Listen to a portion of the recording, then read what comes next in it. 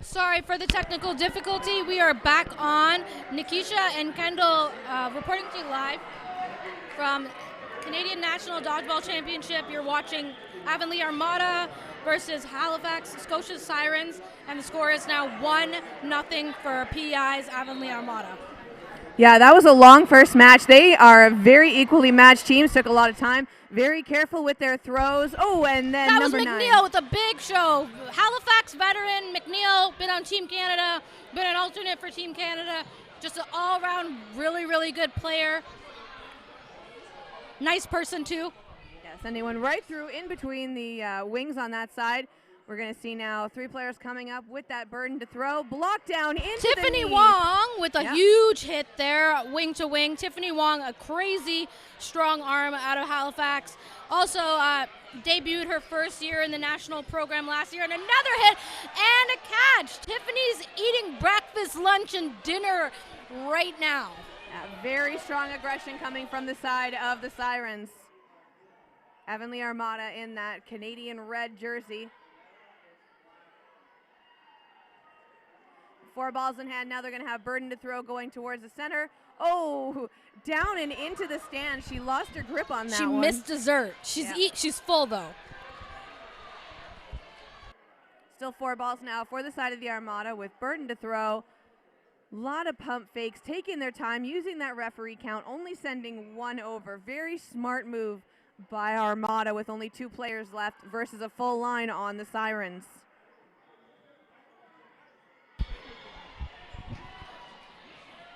Lard looking to pop that up for a team catch, just a little bit high there. But they did take another Armada player, and Armada having their work cut out here for them. 6-on-1. I think this is going to be the first point on the board for the Sirens, but we'll see how Armada can hold up. Oh. Sending 2 over, she manages to dodge them both. Posted up across Wong here, no easy fade, and the no-look throw there, great on McPhee. McPhee just dodges it. Great job for the ball retriever to get her that second ball and as fast as possible tagged out by veteran McNeil. Score is 1-1. Take a moment here to shout out that the coaches are matching their team. Joey with the Sirens, purple and teal Mermaid Lagoon logo, best logo in the Canadian dodgeball game. Don't care what you have to say.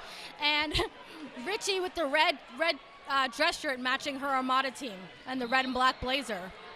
I love it when coaches dress up. Yeah, she looks great. She looks professional.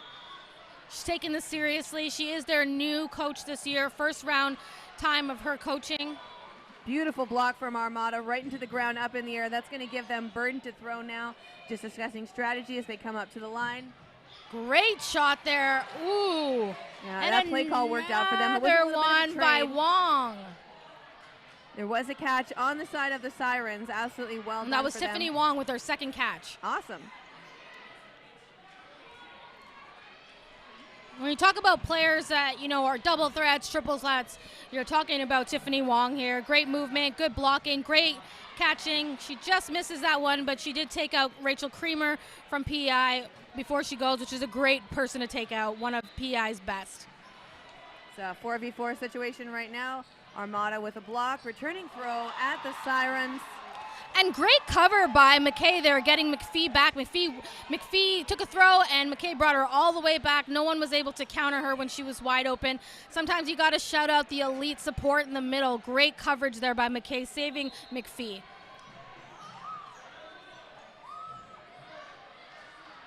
So it's still a 4v4 situation right now. They're making the play call. Burden to throw on the side of Armada. A lot of pump fakes, sending 2 over into the wing. Great play call by Armada. Yeah. Using your angles, taking out McPhee. McPhee's been a beast there on that wing. Oh, Halen Sky with just the dirtiest throw in the best way possible. Taking out veteran McNeil. Beautiful placement on that throw. Sky's been a part of the national program a few times.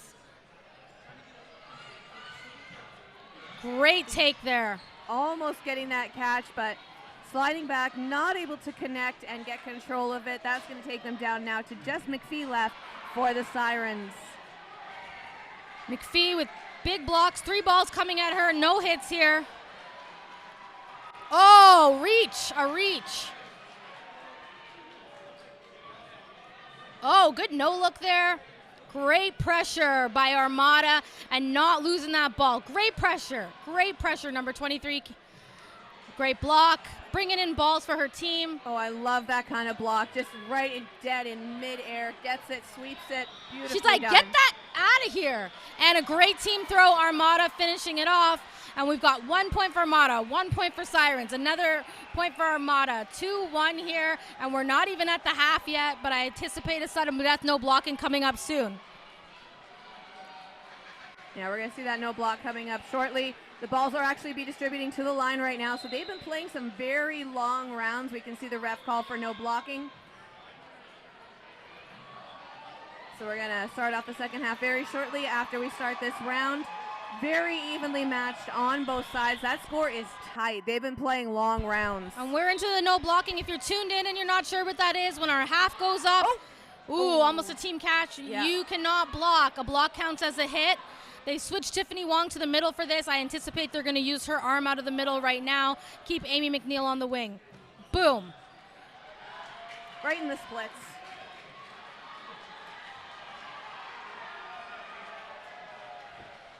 Ball advantage and player advantage here for the Sirens. Nice try there by McNeil with a good follow after teammate missed. Yeah, absolutely amazing job dodging both of those. It looked, and they were like very coordinated shots, and the aim was dead on, but she was able to dodge both of those. PI playing no blocking right. A lot of people go balls to the wall. PI playing a disciplined no blocking. It's still just a dodgeball game. You don't need to go crazy. I mean, you can a little bit. 2 players taken out there by PEI. Scotia Sirens saying we know how to play this game too.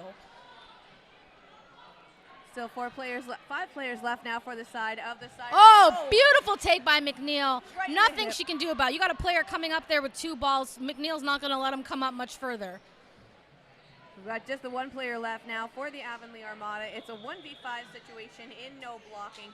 She's been showing a lot of great dodges throughout this match, though, so we'll see what we can do. McNeil with the catch, baiting that in, just waiting for it. Yeah. She knows her skill set. McNeil knew that if that girl, number 11, threw, that she was going to probably have a great chance of catching that, and she was totally ready for that. Yeah. Leaving us at 2-2 of the half. This is a great game. Absolute clutch of a catch with the ball in hand and everything as well. That was not even breaking her strides. We're going to see the sides. McNeil's been doing this light work. That was light work for McNeil. She's been doing that for years. That's nothing new for her. We're going to give a quick shout out to our sponsors. We've got Phoenix Coffee, Antipode Restaurant, Tourism Montreal, as well as the Hyatt Place, which is the preferred hotel of dodgeballers staying here in Montreal. We are at the Centre Pierre Charbonneau. And this is Dodgeball National Championships 2023.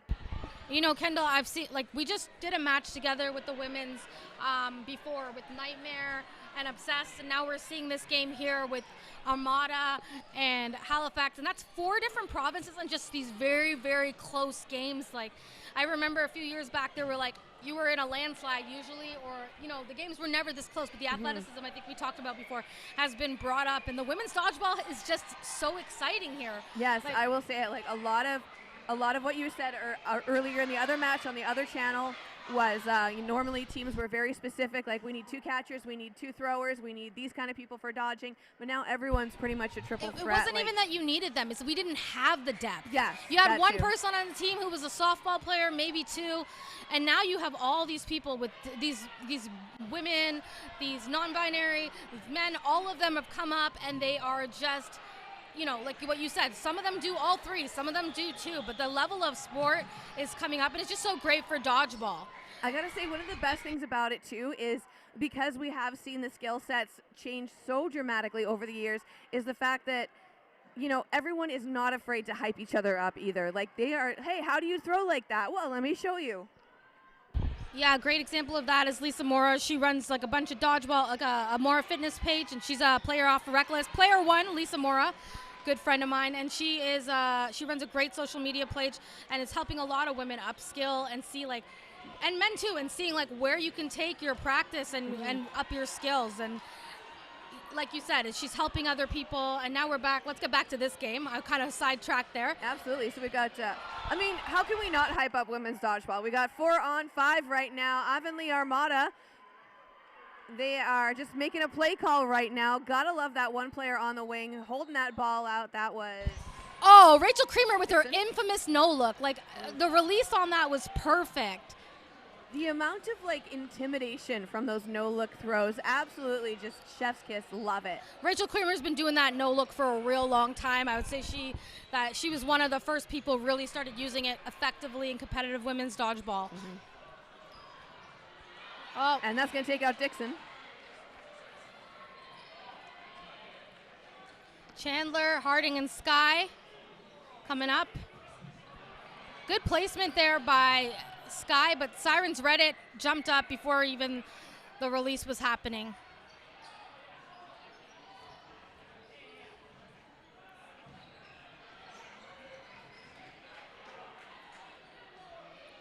Burton now on the side of Armada. Oh, beautiful throw. It was a great block, but that was nice. Nice no look from, I believe, Harding. Managing to take it down now to just 2 players, so it's a 2v2 situation. Burton now on the side of Armada again.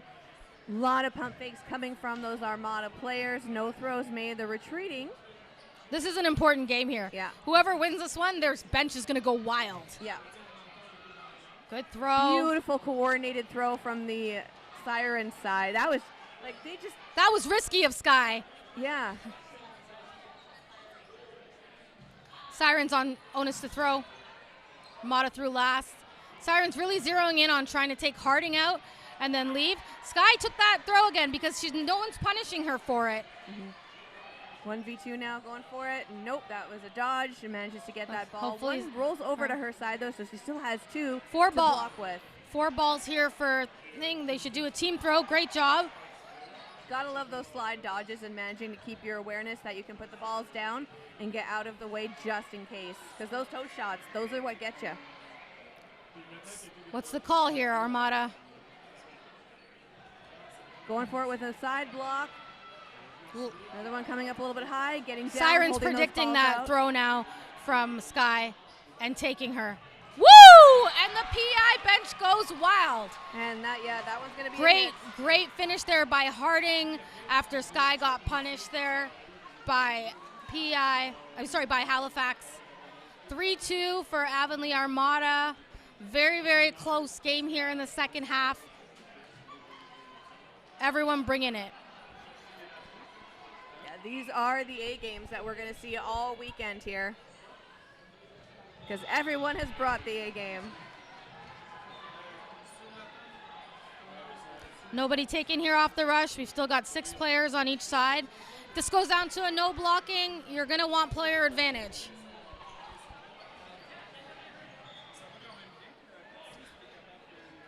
Dixon zeroing in on Wong, but just missing. Good pressure. Sending 3 balls over, but it does manage to take out Dixon. Yep. Last ball pressure here by the Sirens. Oh, great take there by Creamer. She was like, get out of my house. I don't want to see that anymore. Ball and player advantage here by for Halifax. Strong lineup still on the court here for Halifax. McNeil and Wong beside each other working that left wing.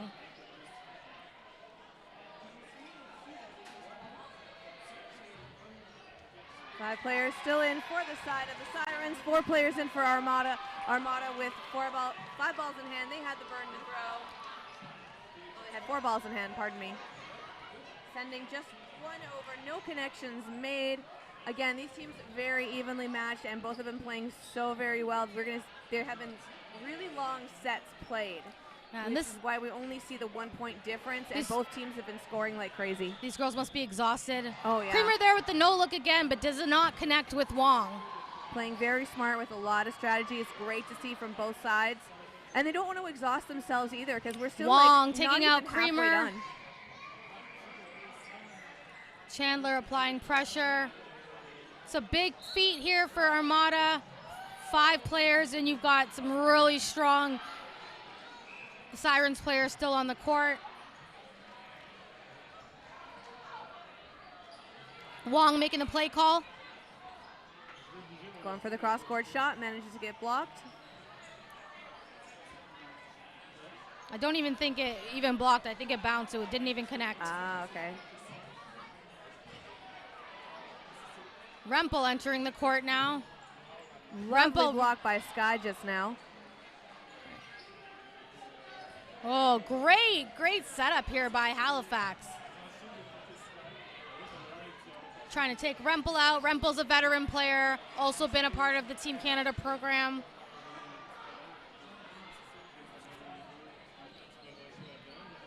Rempel, one of the captains this year for PEI. And a trade there, smart trade for Halifax, still gives them player advantage. Great instincts there for Halifax.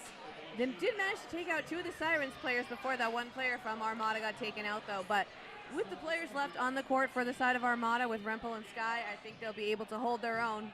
Oh, definitely. Coming up a little bit short, that ball's gonna go now to the Sirens. Sirens gonna come up, make that play call, and take a shot. I think they were only. Woo! Great take there by Sky. Not taking a look at what they're throwing at Rempel, zeroing in on who's in front of her. Now we got a 2v2 game here.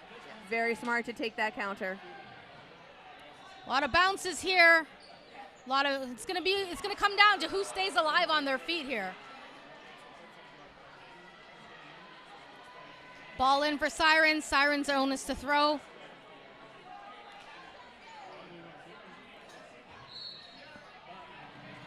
Put 2 Beautiful balls on dodge. Rempel, and great job on the Sirens for reading that counter coming in from Sky.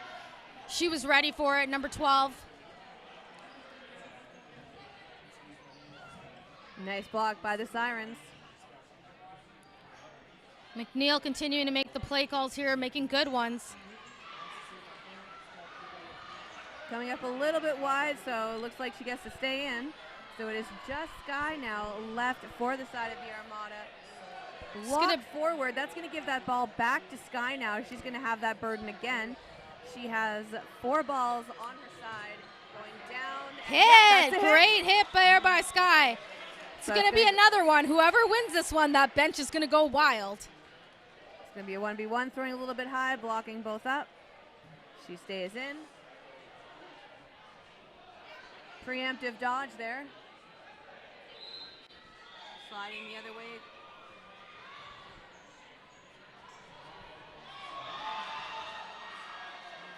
And that's Angie Miller on the other side of the court. Also was a Team Canada player.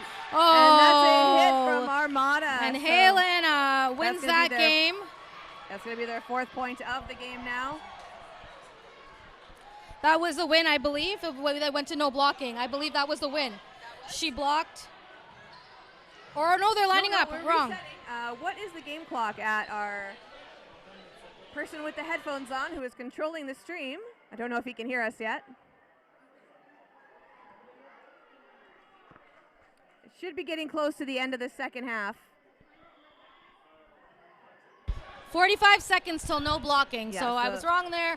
This is 4-2. So point difference does matter in round robin. So Sirens are going to want to close this gap. 1 point can be the reason why you don't make playoffs. Looks like a ball going past the side now on the wing of the Sirens. Armada trying to call that one a hit, but the ref saying no. She did manage to laterally turn to the side. She dodged it. Yeah, she dodged it. Tiffany Wong coming out guns blazing.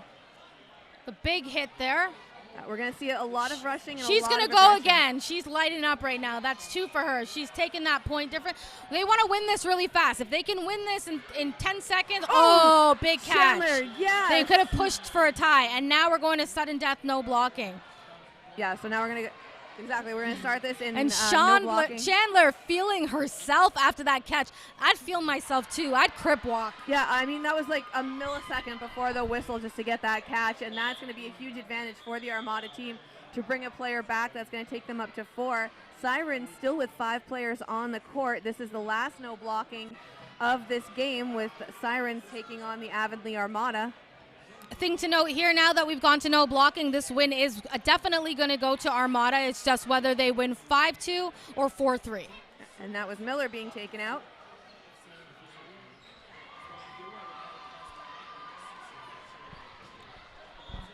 Ooh, accidental Beautiful block. shot up there. Not sure if it was a block or she tried to catch it, but it was a great advantage taker. Yeah, McQuarrie playing very smart, not going for that ball.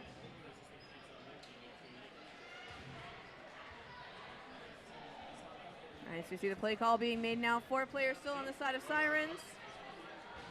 And they're saying, hold, hold, hold. They need the balls. Right in the knees. That was a hit from Chandler.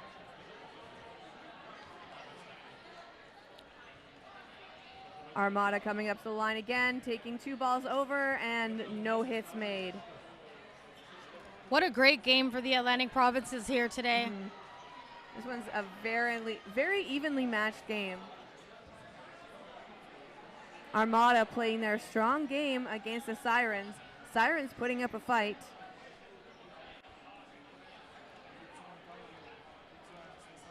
So this could be a 2-point difference or it could be a 1-point difference, and the points count for these round robin games because that will determine the standings for future playoff matches. Right in the shoulder. And we do have to remember it's hard when these games get long, but this is still no blocking. It is so easy to block. Mm-hmm. Nice little sideways dodge there, managing to just narrowly avoid that ball on the wing for the Sirens. Coming up a little bit high, going after McQuarrie. McQuarrie dodging down. That's going to give them another ball, so Armada with the burden. Great dodge. It's your little split dodge again that you like. Yeah, getting that air.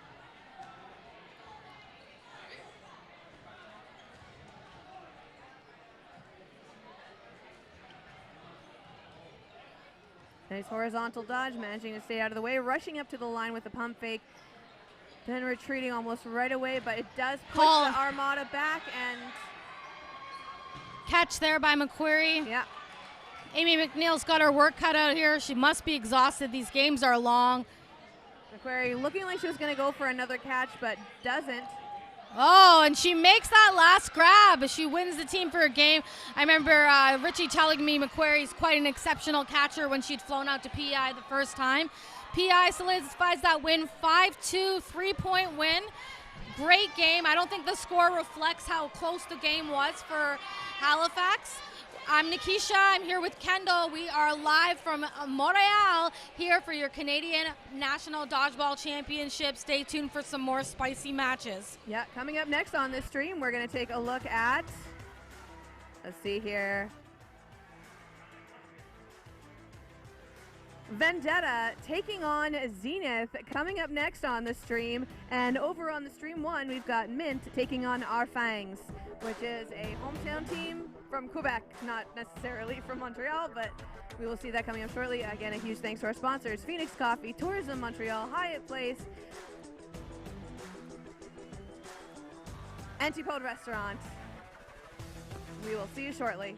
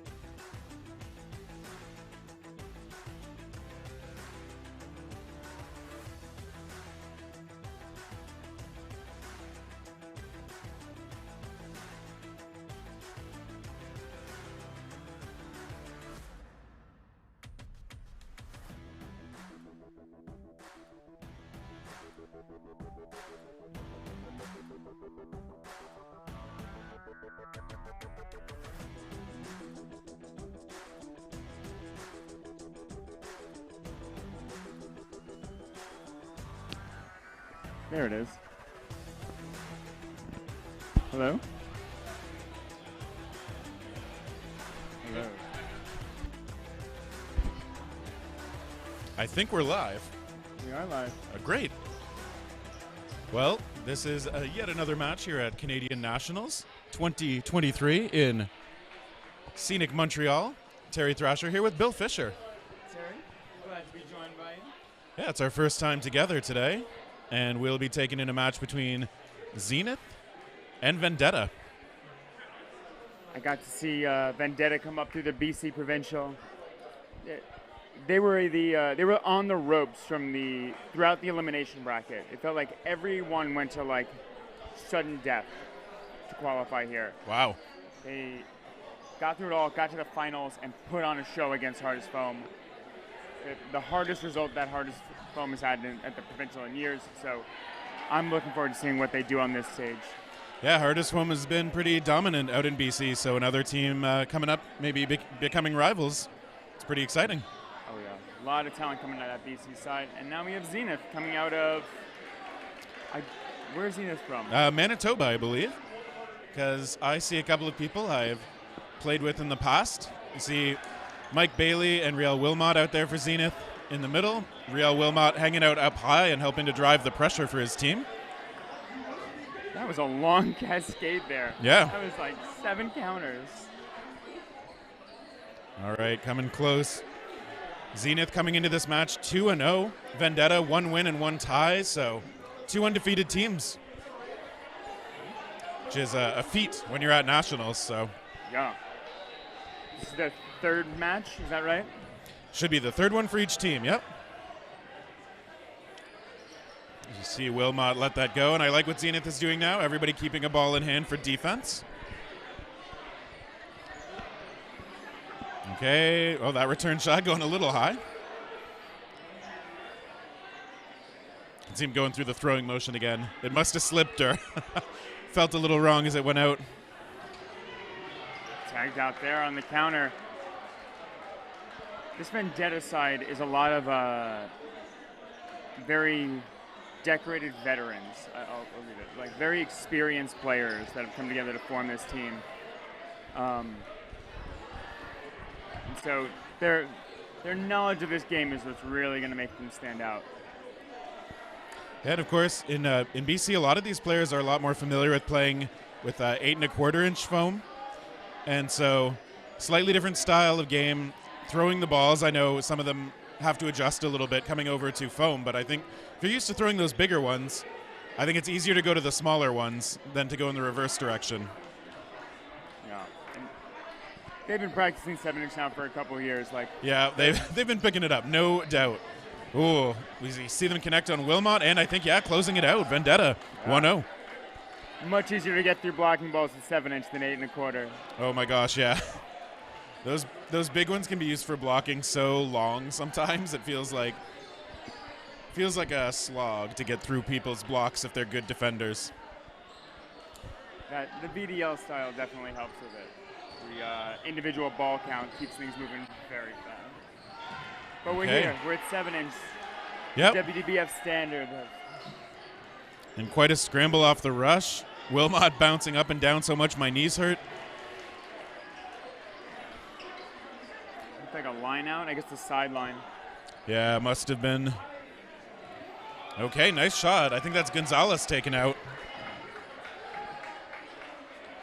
So I think Chung in the right corner for Vendetta, I think he was on Cerberus for the BC Provincials, and I guess was picked up and they didn't qualify. Yeah, teams having that chance to bring players for depth, often from some of those other teams that were close but didn't make it themselves. One of many reasons you want to make sure you don't give up. Oh! I thought he had it. I mean, he did have it for a moment, just couldn't quite hang on. It was an uncanny valley amount of time that he had it. Beautiful cross court. Yeah. Zenith hoping to tie this up. They've just got Fenwick to go. Okay, Fenwick hit off his left side. Great shot, good coordination by Zenith, tying it back up. Yeah, we have Vendetta's got double Fenwick. Yeah. And that was Joey Fenwick last in there.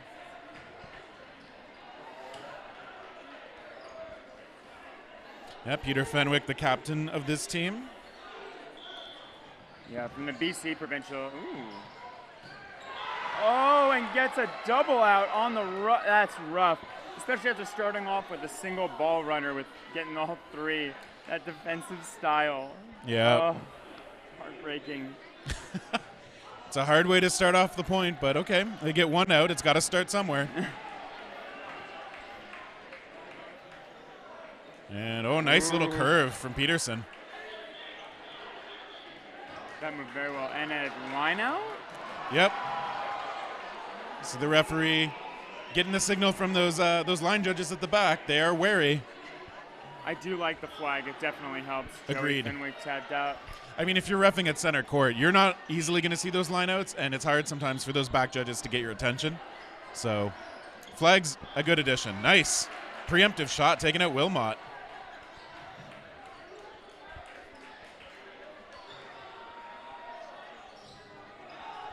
All right, they go. Okay, they get to Mello.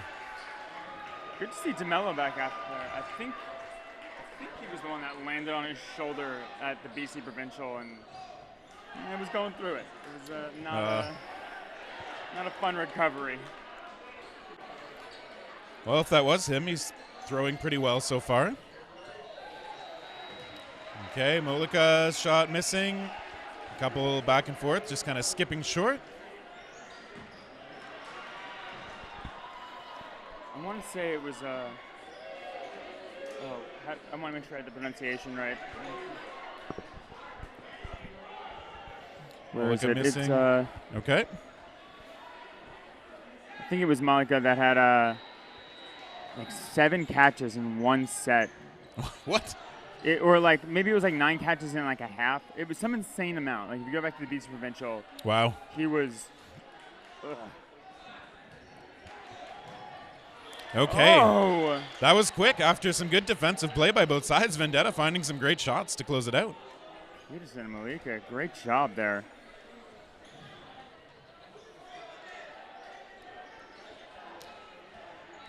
Yeah, I find as fatigue starts to get there for a lot of players, the accuracy starts to go. But we're just on day 1, so I would hope nobody's actually at that point yet. Yeah, I'm also wondering how breaks are playing into people's games. Yep. The toe tap. Wow. Out quick for Zenith. Super well placed throw there. Yeah, Zenith firing on all cylinders in their last few shots.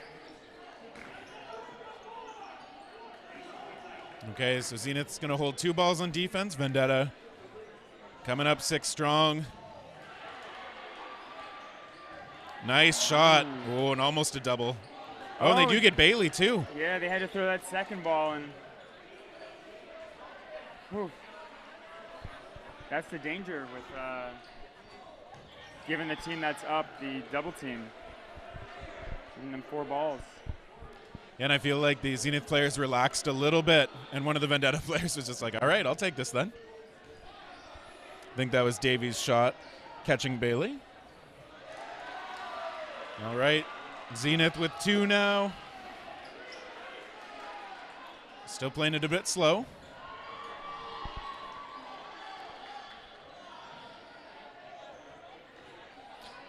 It's always hard to know how aggressively to play this, I think, when you're the team that only has 2 people, because, you know, you're probably going to need to take some chances to get back into this match. But you got to make sure they're really high-quality chances. Yeah, I don't know. There's a couple ways, right? Like, they're still the first half, very early on. You're down 1. Yep. You could grind it out, right? Force the mistakes. A lot of approaches here. I don't think they have to take any risk just yet. Oh. Vendetta going to hope to take that decision away by just eliminating them. Which is harder than it sounds. Yep. Oh, we see. Okay, they come real close. That one just blocked by a ball held in tight. That ball looked more like it was there Because it was there. Then. Yeah. Not directed there, per se. Yep. Okay. Ooh. Thinking catch there, perhaps. You saw him set his balls down. Yeah, it didn't reach either. Yeah, that would have been quite a reach, so good choice. I like his release. He's got some good curve on those balls. I want to see how they approach now, how much that's going to mess with their head after he went for that. It seems like while he's holding two, he'll either block or he'll drop them both and look for a catch. We haven't seen him take those preemptive shots too much. Oh, okay. Mika's on the board with a catch. Yeah. Can he get 8 more in the half? He's on pace. Yeah. Okay, so Vendetta. Battle of undefeated teams. Currently up by 2. We're going in no block. All right. So, of course, no blocking means the ball while you're holding it is part of your body. Changes things a bit, but not so much that you got to play totally differently. No.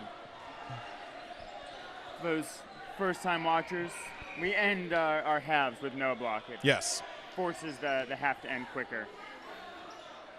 Pretty much no matter what, it'll end up in no blocking at the end of a half. In the round robin, we'll play it out all the time. As we get toward playoffs, you'll see no blocking, not bothered with at the end of the match if it's not going to change anything, but we're nowhere near that yet. So we still have a full day and a half of dodgeball to go in the round robin. And every point matters here, especially from, you can have the same record, but every single set win is important. Oh, no blocking. I think he forgot. Yeah. Yeah. You can see the hands on head on the sideline. Ooh. If it weren't for that, it would have been a great play. And Vendetta, okay, they get a pop-up as well. Chung tracking that down. And Vendetta threatening to pull ahead now. Yeah, great job just keeping with it.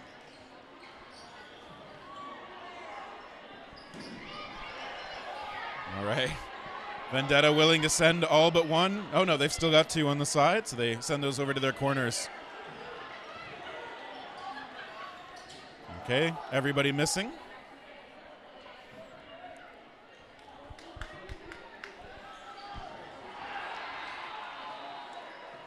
All right. This is still no block, isn't it? It is.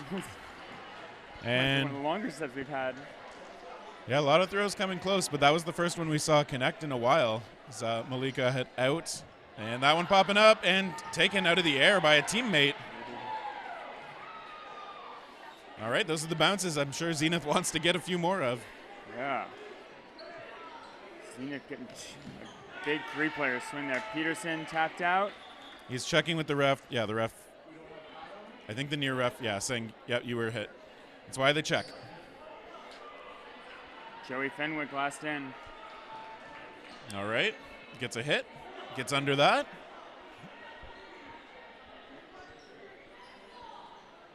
All right, well. Big catch. Yeah, Fenwick trying to go at the player who's threatening him, but Wilmot was ready and made that catch look easy. So Zenith, or Zenith? I don't know how they say it. I should check with them. They are only down 1 now. So this has been close. Yeah, I know they were saying going into this, they felt like they needed to win this match as part of like their pool standings. Like this was a big one for them. So they're feeling the pressure of this set. That's for sure. Well, yeah. Also in this pool, of course, is Mavericks out of Ontario, who won the Ontario men's division. They are a tough team. Melee, also out of Ontario, another top team. And Mint, also historically a strong performer, although 0-2 somehow so far. I haven't been able to see them.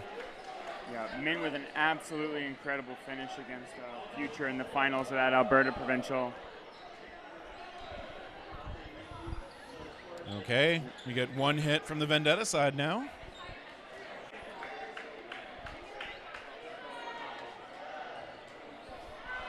And they're coming up again. Let's see who lets it go. The ball is hitting midair. That does make them dead.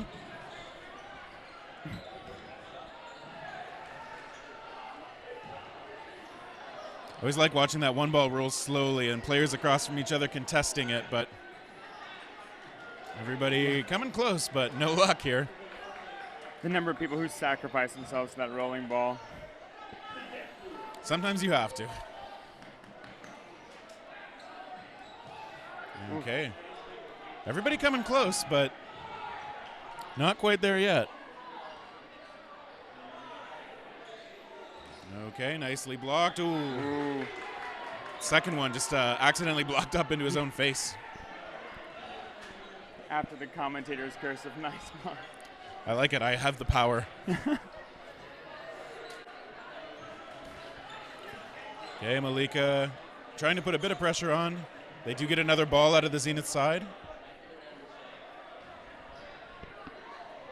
I really like the motion of Zenith, how they can commit to like the drop dodge and get up so fast. Okay, Malika popped that ball over to a teammate. Nice little ricochet catch. Bring it back to Mello.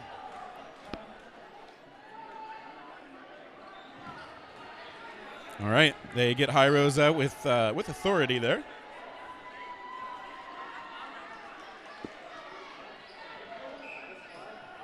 Okay, Vendetta connecting again. Great work on their throws. Yeah. Wilmot backing out, trying to stay safe. I think he's pretty used to being the last player out there. Takes a safe shot. Yeah, good job not taking that line, not wanting to put himself in a place where he can get charged down and getting tiny, making it hard.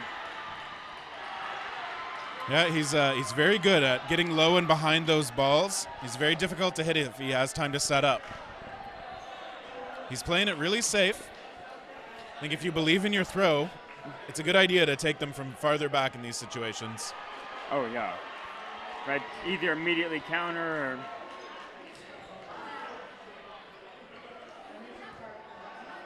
Okay, coming close with that one blocked. Wilmot still facing down 4 from the Vendetta side. That move.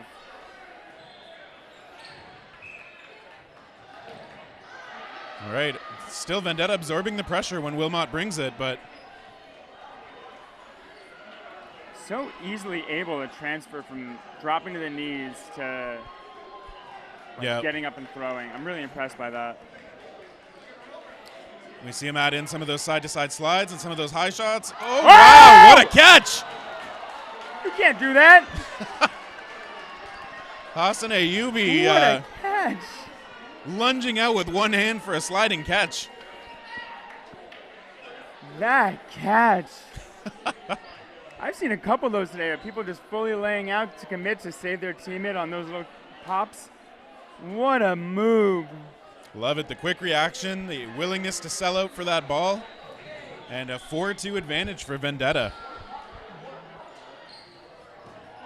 Okay, Zenith gets one catch right away. Ferreira. Yeah, one of their own. Oh, Guerrero tapped out afterward, catching it out.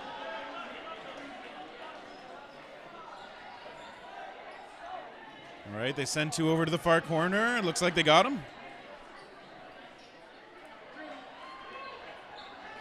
Now Zenith on defense, staying light on their feet. Vendetta going toward Dubuk. Missing was another try from the far corner. Looks like the corner was apologizing. Yeah, I shouldn't have taken that shot. Yeah. That was a little bit too aggressive. Yeah.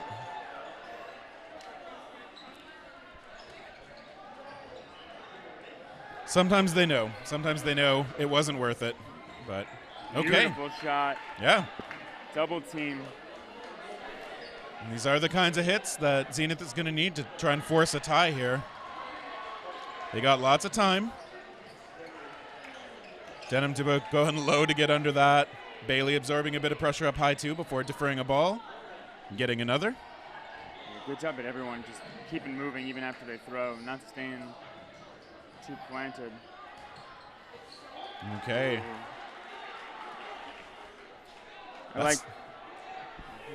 Well, that's always hard when you try to take the shot protecting your team or trying to catch the other side off guard and they're just ready to counter you right away. Yeah, right. I was about to say, right, like that was a good shot. Like, you saw a lot of pressure on that side without the ball ready. Like, player on his knees, a little bit too far up. I think it was the right choice, but... Oh, whoa! Bailey, point blank. You see Chung hands on head, just like, I can't believe that happened, but that's why you stay square and you don't give up on the play just because you're up high. Yeah. Got a renegade ball from another court. It's also why sometimes you have to throw a little bit higher when they're that close. Oh, my God, yeah. It's tempting to just throw as hard as you can and right at people's middles, but sometimes that's what happens, so. No. You know, the bread doesn't always bounce out of the bread basket, even if you throw it as hard as you can. It's more like a delivery. Yeah. One you'll be upset with, but. Yeah. All right, but Vendetta still have 2 out there. They go toward Bailey. And he manages to kick that ball back to his side. Is it no block? I don't think we are there yet. The ref's just talking. And okay. Oh, yeah, and out. Okay.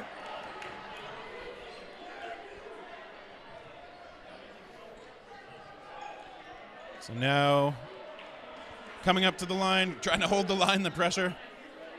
Zenith absorbing a pressure. That's Ferreira for the team. Bailey gets under that. All right. Zenith needs this point to keep it close. Yeah, especially within regulation time. Right, they don't want to come out of this with the tie with all this work they've put in this second half. Yeah, and I think 3 points is often when it starts to feel like it's slipping away. If it's just a 2-point difference, you know it's something you could bring back, but. Okay, Zenith closing it out. They're only down 1.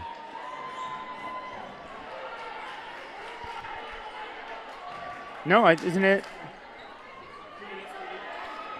2 minutes. 2 minutes, thank you. 2 minutes left.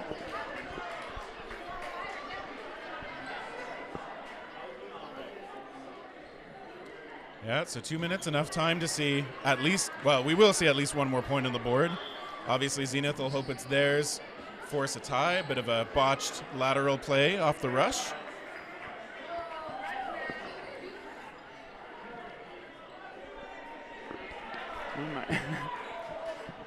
And now, right, okay. Vendetta takes a shot that's blocked, so playing it a little bit safe.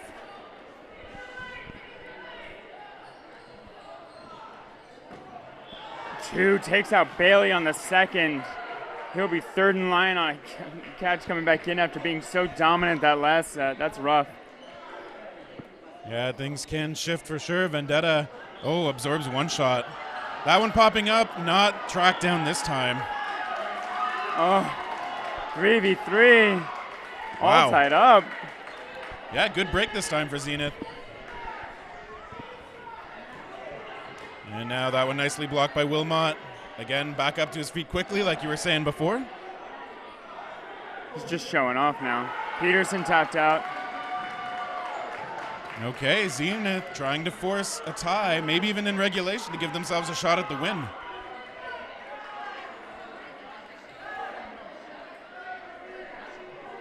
All right, not taking the shot there was Boudreau. Ooh, takes a shot into the huddle. Yep. I think that opens up Zenith even more now for a win in regulation. Okay, I think they got Malika, yep. Yep, with Fenwick last in, this will tie it if they take it here. Yes. Not much time left. Vendetta doesn't need to rush it. But he's going aggressive anyway. I think he got Wilmot, yep. He reached. A little casual on his part. Boudreau sends one, it's blocked cleanly. Oh, and a catch. What a move. He was ready. And yeah, I think 20 seconds? Oh yeah, my. We're close, and I think they're just going to go straight to no blocking. Yeah, that's how close we were, that it goes straight to no block. That was clutch. Yes, that's a big deal. Zenith then giving themselves a chance to win. Now, what's going to feel really bad is if they don't win this one, it'll mean they lost a chance to tie. Yeah. But I like it. Play to win. You're at Nationals. And so with this no blocking, you'll see a lot of that. Players holding a ball will drop and maybe look for a catch as well as a dodge at the same time. You know what? And they're playing in the pool, and you know they have to win. They'll take out the other kid in the pool. That's right. Push them under if you have to. Okay, there's Davey hit out, and okay, losing 2 is Vendetta. Malika lets one go toward Wilmot, but misses high. I like that move by Malika, just coming up, grabbing the ball, and going, watch this. Yeah, call that the Rec League special where I come from. Oh, big hit. That's a bounce, though. I don't think that's a double. Malika catches Debuk up high and then is traded out himself. A lot of back and forth. Oh, I didn't even realize Malika getting tapped out, though. That's the big catcher. Yep. Okay, they get one. Oh, Bailey forgot there's no blocking, and Wilmot hit as well. Okay, it's a one-on-one for all the marbles. And it's secured by Vendetta after all that work from Zenith to come back. Vendetta clutches it out and no blocking to take a 5-4 win. Vendetta living up to their name. That's right. Right?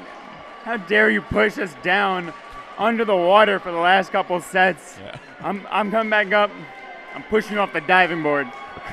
Well, and I love it too, because sometimes it can be demoralizing. Obviously, you had the lead. You feel like it's slipping away. But I think Vendetta there just showed, like, we know we're not out of this. We know we can still win it, and then they went ahead and did just that. Yeah, and it seemed like both teams had these big swings when they had that confidence, right? Like, you would get 3 outs all of a sudden because they would take that play that they knew was they could make it.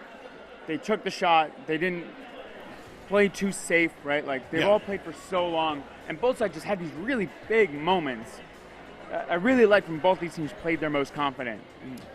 Yeah, I think that was an excellent match, and we hope you do too.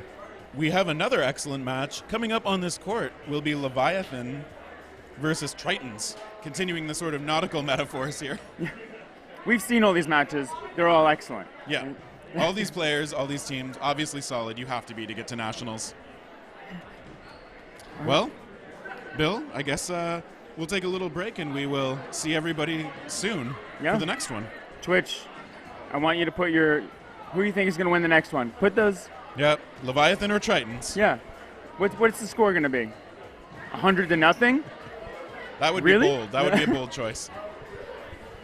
All right, we'll see you guys in a moment.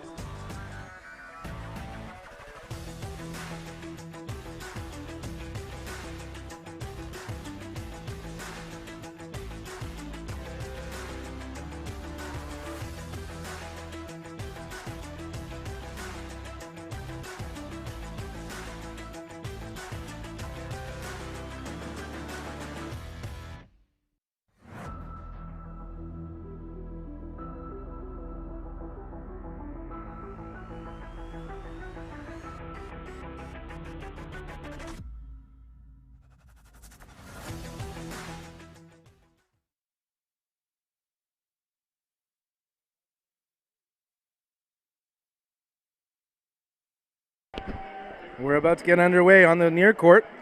Leviathan going up against the Tritons. Leviathan out of New Brunswick. Tritons, Nova Scotia. The Battle of the Atlantic. Seems like they both chose the aquatic theme. Both sides ready and lined up.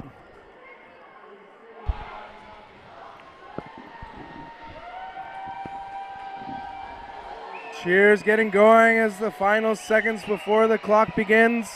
People getting amped.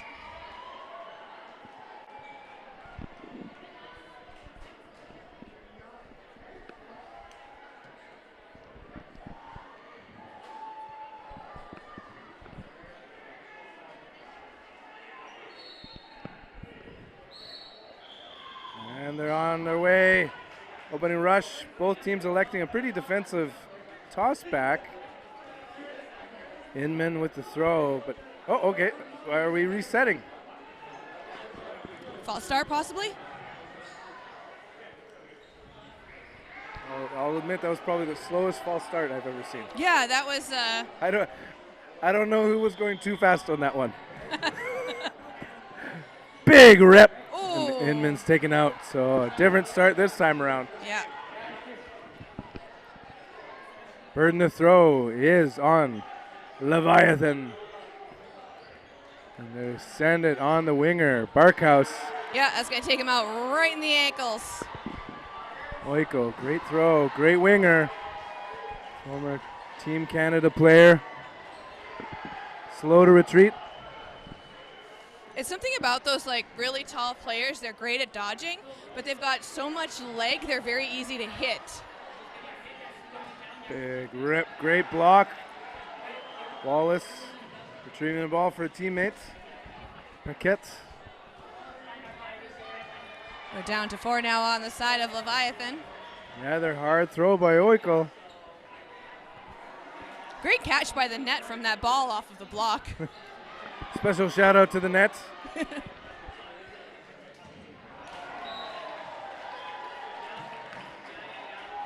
Meanwhile, Sparkhouse is taken out. Cutler taking the right wing. Solo Wallace throws. still staying in off of the block. Dennis with the play call, number 95. Oiko was trying to do it all, unable to bring it in this time. And Tardif.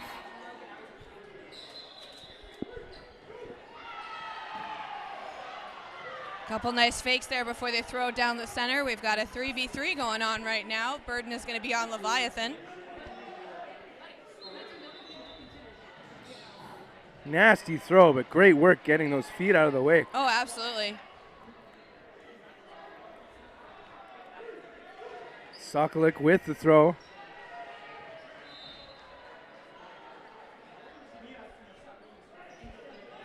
Definitely rushing the line, coming up to the throw from the side of Tritons. 2 balls, takes him out on the dodge.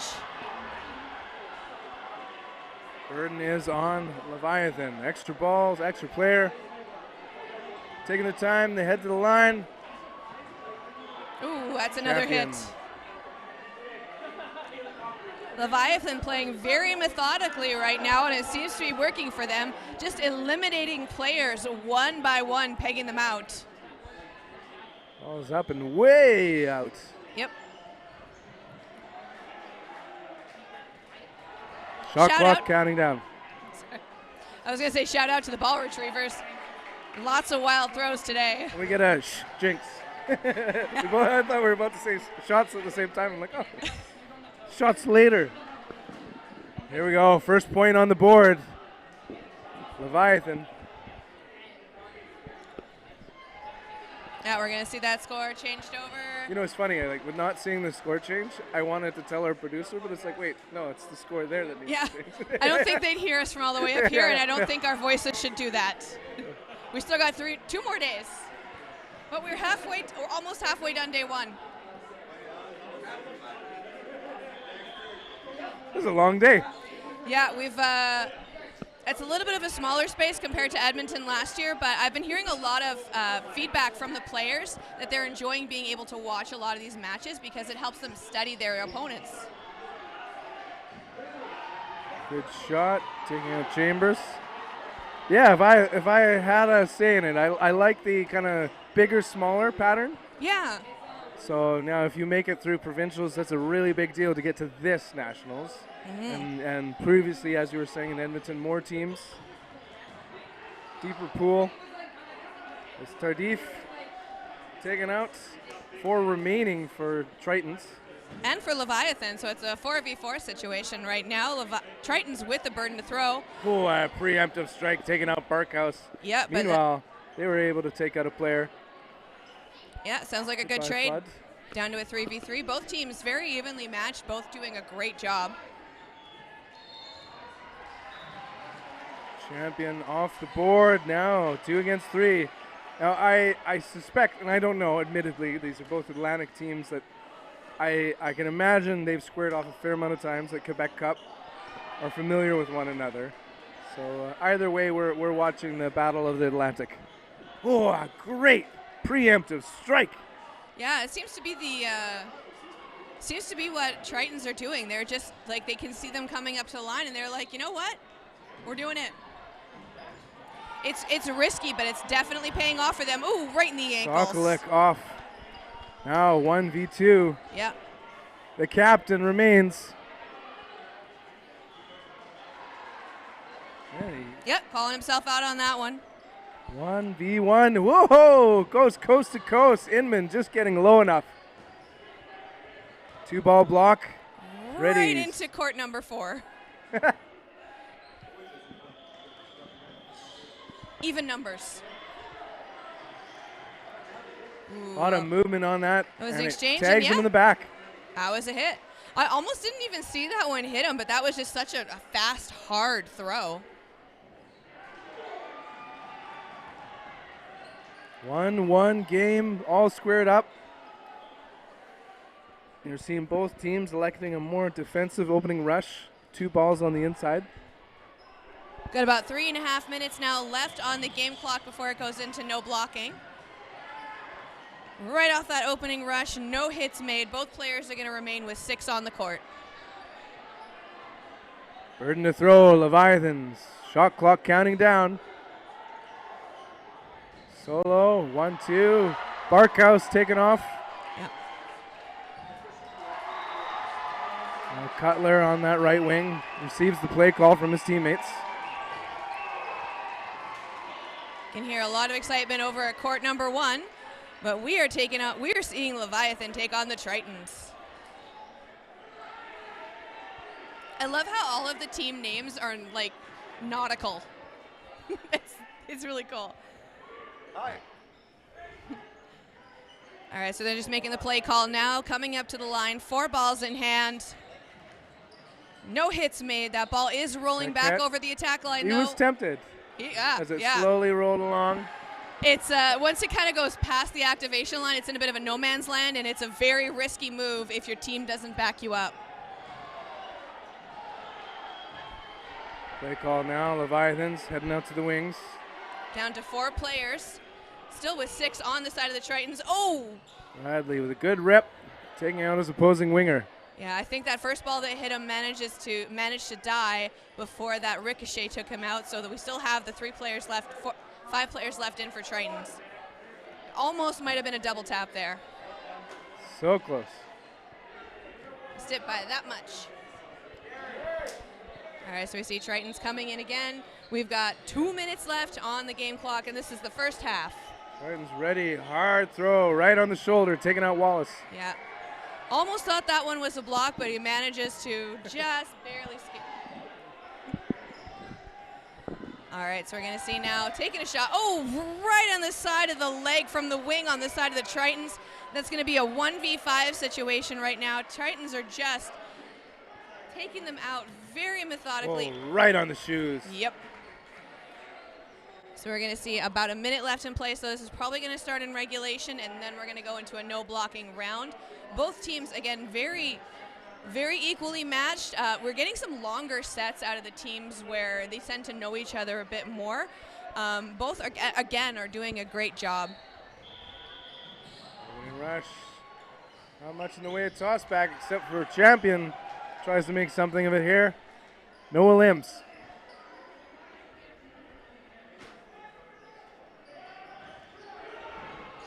Looks like we've got a family affair here. 2 Inmins. 1 Inman just taken out. Cross court. Tritons have that edge.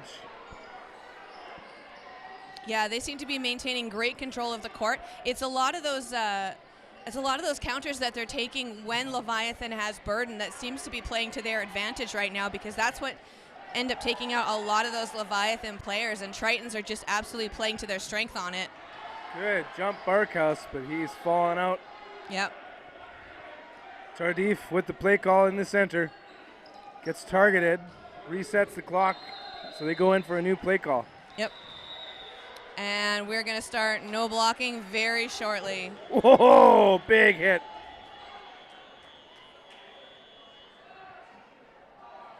And there it goes. I think we're calling the half. Yep. Yep.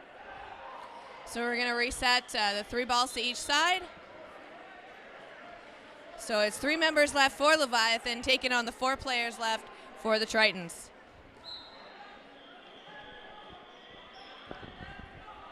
Both sides ready. Burden will be on the Tritons.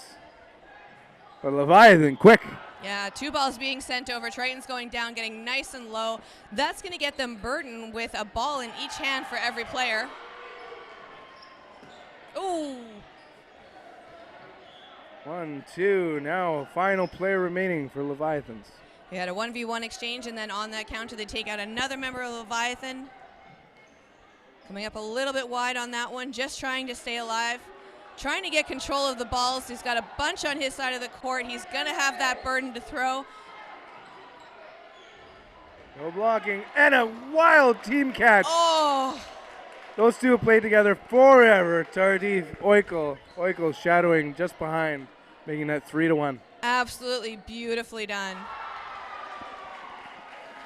We're going to see the teams switching sides now, giving each other high fives.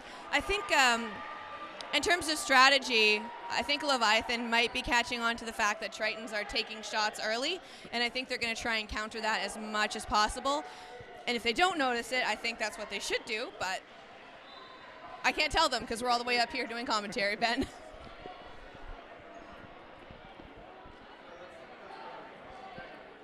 At the half, good time to get your waters. Shout out to our sponsors, Tourism Montreal, Phoenix Coffee, Antipode Restaurant, and the Hyatt Downtown. A lot of excitement for, it looks like Dark Horse got a point on future. Court 3. Said without confidence. Yeah. 1, 2, 3, 4. Yeah, that was not, court 3. I thought you said 3 points, and I was like, sure. But they have the Opening scoreboard rush on the opposite side. Tardif throws right on target. Yeah, takes him out in the shoulder. Burden, Leviathan.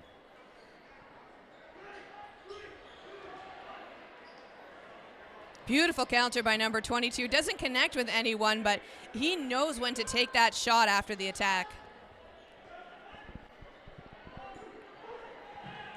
Ooh. Wow, trade situation. Yep. Each team losing a player. Epic beard on the player for Leviathan, by the way.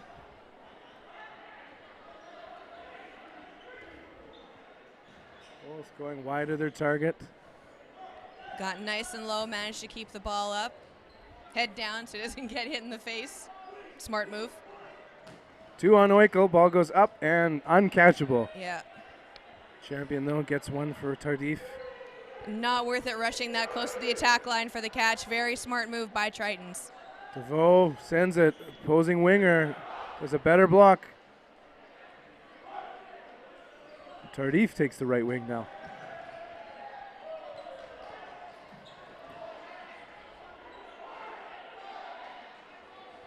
Oh, a little miscommunication with the ball retriever, but he gets it. DeVoe, the target, resets the shot clock.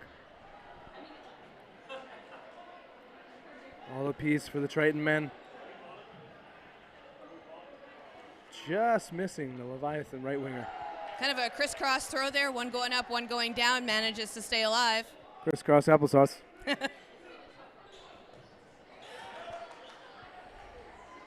down to 3. Down to 2, sorry. Yeah. Doubling up is Tritons. Sokolok nearly getting out of the way. Tardif.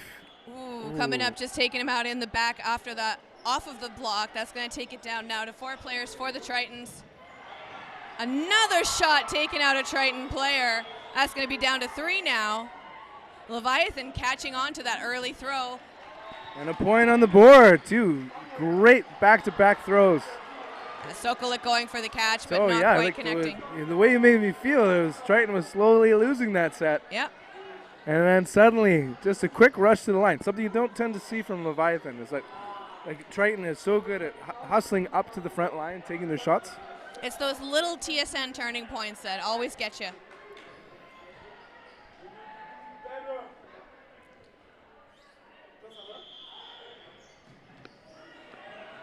Nice opening rush. Oh, and taken out right in the knees off of it. Smart move by the Tritons. Player advantage Tritons, so their throw again. Another shot in the knees. Well, good luck right now to be the right winger for Leviathan. Tritons absolutely connecting a lot of their throws. Nice hard throws too. Very purposeful. Sokolok in the middle with the play call. Readies. It's the right winger with the throw instead. All right, coming in now. Burden to throw, still on the side of the Tritons with their full line of 6 players still on versus the Leviathan 4. Ooh, the Leviathan 4. Legendary. Again, those preemptive throws just perfectly timed. Yeah, right underneath the arm, so he was paying attention to that one, and then another one coming in, taking him out on the other side. Great strategy coming from Tritons. It's definitely paying off for them as well. Oiko protects his teammates. DeVoe with the play call. Good throw, ably blocked. 5.5 minutes left in the second half now. Tritons leading with 4 points on the board. Leviathan 1. Cross court, goes low. DeVoe readies. Kapow! Both DeVoe. Yeah, getting taken out in the ankles there. Just down to 2 players now for the for Leviathan. Nice dodge. Bird and Leviathan, 2 balls apiece. Square up. Cutler Hey. getting nice and low, managing to get those 2 balls for his team. That's going to be 5 balls in total. Burden now 2 Tritons. Both shots deadly accurate, and that's the trailer that hits him. 1v4. Just pancakes right down. Nice underhanded shot there. Ooh. Oh, I heard that from up here. Yeah. The smackdown. Cardiff. Cardiff, I imagine. See, it's Tardif, Cardiff. Ah. That's not confusing at all.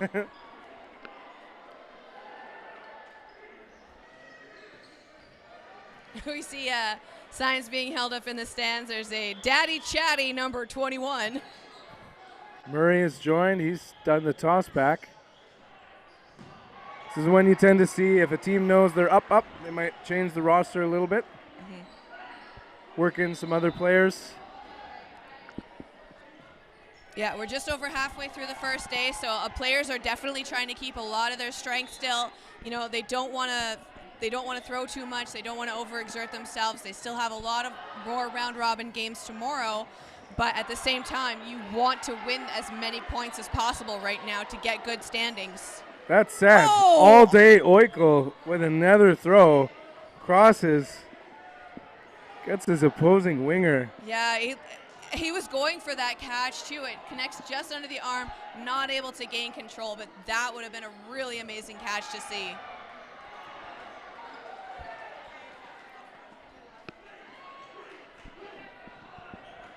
Toss and a double tap potentially, but the refs are saying, oh, yes, they're confirming. The refs are calling that a hit. Cardiff off the board. That is an eagle eye ref.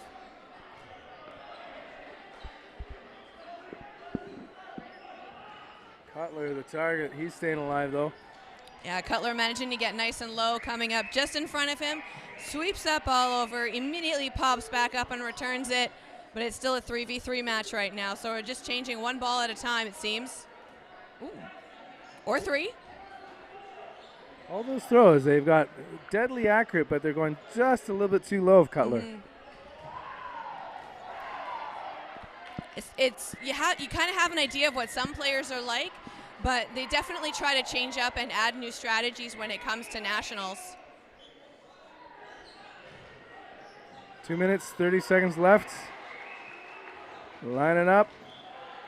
Soklik off the board. Now only 2 players left for Tritons, but they've got 2 balls apiece. Their burden to throw.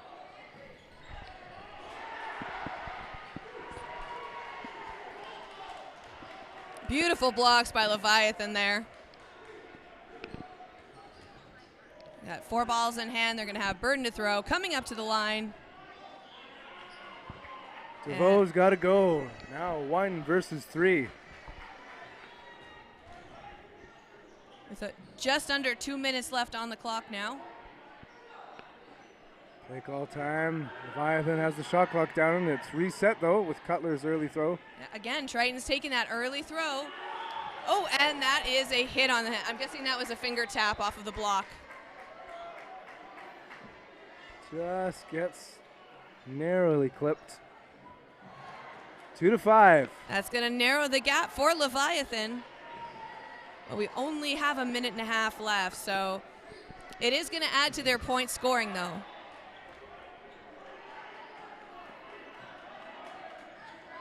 Refs confirming they're good, and they're off. Good rip. Right off the opening rush, getting down nice and low, but that is going to give burden now to Leviathan.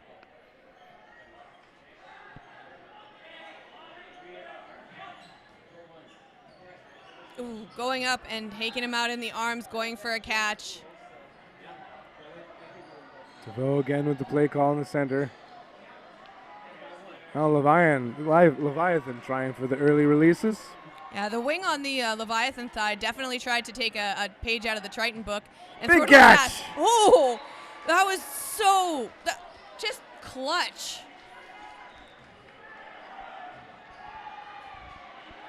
Leviathan heads to the line. Nice, taking out number 23 on Tritons. Leviathan trying to make a comeback with less than 15 seconds on the clock. We're going to go into no blocking very shortly. Trying to narrow the gap. They might not win this one. And we're at the end of the second half. We get to watch some 3-on-3, no blocking. Yep. Oh, that's so nice. Everybody gets a ball.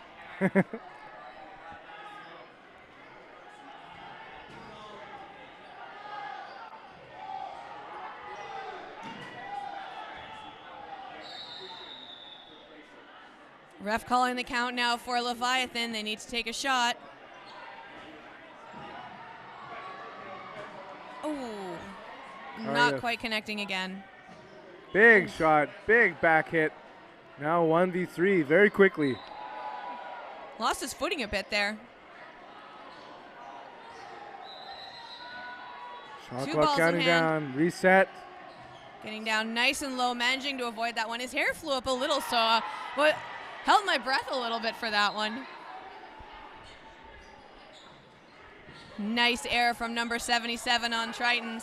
Arkhouse out. Champion spins. Staying alive, 1v2.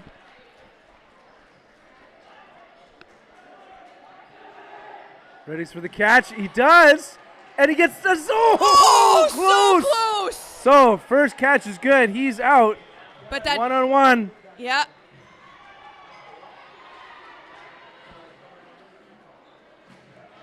Oh, right in the knees. Well, I hope someone clipped that catch. That was That was- unbelievable. And if he was able to pull in that second one, that would have been stunning. Oh my gosh, that would have. Great work. Number 79, is that what I see, or 78? Sort of seems smushy. Excuse me, sir. Show me your chest. 79. Turn around. Turn around. 79. Go yet. Absolutely well done from both sides. Definitely can see a lot of where the strategy on the Triton side was coming from. And I think Leviathan started to pick it up, and hopefully they take some of that into their next game. What is coming up next on the stream? So we're watching next Saiyan Elite against Surge. Ooh, that should be a fun one. Saiyan Elite, a top team out of Ontario.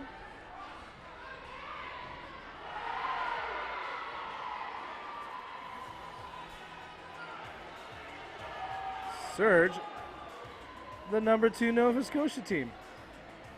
Nice. All right, so coming up next, we'll see that.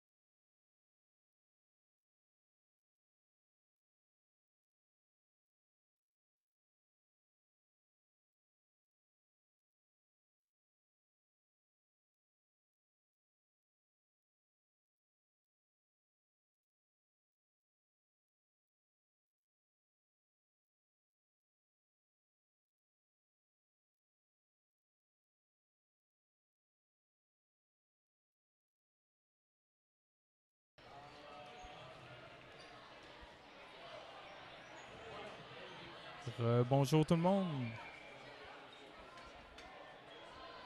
Vous êtes sur le Court 2 Stream 2 en direct du championnat national de Dodgeball Montréal 2023. Ici Samuel Nadeau, je suis le commentateur pour la prochaine partie. Vous écoutez Saiyan Elite DC contre Surge.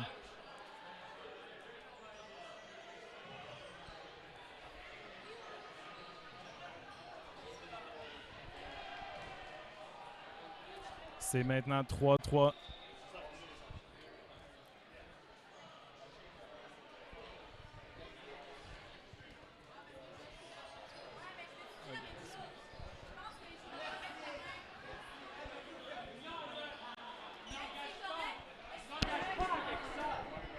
All right, you were left alone.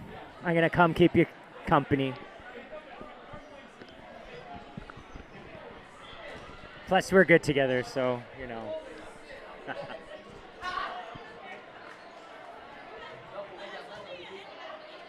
right. C'est équipe Elite DC, c'est quand cette équipe-ci? Je pense que c'est les DC on the back, and here it's Surge. I think.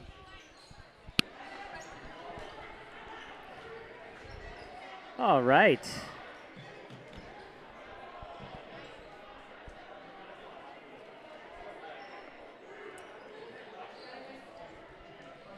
So ball advantage is, I believe, Surge. An exchange here from Guy. Surge, wait, say so. It is Surge. Where is Surge from? I don't know. I will look it up.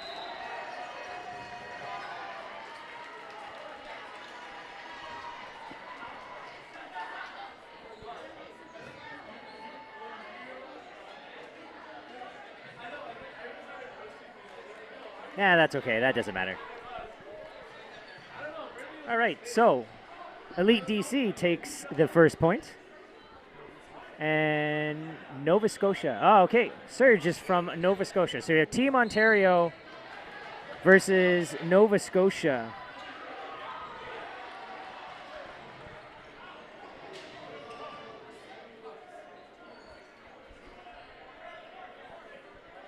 A little bit of confusion on the opening rush from Team Surge. I'm not really sure why they kind of stayed at the line and just decided to get hammered with balls.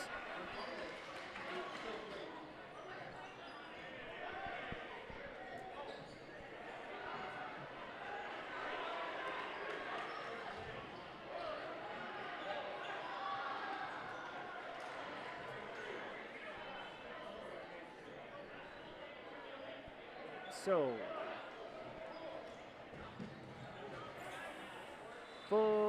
nope, 5 players left for Elite DC, 2 left on Surge. Quite a number of exchanges is going on.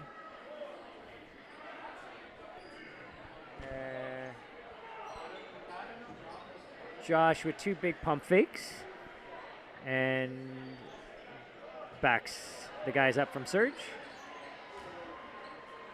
Nice block from number 6.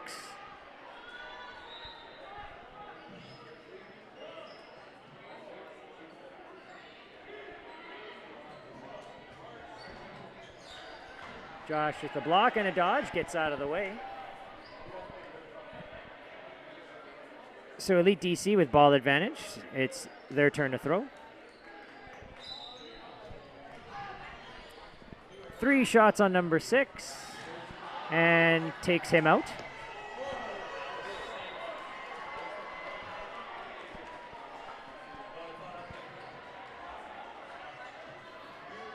Big pump fake from Steve. Number 8 from Elite DC.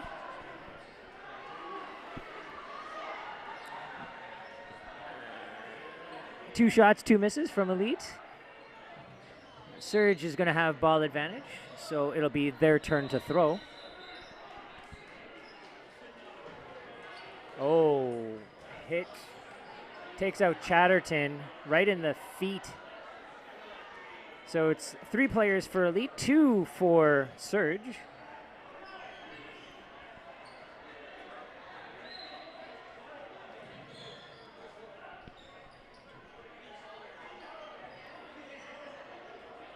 And so it looks like they are trying to determine how they're going to play them.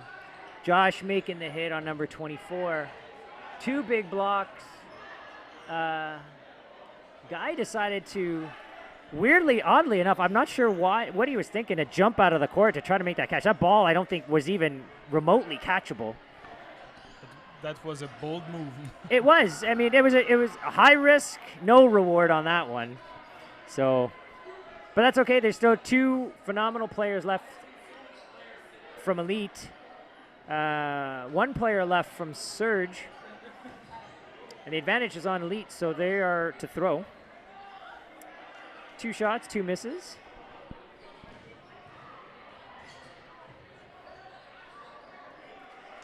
Oh, and a hit. And Josh, luckily enough, just skimmed the leg. So we'll give it to him. So now it's 2-0. C'est 2-0 pour l'équipe de Elite DC.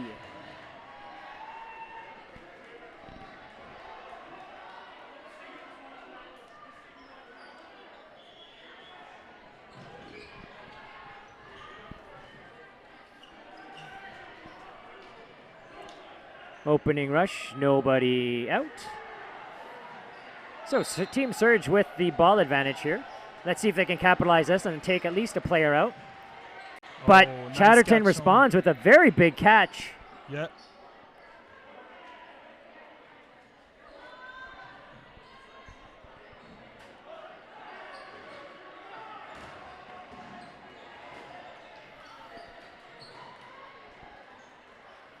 Big shot from Kaylin Estabrooks from Elite. Just missing.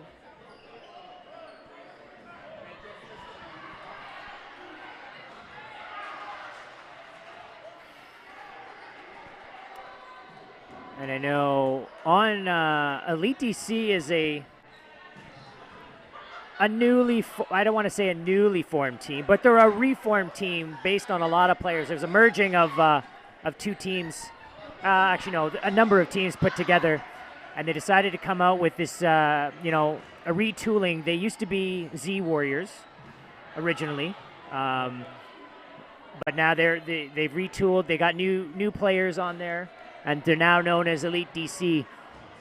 One notable person I definitely want to shout out to is number 18, and everyone knows this guy. And this guy has been around for a long time. Eric Ceruto stepped away from the court for for a number of years, and now is making his way back onto the scene here. But big shout outs to him. I'm glad to see him back on the courts again.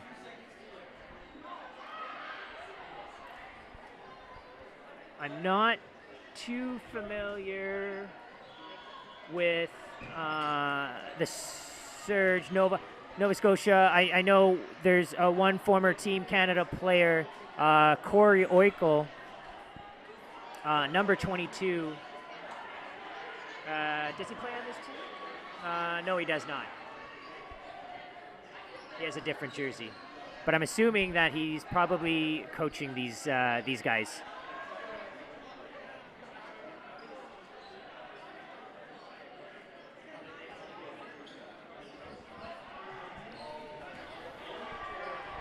Nice shot out of the corner from Kaylin. No, I lied.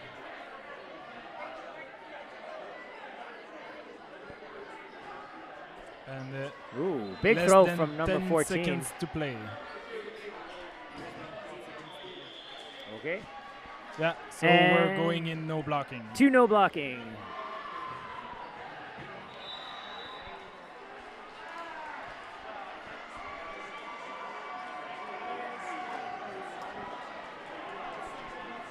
So let's see if Team Surge can get a point off this.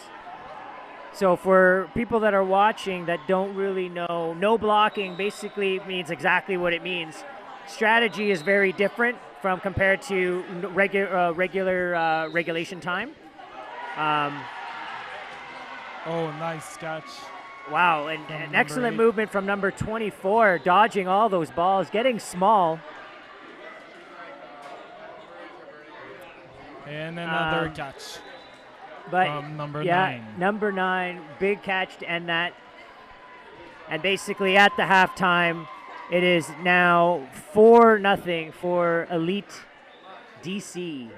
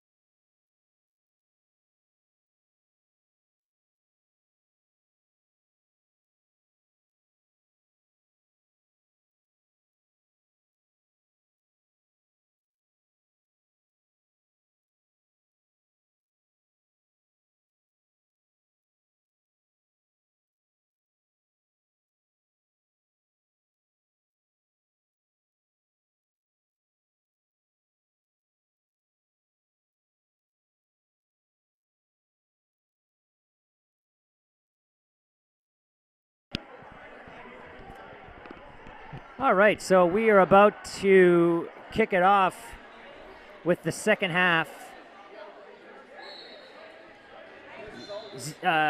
Elite DC from Ontario against Team Surge from Nova Scotia.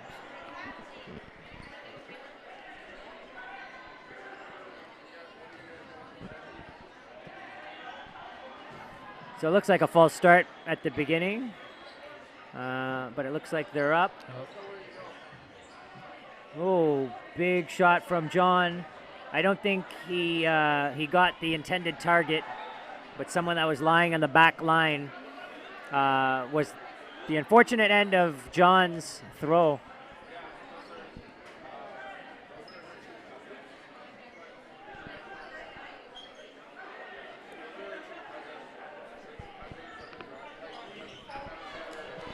Big catch from Chatterton out of the middle, number 8. So now we have 6 players from Elite DC against 3 from Surge.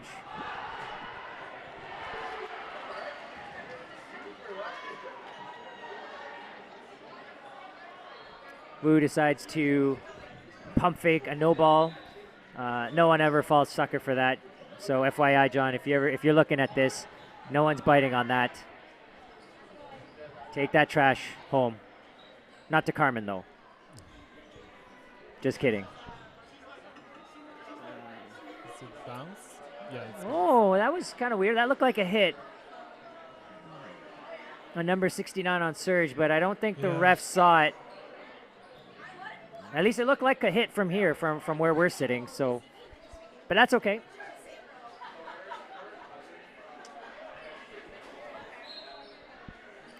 Still 6 players left.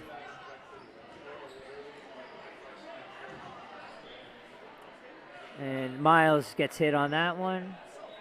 So finally able to take one player out there.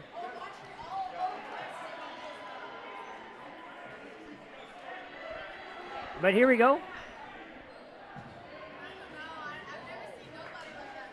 And that's it. Catch, hit, and that's another point. Tack that on for Elite DC.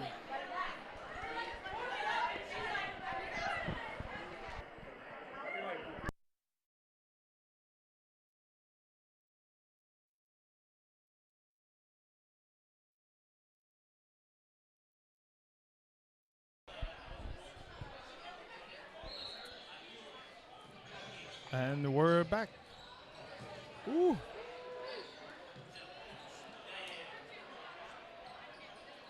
Number 14 wasn't paying attention. Definitely was not. He got double doinked on that. Yeah. And a catch from number 13. Good catch. So here we go. Advantage, ball advantage to Elite. Guy Armsden taking a shot. No one at the other end.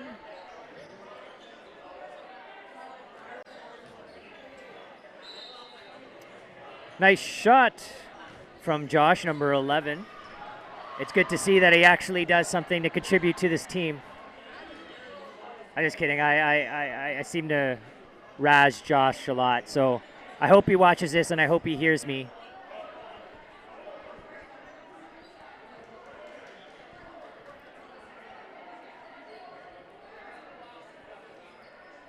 Nice shots coming from Elite. Take the player out there. Nobody home. Elite is definitely pressuring the line, not allowing that Surge player to come up and take a big shot, forcing him to take that shot from that back line. But he did take a shot out there and took John Woo out. Oh, the tip of the shoulder. Yeah, that one just nicked him.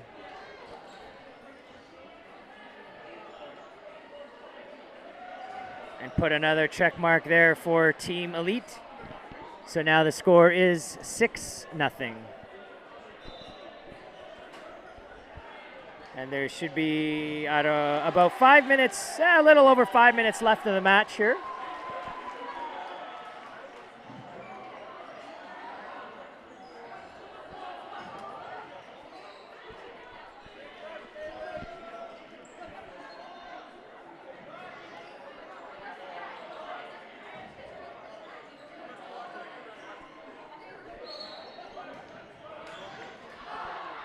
Oh, no. What would have been an easy catch fumbles the ball, and instead of catching, bringing another player on, they lose 2 players on that. That would have been huge for Surge. They would have had 6 players on the court against probably two players for Elite to help them at least get a point on the board, but unfortunately, something happened.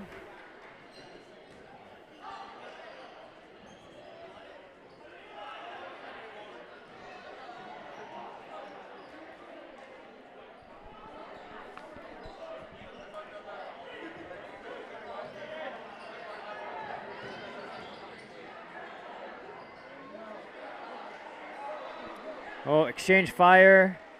The ball that hit number 14 from Surge ended up dying, so his throw is invalid that he made on number 11 for Josh.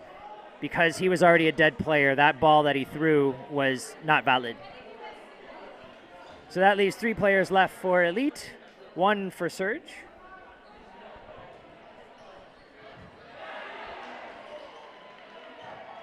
Oh. And shot from Josh out of the middle takes him out. So with 3.5 minutes left in the match, Elite with 7, Surge with 0.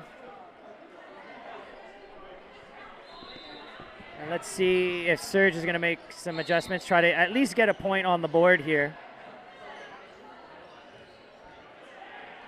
But maybe to change it up for the next 3 minutes. For our French viewers, peut-être ont besoin de changer la langue. Et à propos de parler en anglais, on peut changer ça. Et parle en français.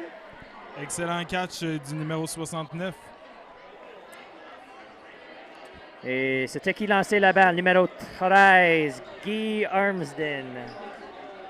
Oh. Et un bon catch de Josh, numéro 11. Donc, c'est 6 contre 5. Avantage pour Elite. Oh. Little bit of a tangle up.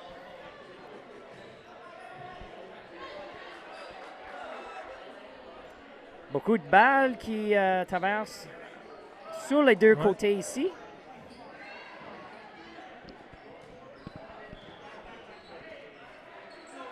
C'est maintenant 4 ballons pour Surge.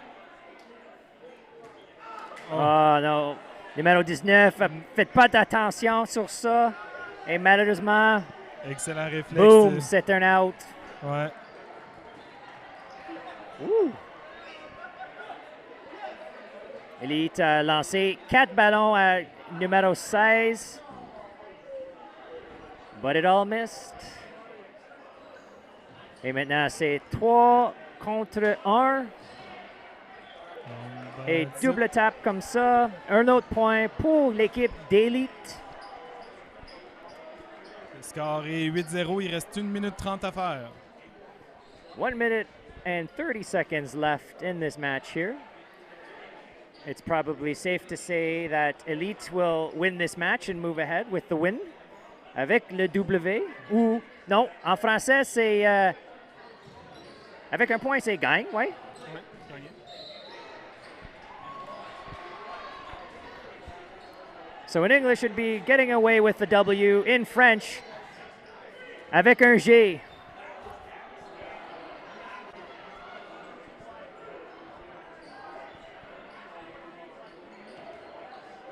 Et voilà. Belle patience du numéro 14. Oui.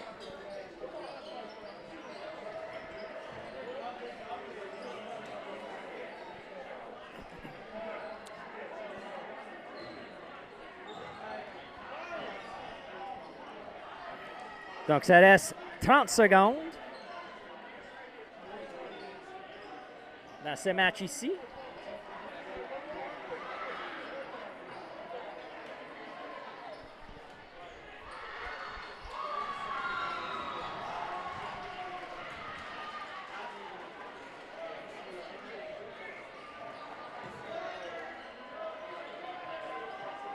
Euh, 5 secondes à faire.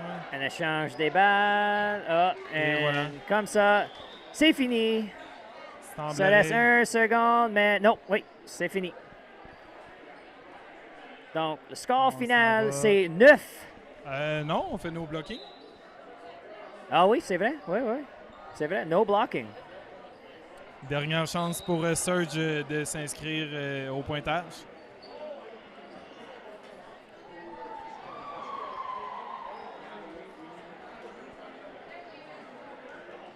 All right, so no blocking here.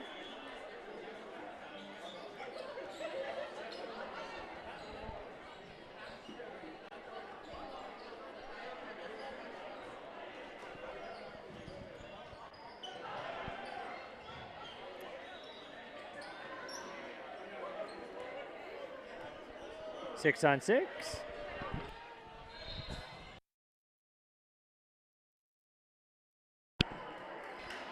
Yoshida from Elite goes out.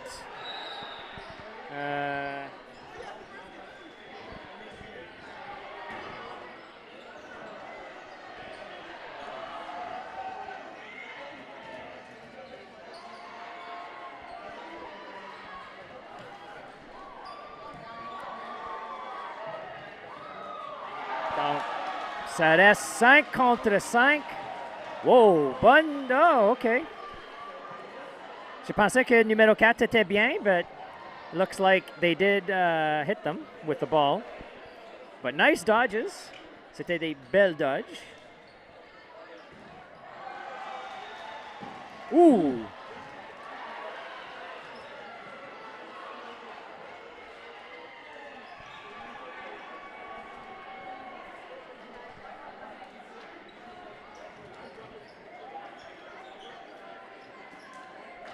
And that's it. And a catch from John. And that'll end it. Final score 10-0. Le score final est 10 pour l'équipe d'Elite contre 0 pour l'équipe de Surge.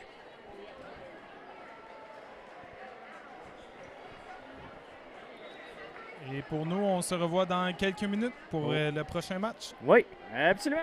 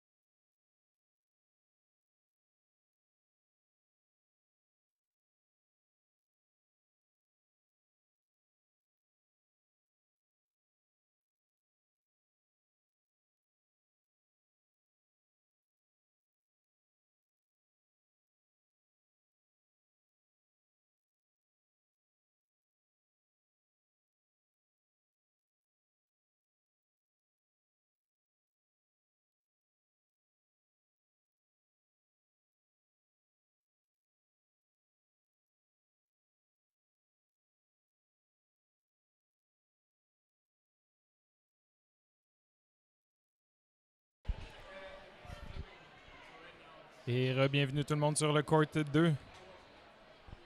En compagnie de Samuel Nadeau ça sera moi qui va commenter cette partie. Valkyrie contre Rainbow Thunder. Deux équipes fabuleuses. On pourra s'attendre à beaucoup d'énergie ici.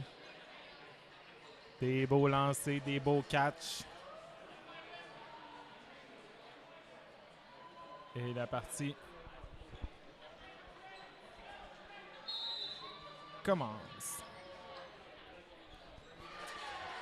Et commence en force avec un lancer qui vient toucher la numéro 24 de Valkyrie.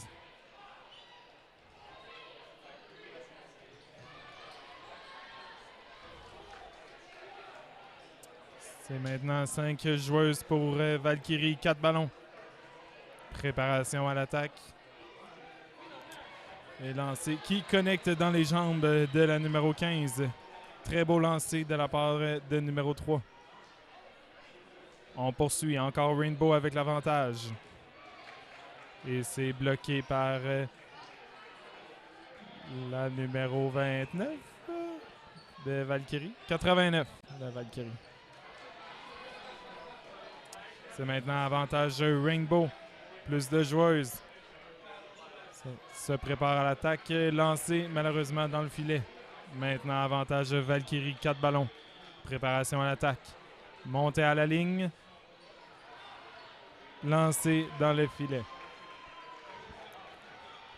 On revient à Rainbow. Avantage joueuse. Préparation à l'attaque. Montée à la ligne. Et qui connecte dans le chest de la numéro 89. Excellent lancer, belle précision.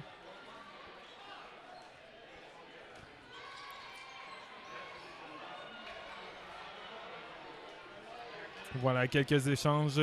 Aucun dommage. C'est maintenant 5 ballons pour Rainbow. Des lancers qui malheureusement ne connectent pas. Encore avantage Rainbow. Avantage Valkyrie. 4 balles. 2 joueuses. Montée à la ligne, lancé et 2 touchés. Excellent lancer de chacune des joueuses de Valkyrie. Maintenant 3 joueuses du côté de Rainbow.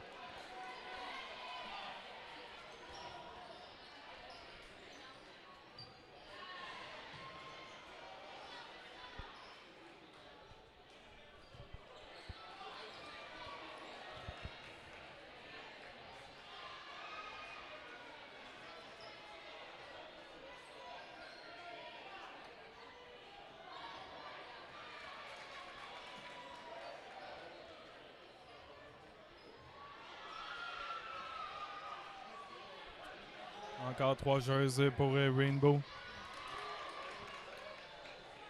Quelques échanges, aucun dommage. 4 ballons pour Rainbow. Préparation à l'attaque. Lancé. Excellent dodge de la numéro 12 de Valkyrie. 4 ballons pour Valkyrie. Préparation à l'attaque. Elles prennent la ligne et lancent. Malheureusement, aucune connexion. C'est maintenant avantage joueuse pour Rainbow. On monte à la ligne. Et un lancer direct dans les pieds. Excellente précision de la numéro 12. Du côté de Rainbow.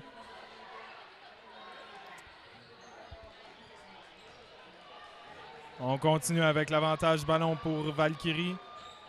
Montée à la ligne. Ah, et voilà un contre un qui vient terminer ce point. C'est maintenant 1-0 pour Rainbow. Excellent match jusqu'à présent. 5 minutes 55 à jouer à la première manche. Les équipes en place. Ça commence. Excellent rush de début de partie pour Rainbow, malheureusement. La blocade de la numéro 12. Très bien effectuée également. Et voilà quelques échanges. Et la numéro 16 la numéro 16 de Rainbow qui se dirige vers le banc. Avantage ballon pour Rainbow. 4 ballons. Préparation à l'attaque. Elles prennent la ligne. Et un lancer, 2 lancers qui connectent sur la numéro 89. Excellent travail. Excellent travail d'équipe de la part de Rainbow. On poursuit avec Valkyrie. Prise de ligne et un lancer qui connecte sur la numéro 8. Une belle précision de la part de la numéro 24. Avantage joueuse pour Valkyrie. Prise de la ligne, lancer. Quelques échanges et quelques touchés. Excellent jeu qu'on vient de voir. C'est maintenant 4 joueuses pour Valkyrie, 2 pour Rainbow. Avantage ballon pour Rainbow. Et voilà un contre un qui se termine. Maintenant, une joueuse pour Rainbow, 3 pour Valkyrie. Avantage ballon, 4 ballons pour Rainbow. Et voilà un tir direct sur la numéro 17 qui vient terminer le point pour Valkyrie. C'est maintenant 1-1.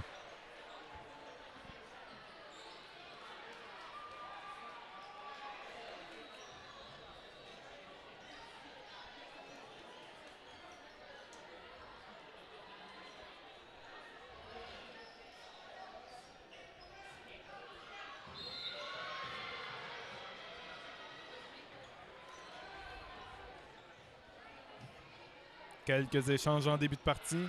Aucun dommage. On poursuit avec un avantage ballon pour Valkyrie. 4 ballons.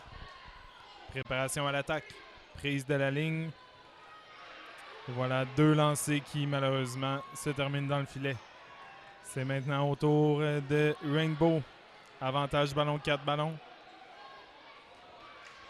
Et voilà un tir qui connecte. Avantage 4 ballons Valkyrie. Préparation à l'attaque. Prise de la ligne. Et qui connecte sur un doublé.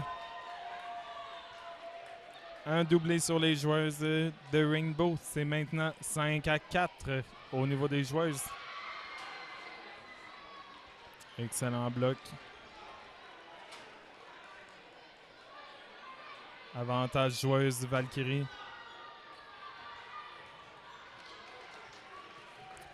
Voilà, un bloc qui s'est terminé sur l'épaule, malheureusement.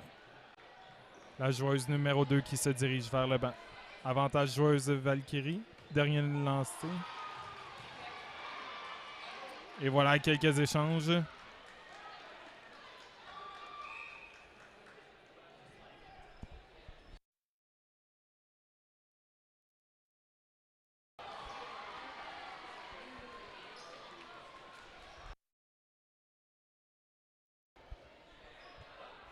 C'est maintenant avantage Rainbow, ballon. Un tir bloqué. Maintenant Valkyrie.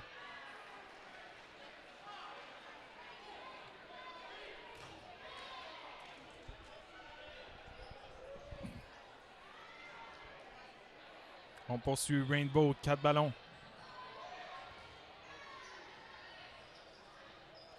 Un bloc.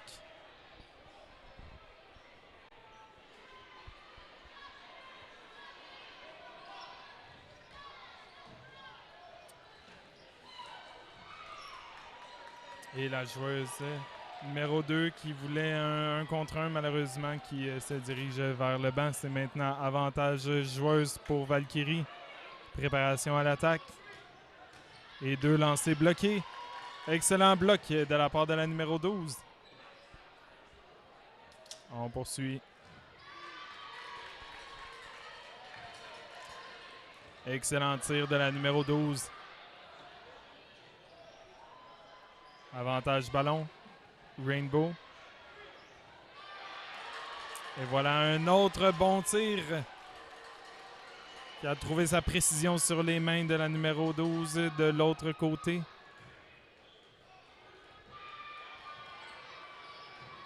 Et voilà qui un bon travail d'équipe venant de Valkyrie. C'est maintenant 2-1 pour Valkyrie.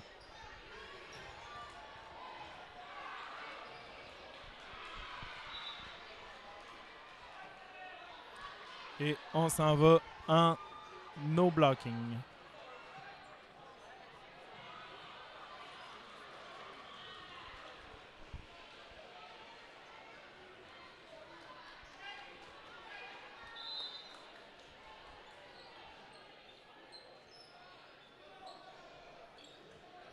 Premier lancé de Valkyrie.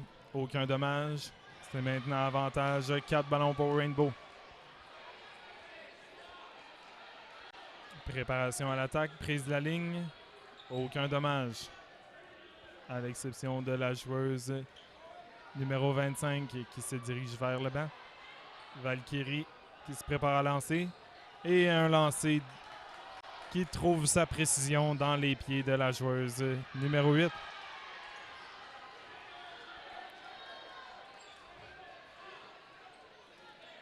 Un lancé, aucun dommage. Valkyrie, équipe complète encore contre 4 joueuses de Rainbow. Et voilà, quel beau lancer de la numéro 10.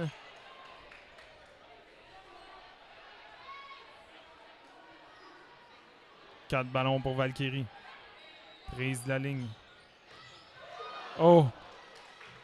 Et la numéro 25 qui voulait absolument ce catch, malheureusement qui lui a glissé des doigts. Avantage 4 ballons Rainbow.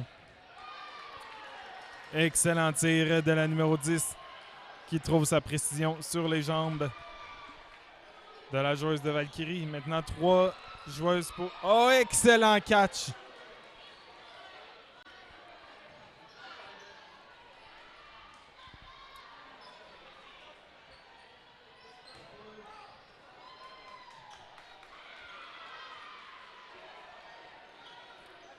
C'est maintenant 2 joueuses Valkyrie, avantage 4 ballons. Et un catch de la capitaine. La foule.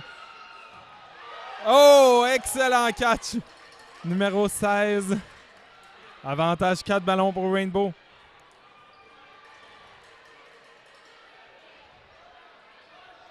On laisse aller les 10 secondes.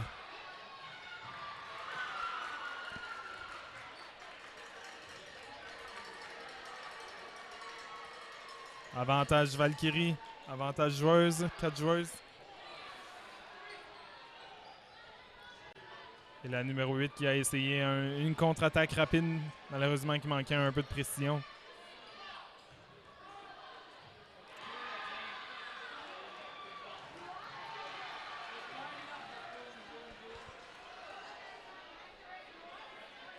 Avantage joueuse pour Valkyrie. Et on dit que ça l'a bouncé. Donc, on poursuit. 4 ballons pour Rainbow.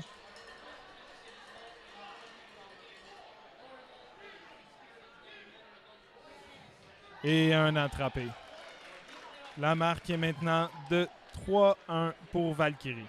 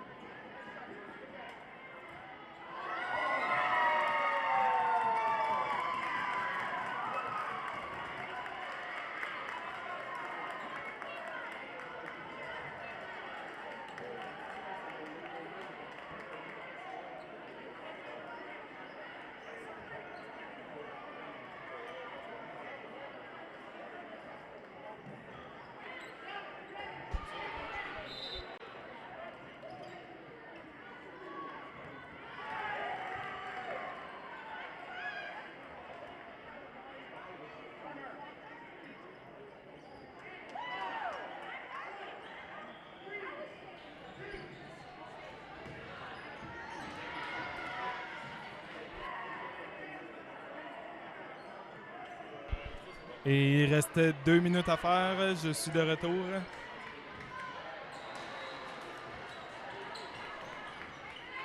Et un bounce sur la numéro 89. C'est avantage Valkyrie, 4 ballons. Préparation à l'attaque. Prise de la ligne. Et un lancer qui connecte sur la numéro 10. Et une contre-attaque efficace de la part de Rainbow qui élimine une joueuse de Valkyrie. C'est maintenant 4-4. Avantage dernier lancé Valkyrie. Aucun dommage. Avantage ballon Rainbow. Préparation à l'attaque. Prise de la ligne. Un lancé, 2 lancés. Et un qui connecte sur la numéro 2. C'est maintenant 4 joueuses contre 3 joueuses. Et un bloc qui termine sur l'épaule, malheureusement. Avantage 4 ballons pour Valkyrie. Préparation à l'attaque. Prise de la ligne. Un lancé dans les jambes de la numéro 25. Maintenant 3 joueuses pour Rainbow. 2 pour Valkyrie. Avantage ballon Valkyrie. Et une contre-attaque efficace venant de Rainbow. La numéro 13 qui se dirige vers le banc. C'est maintenant avantage 4 ballons pour Valkyrie. Et Rainbow qui n'ont pas attendu leur avantage tout de suite pour lancer.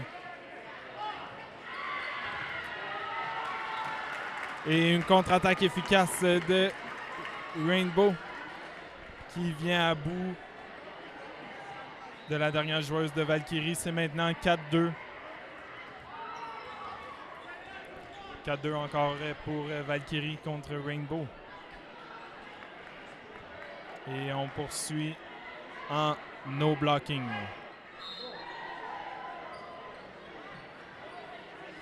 Un jeu défensif venant de chacune des équipes. Oh! Quel beau lancer courbé qui trouve sa précision dans les jambes de la joueuse numéro 13 chez Valkyrie. Maintenant, avantage 6 joueuses pour Rainbow. Un lancé, aucun dommage. Avantage 4 ballons, Valkyrie. Préparation à la ligne, 2 lancés sur la numéro 25. On poursuit. Valkyrie, prise de la ligne. Et une contre-attaque sur la numéro 11 qui se dirige vers le banc. Avantage ballon, 4 ballons pour Valkyrie, pour Rainbow, pardon. Des échanges et la numéro 2 qui se dirige vers le banc. Avantage 4 ballons Valkyrie. Prise de la ligne et une contre-attaque. La numéro 10 chez Rainbow qui se dirige vers le banc. C'est maintenant 3 joueuses contre 3 joueuses.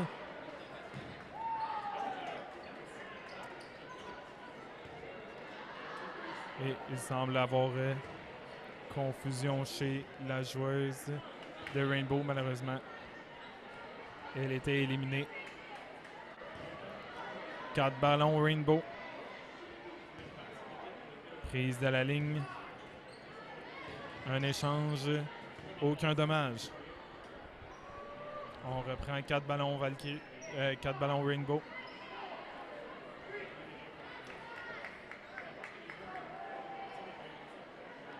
Un échange. Oh! Et la numéro 12 qui s'essayait pour le catch, malheureusement, ça n'a pas suffi. C'est maintenant avantage Valkyrie.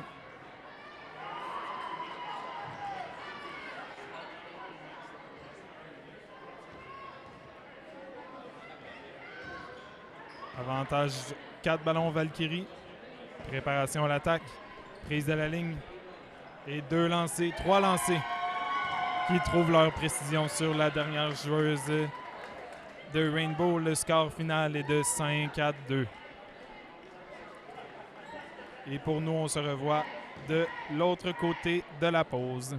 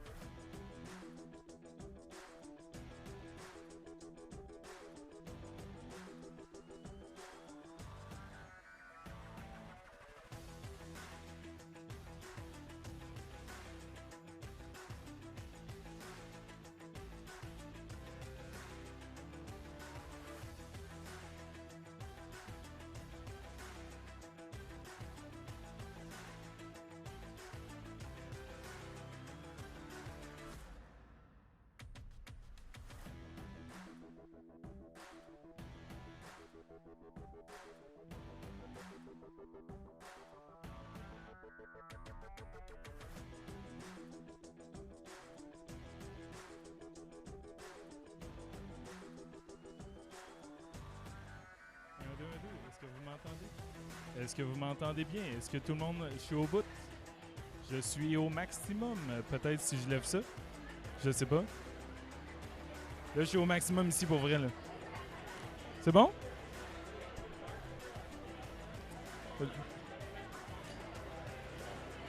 Bonjour tout le monde. On confirme que le son fonctionne. On se revoit après la pause.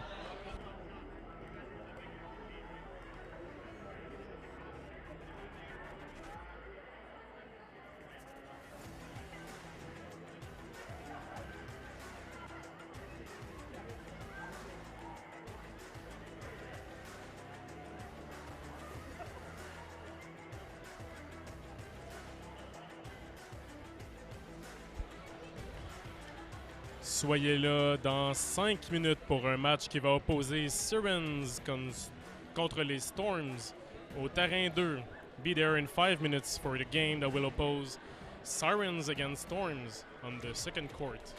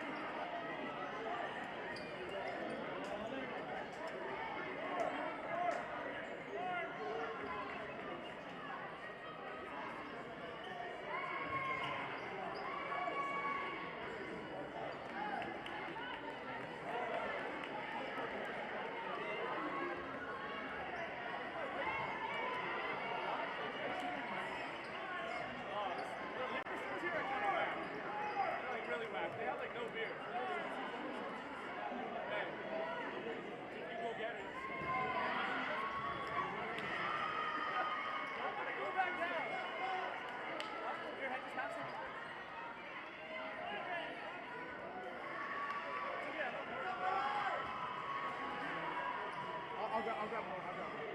Honestly,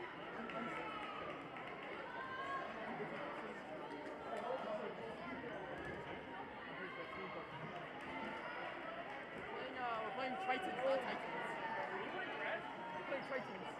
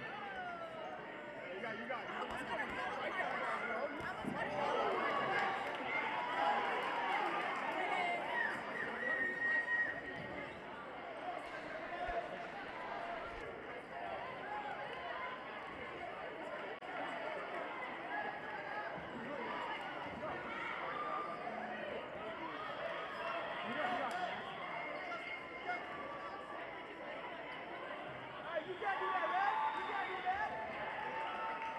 do that.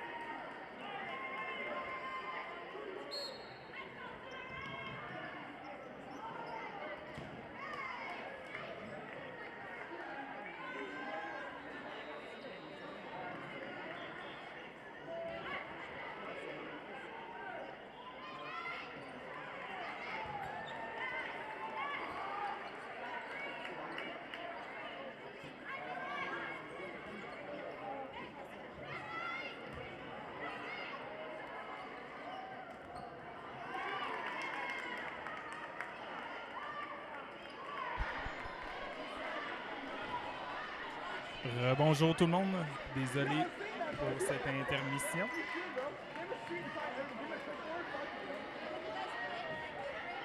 Vous êtes en train de regarder la partie Sirens contre Storm. Avantage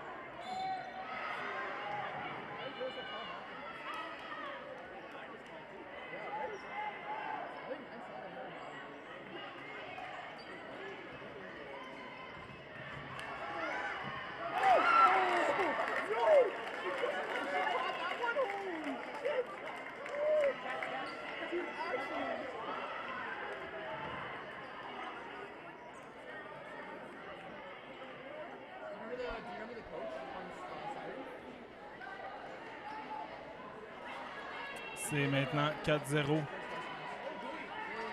pour l'équipe en mauve.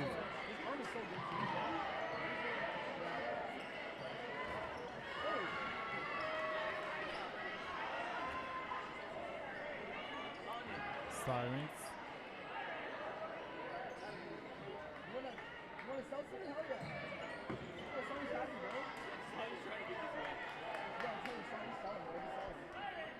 C'est avantage Sirens, 4 ballons. Prise de la ligne, lancée dans les filets. 4 ballons pour Storm. Préparation à l'attaque. Elles prennent la ligne. Et des lancers qui connectent sur la numéro 11. C'est maintenant 4 joueuses pour Sirens. 3 pour Storm. Avantage 4 ballons Storm. Prise de la ligne et un bloc qui termine sur l'autre main. La joueuse numéro 12 qui se dirige vers le banc.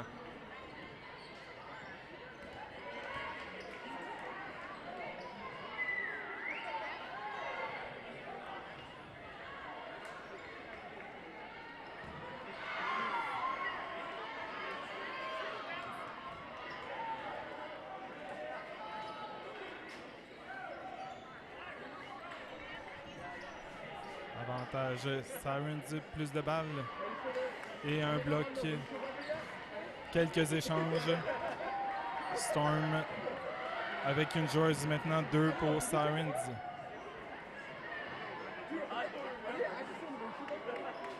Avantage joueuse pour Sirens.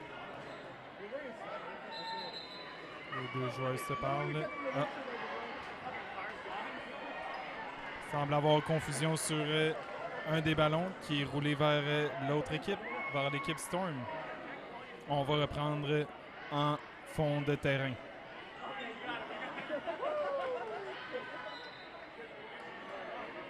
Avantage Sirens, plus de joueuses. 2 lancés dans les filets.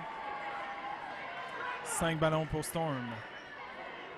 Un premier bloc, un deuxième bloc, une contre-attaque qui n'a rien donné. Maintenant, avantage joueuse pour Sirens.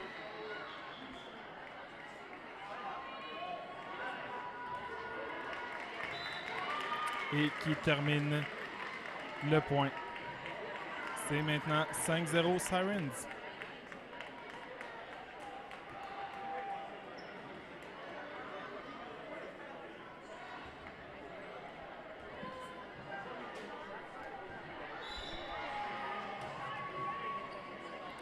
Et la partie reprend.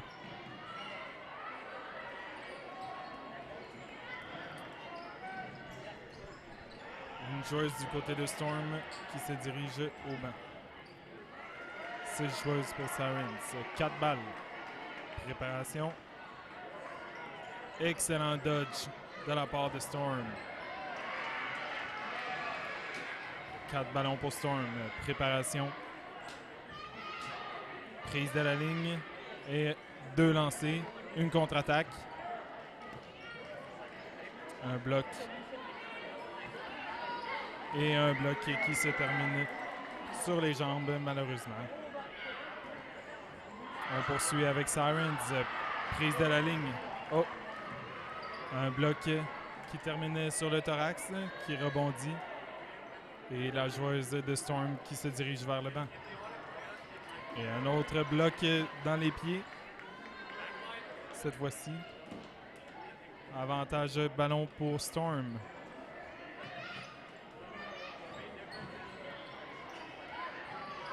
Quelques échanges.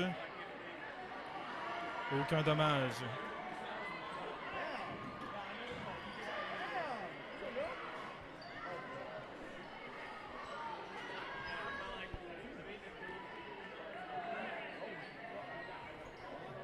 Sirens, préparation, prise de la ligne, lancé et touché sur la joueuse du milieu, la numéro 12. 4 ballons pour Storm.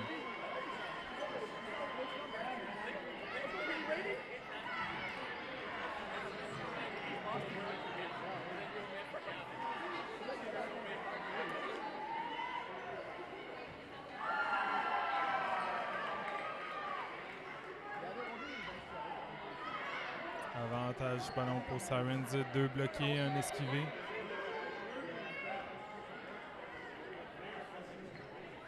Avantage ballon pour Sirens, préparation.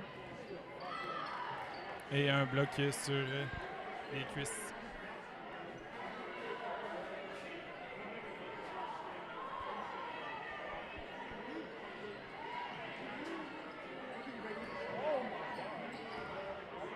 Un bounce. Avantage ballon pour Storm. Un tir sur le plancher. Un tir bloqué.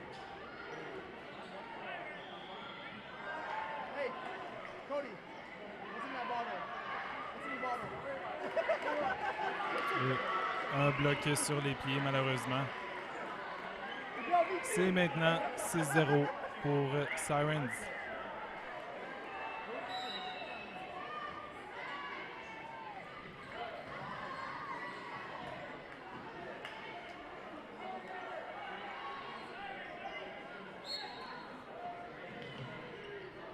Il reste environ 45 secondes.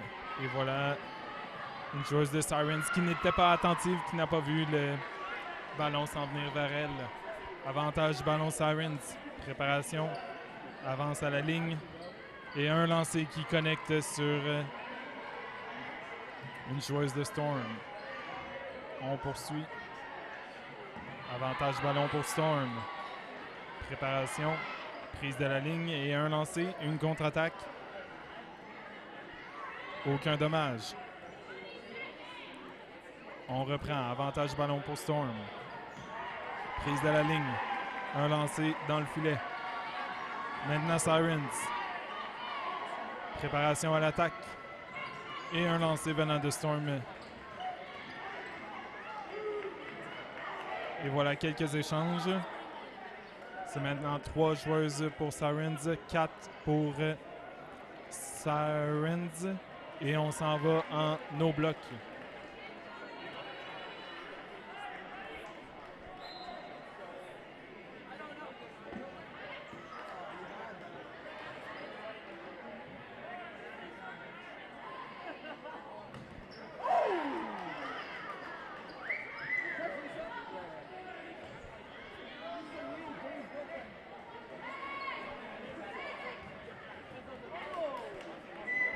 Et la petite main qui s'est fait voir dans ce match-ci. La joueuse numéro 8 qui a essayé d'attraper, mais malheureusement, ça n'a pas fait. Maintenant, Sirens se retrouve seule. Et c'est un bounce. Et maintenant directement dans les pieds. Le score final, 6-1. In extremis pour Storm. Et nous, on se revoit de l'autre côté de la pause.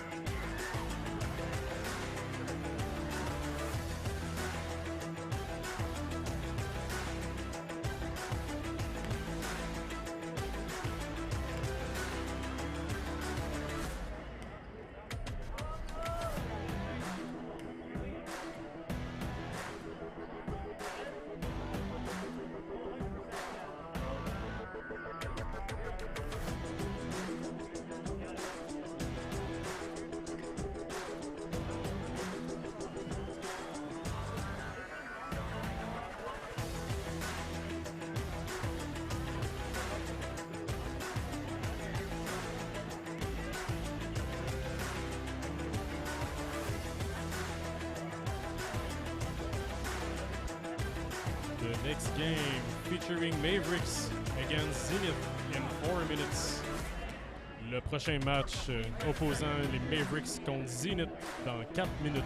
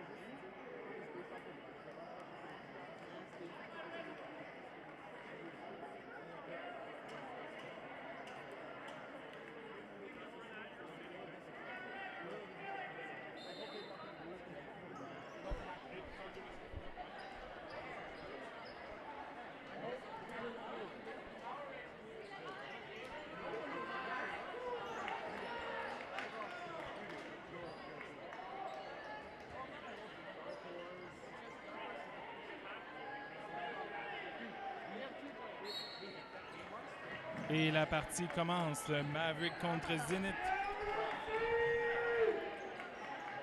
Partie qui commence en force pour Mavericks. Déjà 2 joueurs d'éliminés. Prise de la ligne. Lancé qui connecte sur le numéro 32. Un autre lancé de Maverick. Celui-ci ne connecte pas. C'est maintenant avantage ballon pour Zenith. Prise de la ligne lancée. Bloqué. Maintenant, autour de Maverick, avantage joueur. Stratégie, prise de la ligne. Lancé qui connecte dans les pieds du joueur. Contre-attaque du numéro 26 sur le numéro 8 de Maverick. Qui l'oblige à se diriger vers le banc. Avantage joueur pour Maverick. Et une contre-attaque du numéro 26. Excellent jeu jusqu'à maintenant. Avantage joueur pour Maverick. Et un ballon qui se loge sur le thorax du joueur 26. Excellent lancer du numéro 11. Et c'est maintenant 2 joueurs pour Maverick, 1 joueur pour Zenith. Avantage joueur Maverick. Préparation lancée. Bloqué.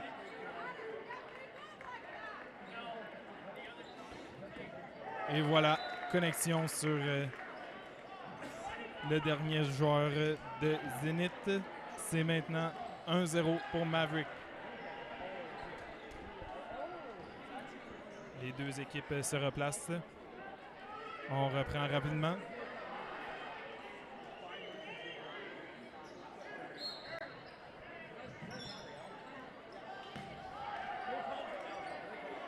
Et voilà le numéro 33 qui n'a pas survécu. Le rush de départ. Maverick prend la ligne. Un lancé sur le numéro 13 qui rebondit, mais malheureusement, personne ne va pour l'attraper. C'est maintenant 5 ballons pour Zenith. 5 joueurs du côté de Maverick, 4 du côté de Zenith. Prise de la ligne et un lancé qui touche Maverick. Maintenant 4 joueurs contre 4 joueurs. Avantage dernier lancé pour Maverick. On se prépare, on prend la ligne. Un lancé qui connecte sur le numéro 23. Excellent jeu. C'est maintenant 4 ballons pour Maverick. 5 ballons pour Maverick. Prise de la ligne. Et 2 lancés, dont un qui trouve, ainsi qu'une contre-attaque. Il ne reste qu'un joueur du côté de Zenith. Avantage joueur, 4 joueurs du côté de Maverick. Et le joueur de Zenith s'est fait tellement petit sur le coin du terrain. Les ballons ont tous passé à côté. Zenith a maintenant tous les ballons. Il les lance un par un. Et vient de toucher un joueur de Maverick. Maintenant 3 joueurs du côté de Maverick. Avantage joueur. Le numéro 11 qui essaie encore la stratégie de se faire le plus petit possible. Réplique. Réplique bloquée de la part de Maverick. Maintenant 2 ballons pour Maverick. C'est encore à Zenith à lancer. Un petit spin pour le spectacle. C'est maintenant au tour de Maverick de lancer. Avantage 3 joueurs. Un lancer bloqué. Et quel bel essai de shadowing ici. Raté de la part de Maverick. Excellent tir du numéro 11. 2 joueurs pour Maverick. Bloqué. C'est maintenant à Zenith à lancer. Un lancer courbé qui malheureusement n'atteint que le filet. Maverick, préparation à l'attaque. Un lancé, 2 lancés. Et voilà. Zenith qui réussit à égaliser le nombre de joueurs. C'est maintenant 1-1. Un lancé, c'est maintenant dernier lancé pour Maverick. On va voir si la stratégie payante de Zenith de se faire le plus petit possible va payer. Et oui, c'est un bloc. 4 ballons pour Zenith.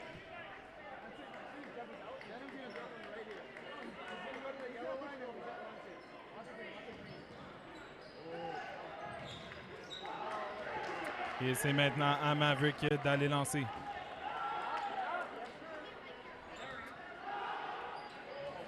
Et un lancer qui a été bloqué en chandelle, mais qui n'a pas été plus loin. Quelques échanges de ballons. Aucun dommage. Maintenant, dernier lancer pour Maverick. On lance, ça ne touche rien. Bloqué. Un lancer courbé. Bloqué également de la part de Maverick. C'est encore 1-1. Avec 4 minutes 30 à faire.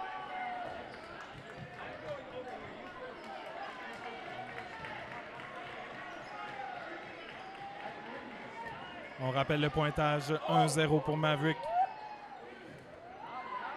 Et voilà, 5 ballons du côté de Zenith. Ce sera à lui à lancer. Et un lancer malheureusement qui passe à côté de sa cible. Un lancer bloqué, c'est maintenant à Maverick. Dernier lancer. Préparation. Il prend la ligne. Une feinte. Et un lancer qui ne connecte pas. Maintenant, Zenith. Un lancer courbé qui n'atteint pas sa cible. Et un lancer du côté de Maverick qui est bloqué. Maintenant, 4 ballons pour Zenith. Préparation à l'attaque, on le voit à la moitié du terrain. Et un tir bloqué. C'est maintenant, c'est de retour à Zenith. La balle ayant retourné dans le terrain. 4 ballons pour Zenith.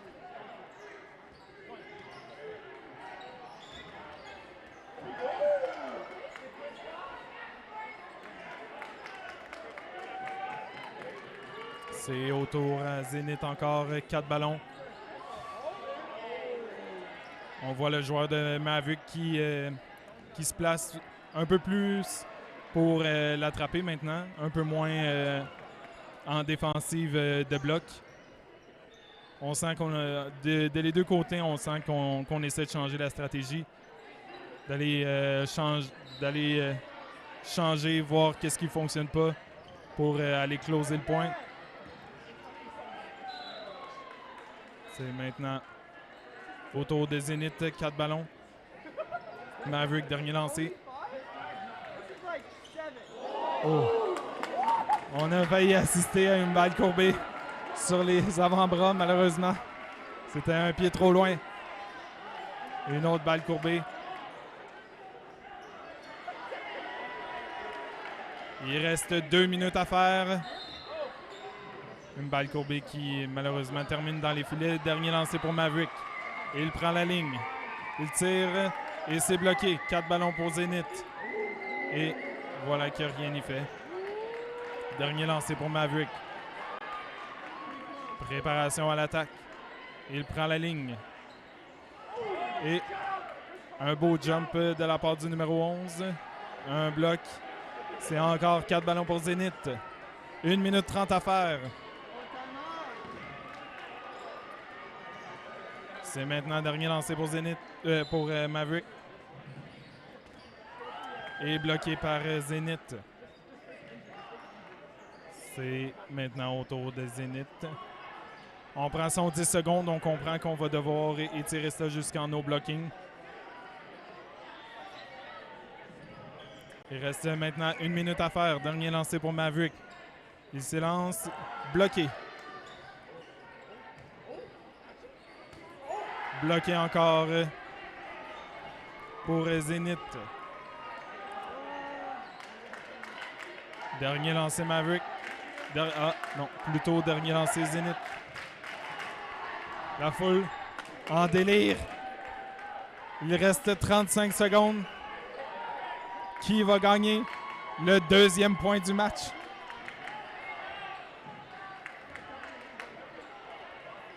Et voilà un autre lancé qui termine dans les filets.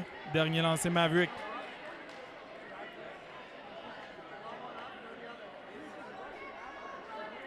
« 10 secondes à faire. » Et voilà une stratégie un peu plus offensive de la part de Zenith. On essaie de closer avant les 10 secondes et malheureusement, ça ira en no bloc.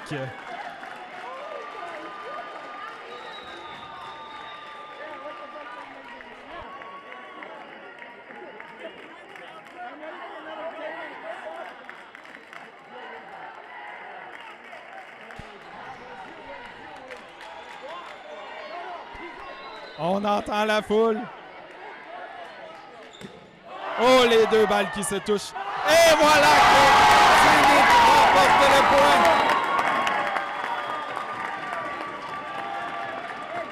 Excellent travail du numéro 11.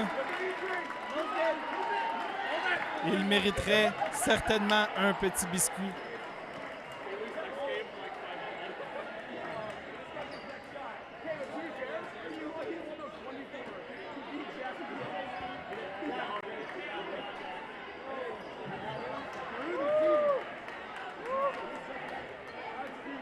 La marque est maintenant 1-1.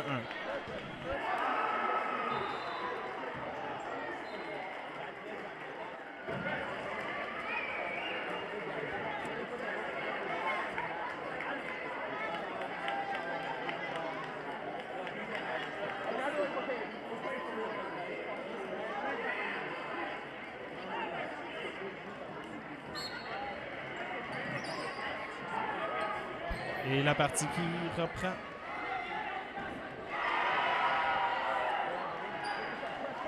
Maverick qui prend la ligne. Quelques feintes. Et voilà, avantage du ballon pour Maverick, 5 balles.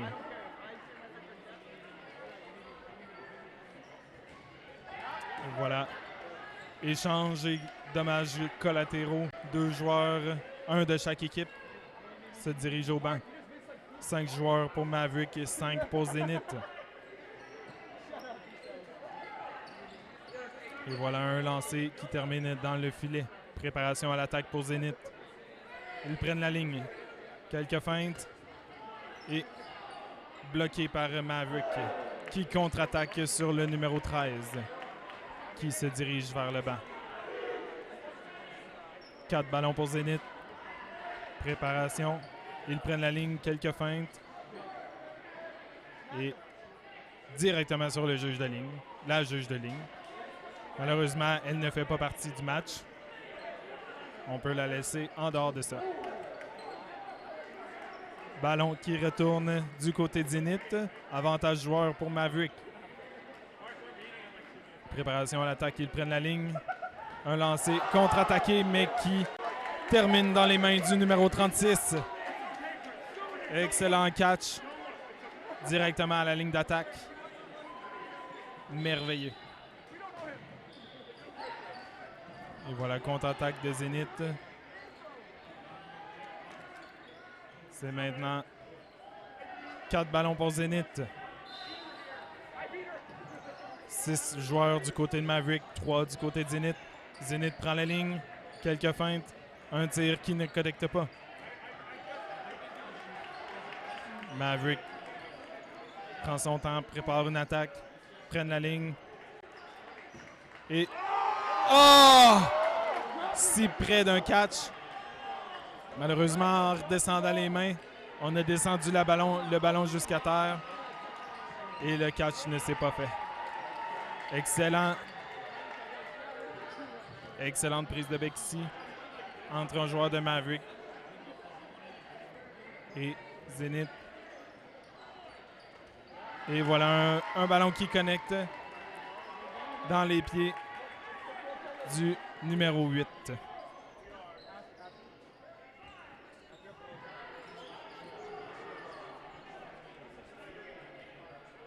C'est maintenant 4 ballons pour Zenith.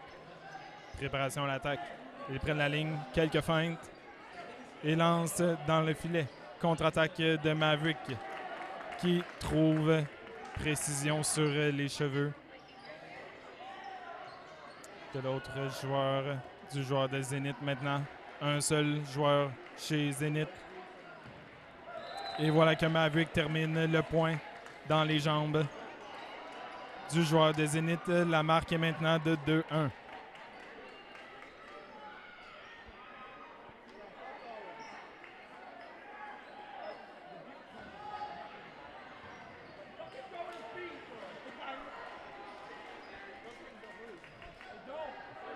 Quelques tergiversations avec un ballon manquant. On se place pour reprendre. Et c'est faux départ du côté Maverick. On va reprendre.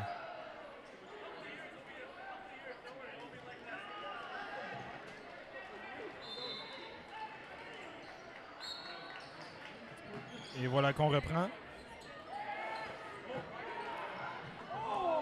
Oh! Quel excellent catch du numéro 1. Un départ assez difficile pour Maverick. Seulement 4 joueurs maintenant sur le terrain. Excellent. Excellent catch. L'équipe est revenue à 5 personnes. C'est 5 contre 5.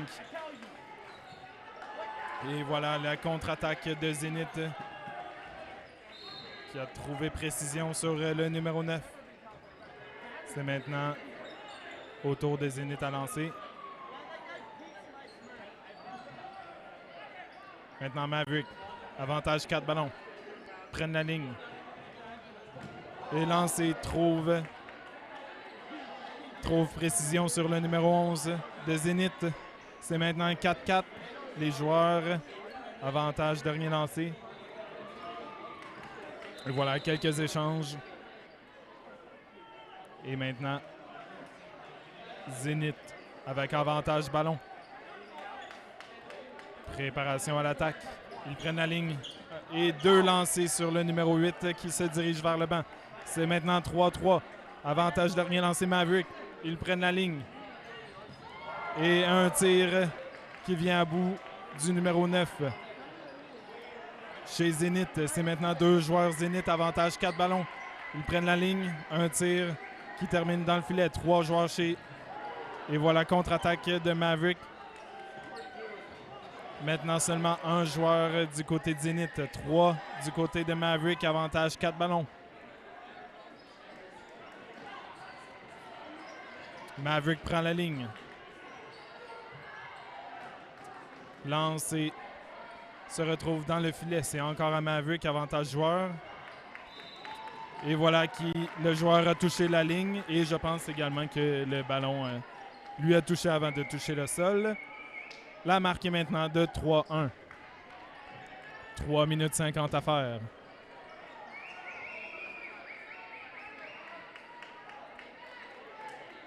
Les équipes se replacent.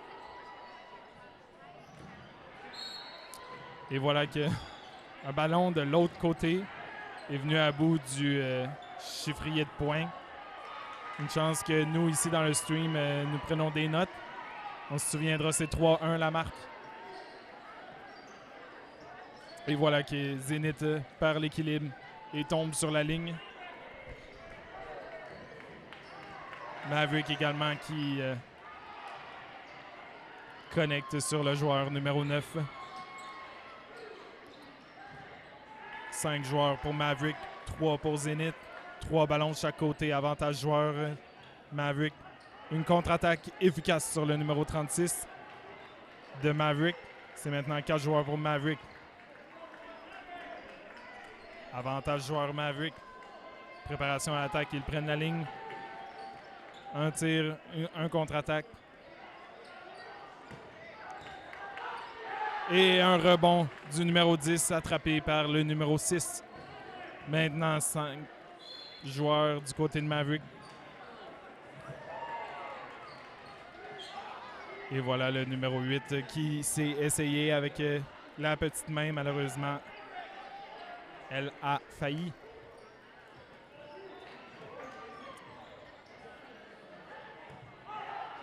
Oh. Et un autre rebond du numéro 10 vers cette fois-ci le numéro 8. La marque est maintenant 4-1 pour Maverick. Excellent jeu de chaque côté, chaque équipe.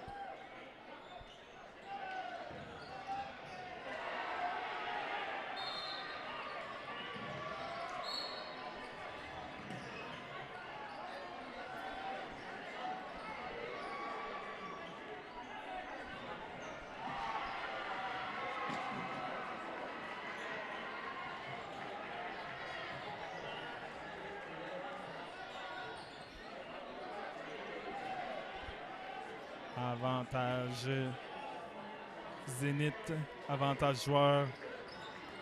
Préparation à l'attaque, contre-attaque du côté de Zenith de Maverick. Aucun dommage, c'est 5 joueurs du côté de Maverick, 6 du côté de Zenith. Zenith prend la ligne. Lancé, c'est bloqué.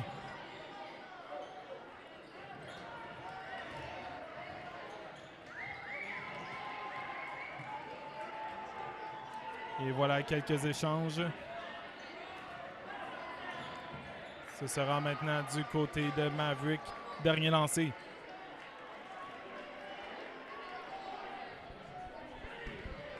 Zenith prend la ligne, lance.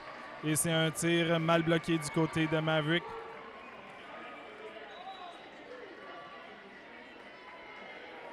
Et voilà qu'on s'en va en no bloc.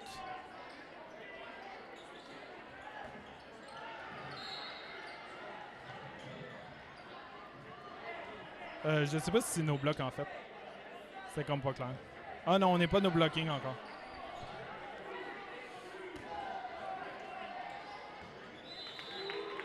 Maintenant, on est no blocking. 4 joueurs du côté de Zenith, 3 du côté de Maverick. On va voir si Zenith est capable d'aller chercher un deuxième point. On rappelle que les différentiels comptent dans ce tournoi-ci. Et voilà le numéro 6 qui se dirige vers le banc. Contre-attaque de Maverick. Efficace contre le joueur numéro 32. C'est maintenant 3 joueurs du côté de Zenith. Un lancé, 2 lancés. Qui vient à bout du numéro 36 chez Maverick. Avantage joueur chez Zenith. Préparation à l'attaque. Ils prennent la ligne. Et voilà qui...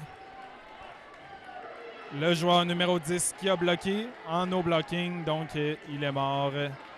La marque finale est 4-2. Et nous, on se retrouve de l'autre côté de la pause. Merci à tout le monde.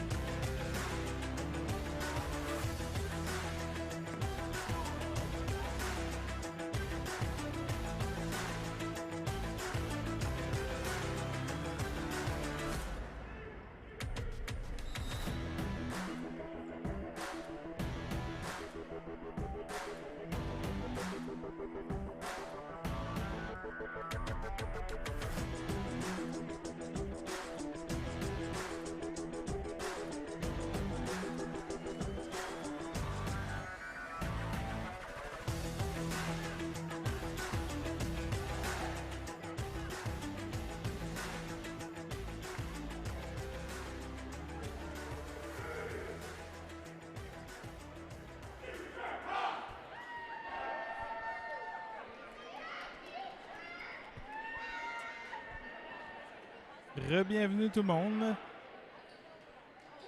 sur le court 2 pour ce match disputé entre Tritons et Futur.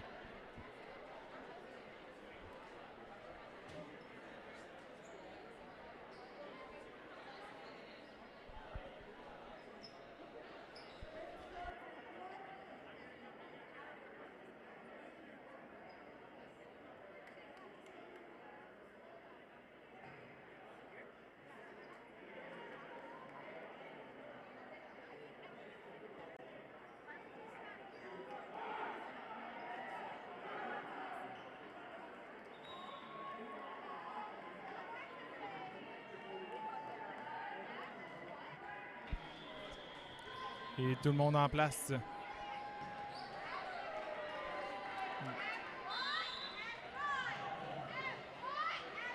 Les arbitres se préparent.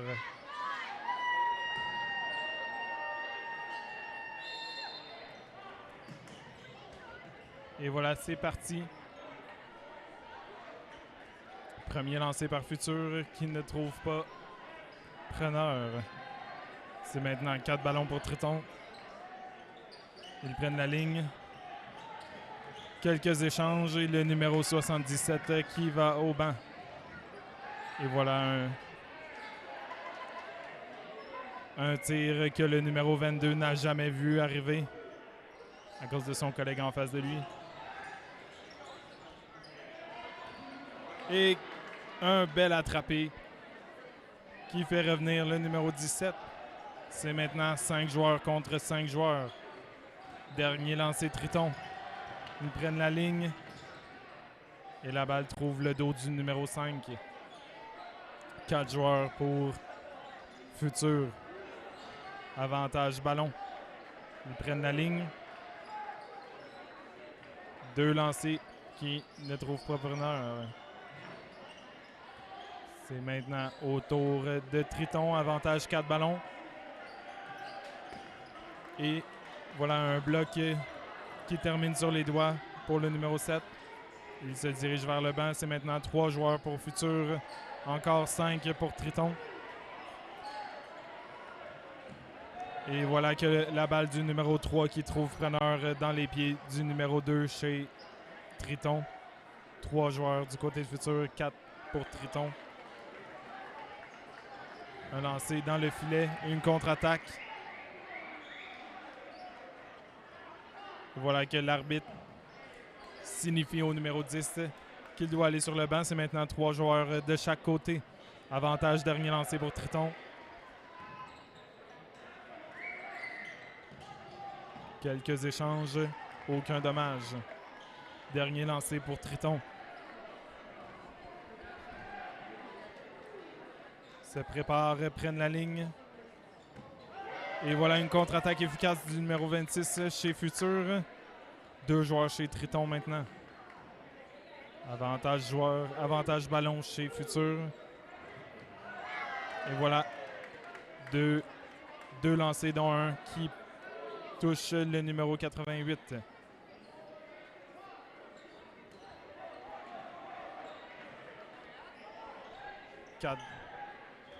Quatre ballons chez Futur. Préparation à l'attaque. 3 lancés. Tous bloqués.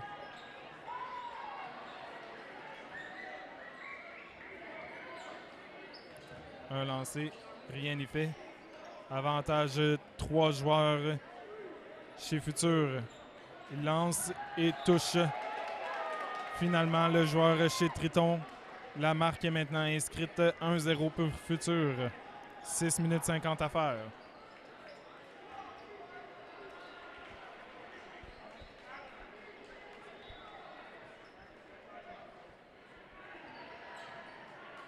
Et maintenant, la partie qui reprend.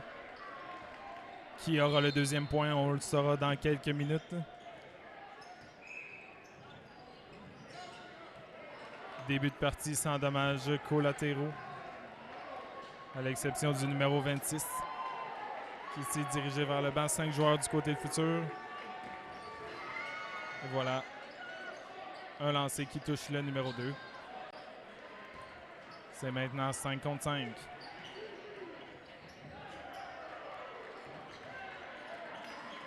Et voilà un 1 contre 1 qui termine par une élimination de chaque côté. 4 joueurs chez Futur. Avantage ballon. 2 lancers dont un qui trouve preneur sur le joueur de gauche. Avantage joueur chez Futur. Préparation à l'attaque. Ils prennent la ligne. Un tir qui trouve preneur sur les pieds du numéro 12.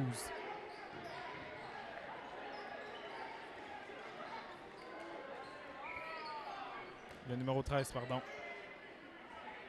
C'est maintenant au tour de Futur. Avantage joueur. 4 joueurs chez Futur, 2 chez Triton.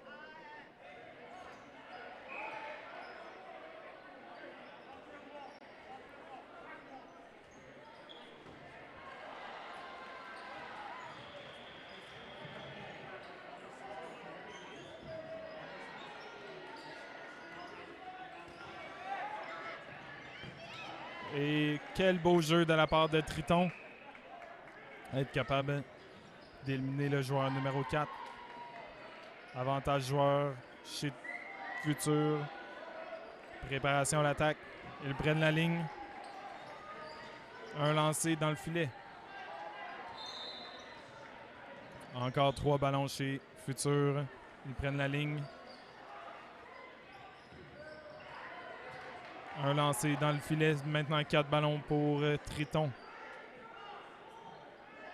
Préparation à l'attaque. Ils prennent la ligne. Ils lancent. Et voilà que le numéro 7 qui attrape une balle venant du côté de Triton. C'est maintenant 4 joueurs chez Futur, 1 chez Triton.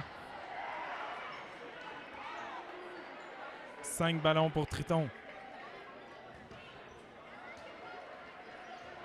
6 ballons chez Triton. Un lancé qui touche le numéro 12. C'est maintenant 2 joueurs chez Futur, 1 chez Triton.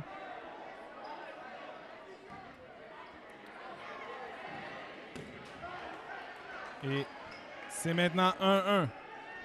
Excellent jeu du numéro 88 chez Triton. Partie de 4 s'est ramassée à 1. 1 bloqué. Avantage Triton, 4 ballons. Il prend la ligne. Futur attaque. Triton réplique. 4 ballons chez Triton. Il lance. Rebondit sur le ball retriever.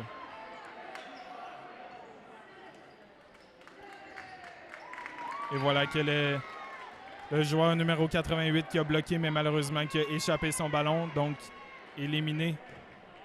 La marque est maintenant 2-0 avec 2 minutes 50 à faire.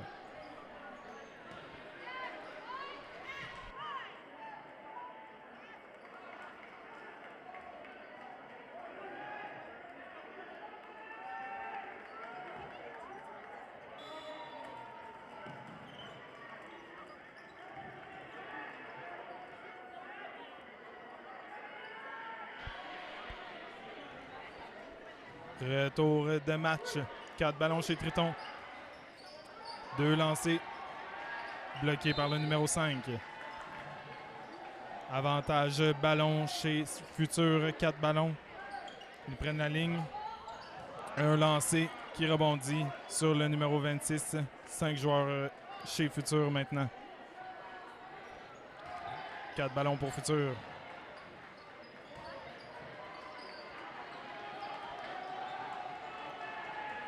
Quelques échanges bloqués.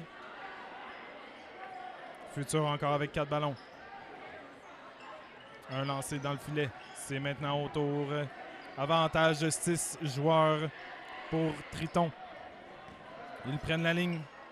Quelques feintes et un tir bloqué par le numéro 4. Avantage 4 ballons pour Futur avec 5 joueurs. Et voilà. Le joueur de Futur qui doit se mordre les doigts de ne pas avoir vu venir ce ballon. Le numéro 3 qui se dirige vers le banc. Le catch est bon.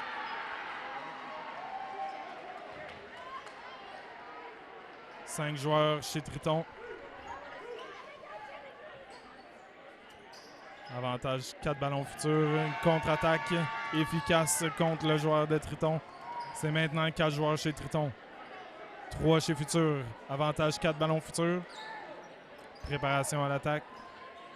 Un lancé sur le plancher. Avantage joueur Triton. Un lancé dans les filets. Un excellent 1 contre 1. Suivi d'une contre-attaque. Triton maintenant avec 3 joueurs. Futur seulement 1 joueur. 3 ballons pour Triton. Ils devront lancer.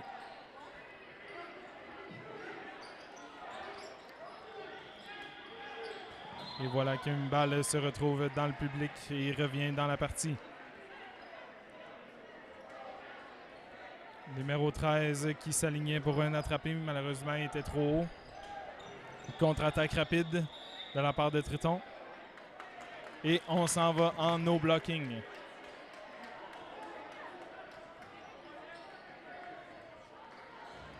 Est-ce que Triton, avec un avantage de 3 joueurs contre 1, va être en mesure d'aller chercher un point et de s'inscrire au pointage? C'est ce que nous allons voir. No blocking qui commence. Et voilà. Triton s'inscrit au pointage. C'est maintenant 2-1 pour Futur.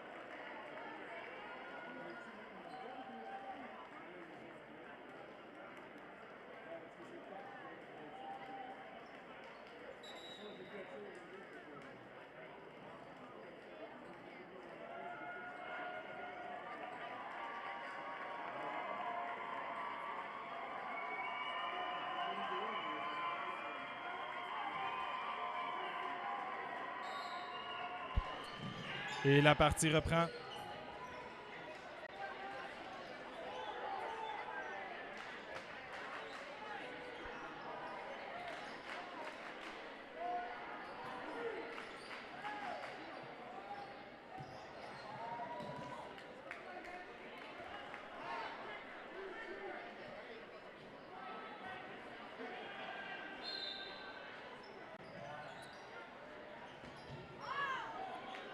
Et numéro 13 qui a essayé d'attraper malheureusement en atterrissant, a échappé la balle.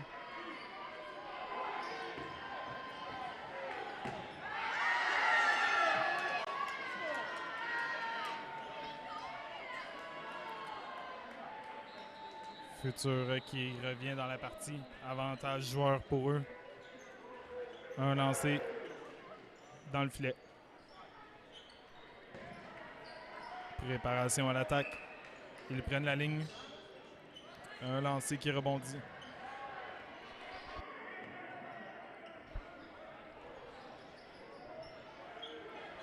Avantage joueur dans le filet. Maintenant, avantage 4 ballons pour Triton.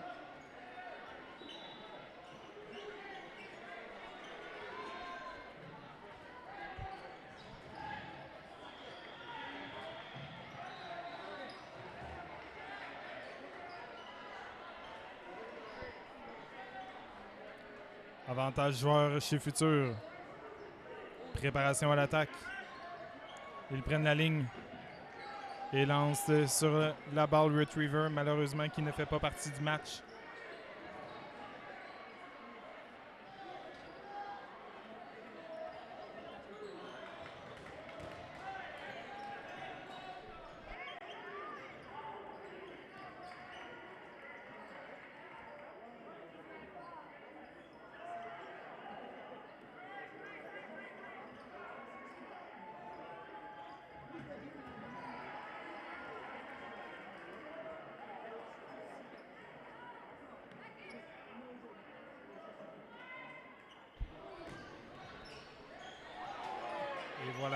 Avantage joueur chez Futur.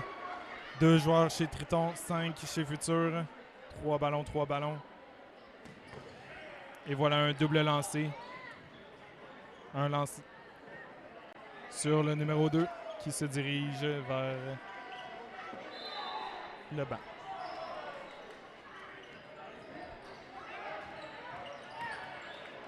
Et voilà. Futur.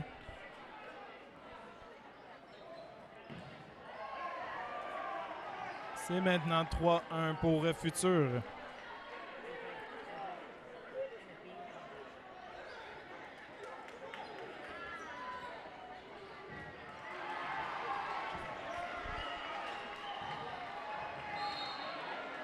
Et voilà la partie qui commence.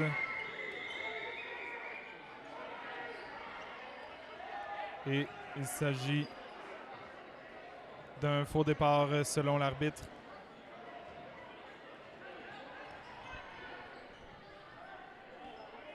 Le joueur numéro 16 qui semble avoir des commentaires là-dessus. Tout le monde se replace et on reprend. 6 minutes 15 à faire.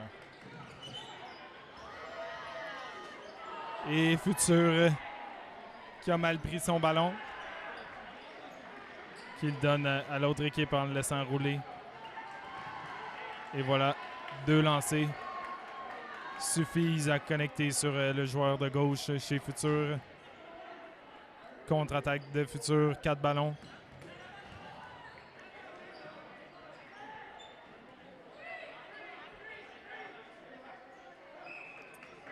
C'est maintenant 4 joueurs pour Futur, 5 pour Triton.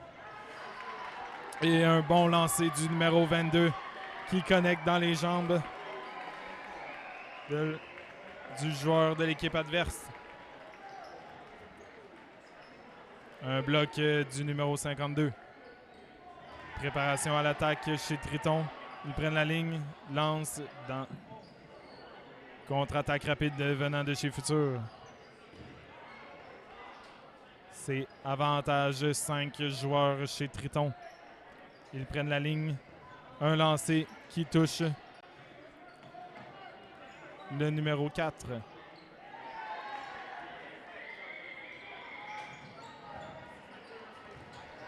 Et également un autre lancé du numéro 22 qui vient toucher le numéro 1 qui se rend au banc.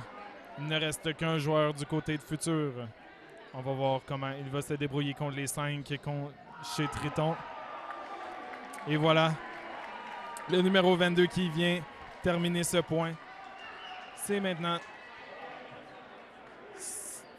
4 à 2. 3 à 2. Ça reste à confirmer. On va suivre aux arbitres. 3 à 2. Et voilà les balles qui se touchent. Pas de mort. Avantage dernier lancé Triton.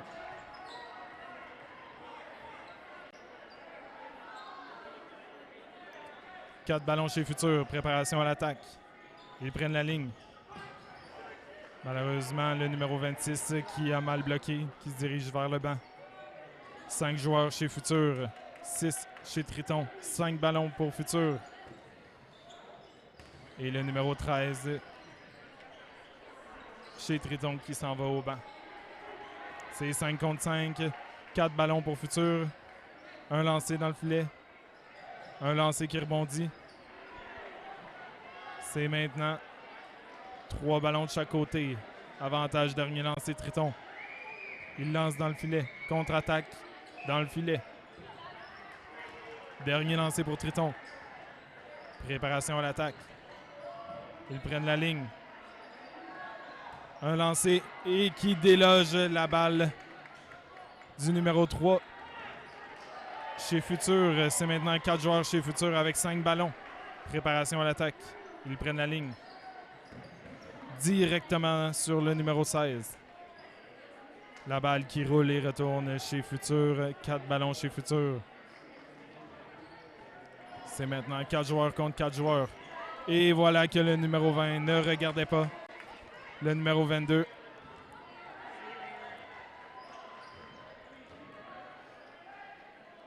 C'est maintenant 4 joueurs pour Triton, un seul ballon. Et voilà qui connecte directement dans les pieds. Le numéro 22 qui était déconcentré n'a pas vu l'autre ballon arriver venant de chez Futur. C'est maintenant 3 joueurs chez Futur, 2 chez Triton. 1 chez Triton maintenant.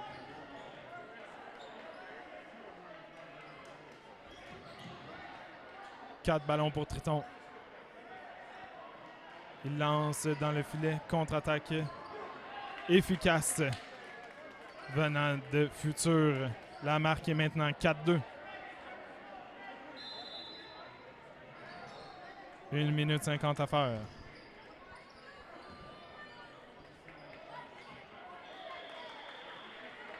Les équipes se placent. C'est parti. Et voilà un excellent jeu du côté de Triton. Une personne qui s'en va vers le banc. Et le numéro 22 éliminé, suivi d'une contre-attaque qui a été bloquée. Avantage 4 ballons pour Futur.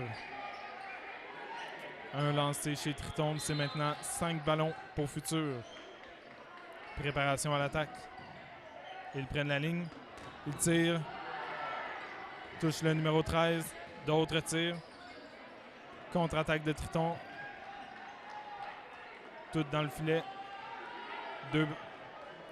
Deux autres lancés dans les filets aussi. C'est maintenant 5 ballons du côté de Futur avec 5 joueurs. Et voilà qu'une connexion s'est faite. Ainsi qu'une contre-attaque. 4 joueurs du côté Futur, 3 chez Triton. Une contre-attaque efficace sur le numéro 10. 2 joueurs chez Triton, 4 chez Futur. On sent le rythme qui s'accélère vers la fin de la partie. On essaye d'aller équilibrer le pointage. Voilà le numéro 16 qui vient d'être touché. Et on va en no blocking.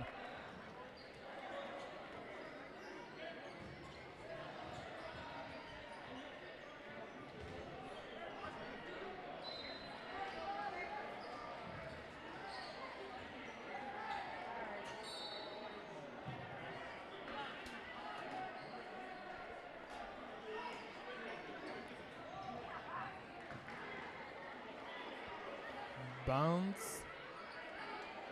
L'arbitre dit bounce. On poursuit.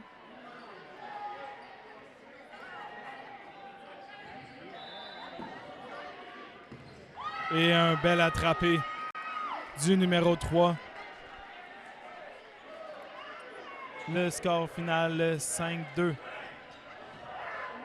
Et nous, on se retrouve de l'autre côté de la pause.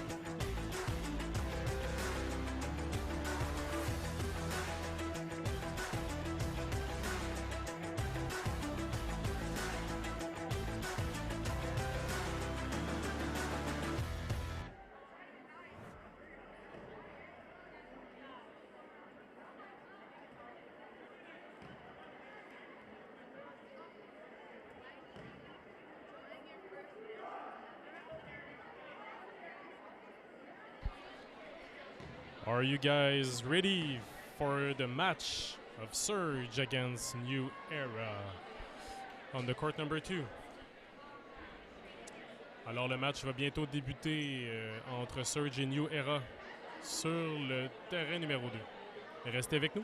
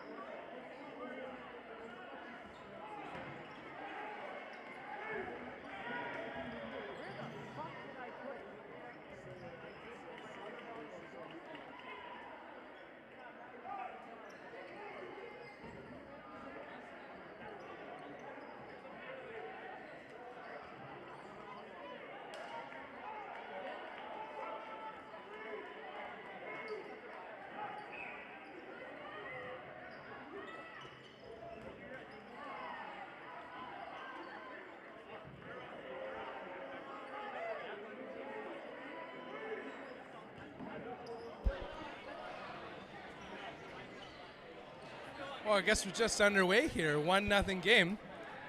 Filling in a little bit late.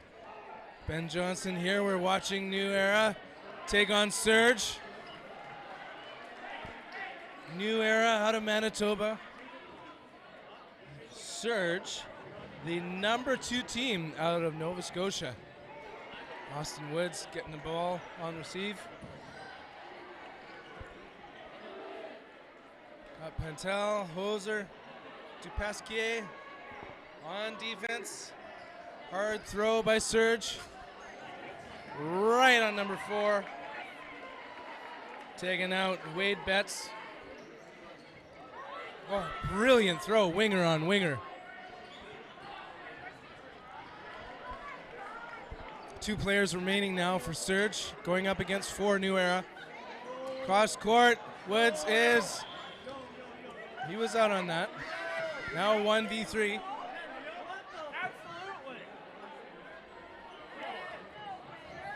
Cross quarter, nearly staying alive.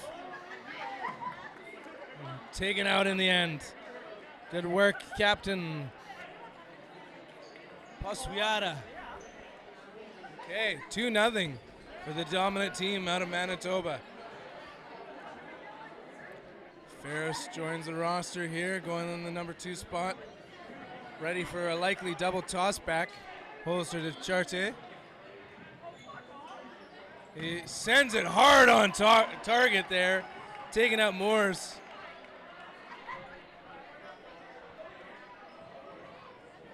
Holzer by himself.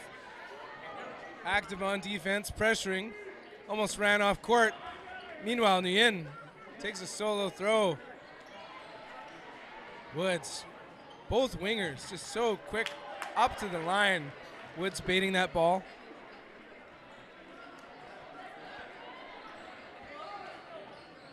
Cross court, Holzer missing.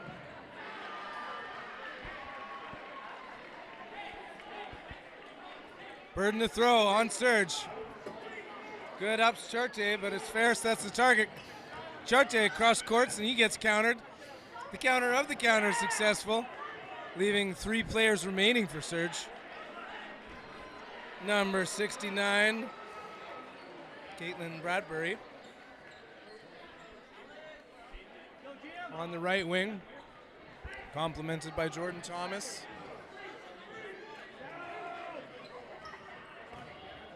Tony Lacopia.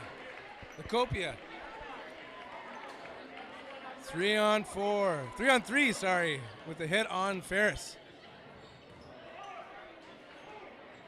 Solo throw, no damage. Big pump fake by Lacopia. Burden to throw on Surge. They send it right on Woods, taking him out. Counterattack, and a brilliant catch by Holzer. Lets it rip. And that's a quick point after being 3-3 for a while. Now 4-3 is the score.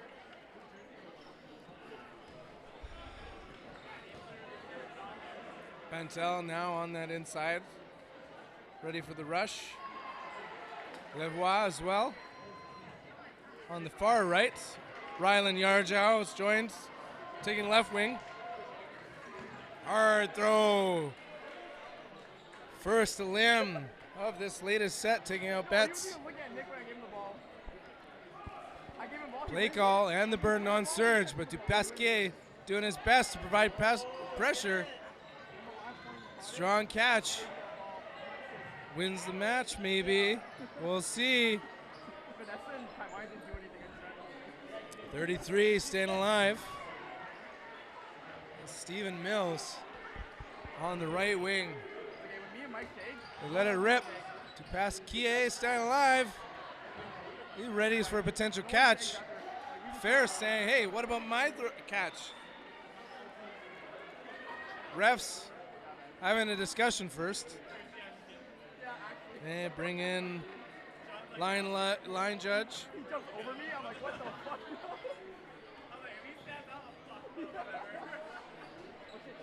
Okay. Ball retriever making his way in. Make his opinion heard. Catch. Called. Players off. Thank you very much, Tony. Teams lined up, ready to go. Big pump fake by Ferris, but no ball in hand. Siren sends it. Sorry, Siren. Surge sends it. Yarjow's taken out. Actually, a couple players on the right-hand side, too. A couple all-stars. Goodbye, Levois to Pasquier. Ferris protecting himself in the middle with the ball. Pentel Charte with balls as well. It is burden for Surge because he's got the extra ball. Counterattacks happening. Ferris tempted for a catch, but a catch happens on the Surge end. Great work. Steven Mills sends it right on Ferris. 2-on-2 now. Burden to throw. New era as Churche sends it. Ferris with the cross quarter. We are at the half. 2-on-2.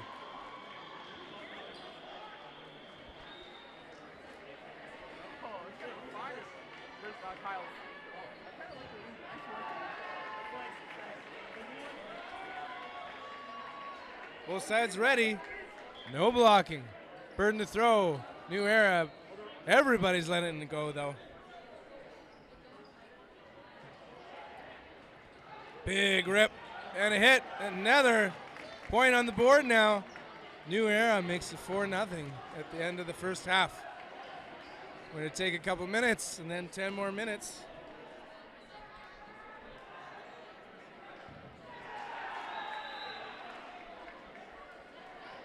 High fives all around. Pretty dominant start for New Era. New Era probably expecting big things this year. Believe they were the bronze medalists in 2022, defeating Future in the bronze medal match. While Rampage, now many of those players merged into Mavericks, beat Hard as Foam. Edmonton, Alberta. Meanwhile, now it's the 2023 National Dodgeball Championships in Montreal, Quebec.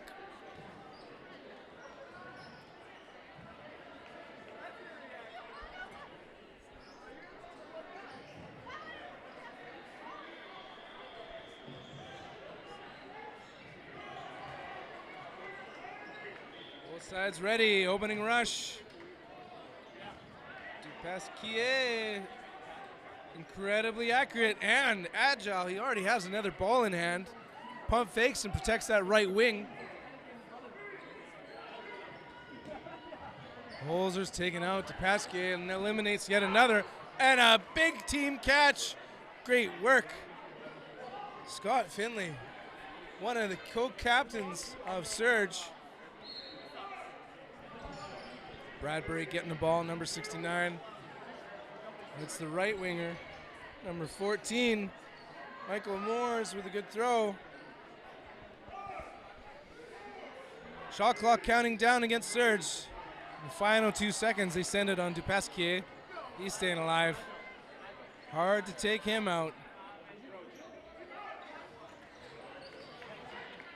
Hard shot on the left winger for Surge. Osviata staying alive. Charte looking around. Fermi, he's still good. Sorry, Woods.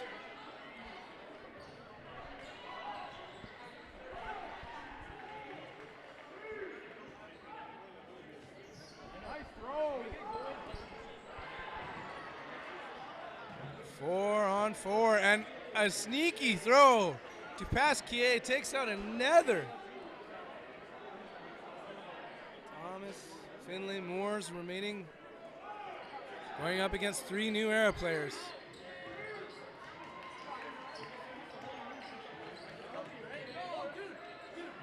In, pushes, retreats. Team play call time.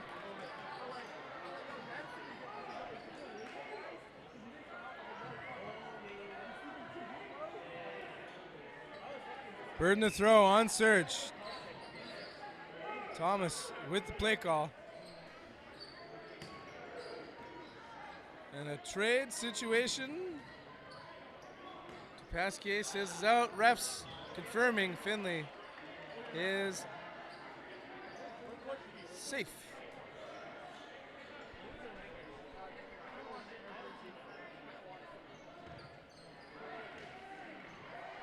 Both sides ready. 3-on-3. Cross court. Finley staying alive this time, despite a lot of pressure. Burden to throw on New Era. 2 players remaining. 2 balls apiece. Hard on their opposing wingers. Ball in and out. Now 1v3. The surge is working. Thomas hoping for a trade situation, but he's just eliminated. Ball goes low and wide. Quick send. No damage. So close on Woods. Just above his back. And in and out. Point on the board. Good shot, Moores. Good job, Ben.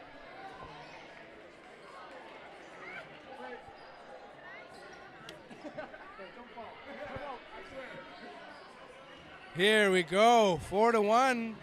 Good start to the second half for Surge.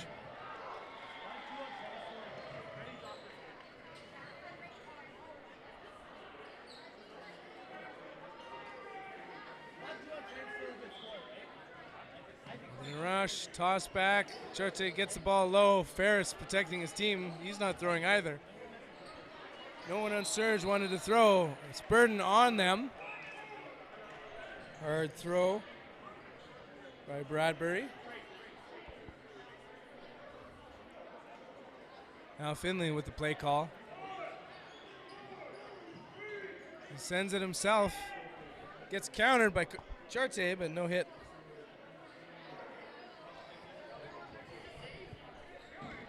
Again, Bradbury with the play call. This time, Betts with the throw. Burden, New Era. Good rips. Mills and... Oh, what is Moores doing? Oh, he's out. Holzer staying up in the attack zone. It's a little confusing there for a minute. Pozueda sends it solo. Now a reset by New Era. Lots of players, lots of balls. They let a few rip. With one a limb. Lavoie slow to retreat. He was the target. Good hops on his part. 4 balls for Surge mean it's their burden to throw. 1, 2. Limbs on each side. Now 4 serving 3. New Era with the ball burden. The second one takes out number 16. Now doubled up on players as New Eras, but doubled up on balls is Surge. Shot clock down to 2. Both wingers block the ball, and a trailer taking out Woods. Holzer out too. Charte, Lavoie remain as New Era players. Mills getting a ball. Bradbury with him on the right. Right into the gloves of Charte. Bringing it back in the end. Lavoie grabbing the ball while he could. And then out called. Puts a point on the board here for New Era. 5-1.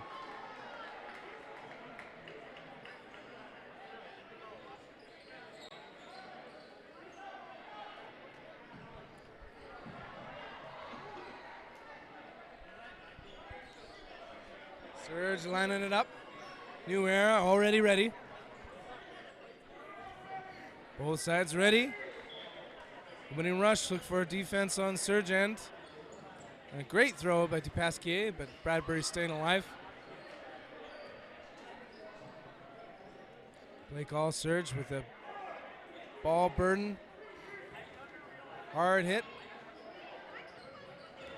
Leroy out. Now New Era on offense.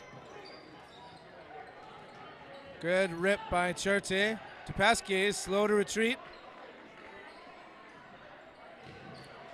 Surge coming to the line. Shot clock counting down. They send two. Taking out their target.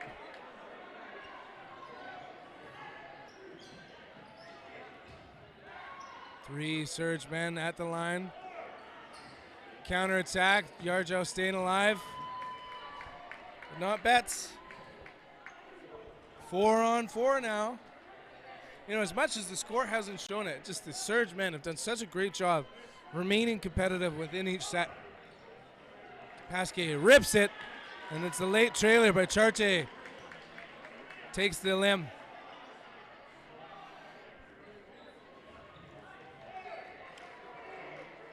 Three seconds on the shot clock. Pasquier gets hit with the trailer on the elbow. Ferris making a play call. His top shelf teammates, they send it over to the winger. Finley, he was ready for a late trailer, but he's staying alive. Burden to throw on New Era. Good rips.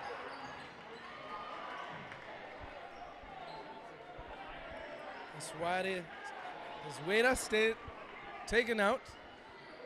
Two remaining for Surge. Two, Ferris, good active blocking. Yarjao with the limb and sends another right on target. Point on the board. 6-1. With the game clock counting down. Under a minute remaining. So the win is secured for New Era. It's a human impossibility for us to have more than a match really to go, more than one set.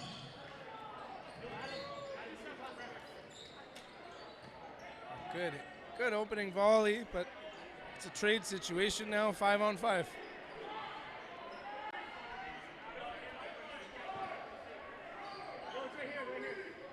Two seconds on the shot clock. Cross court's perfect. Yarjo's taken out. Holzer tries for a catch, but he couldn't hold on to it. Pasquier, eyes up, realizes he was the target. Big rip, and that one has a drop shot right up on his ankles. And action is happening right now as the game clock is expiring. That ball was live, so the catch is good. Referee's actually conferring.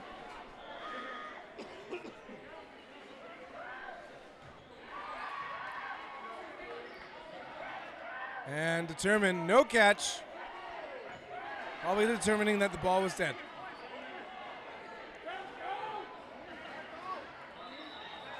Okay, strong player advantage right now for Surge.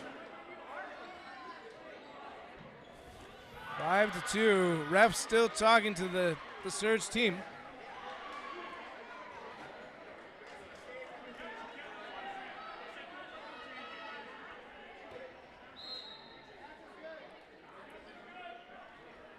Ready to go, and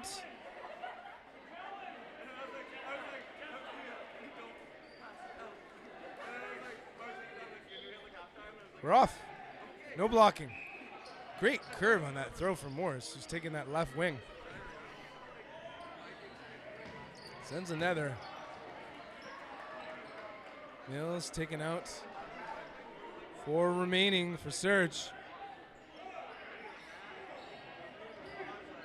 Morris with another strong throw, but he's the victim.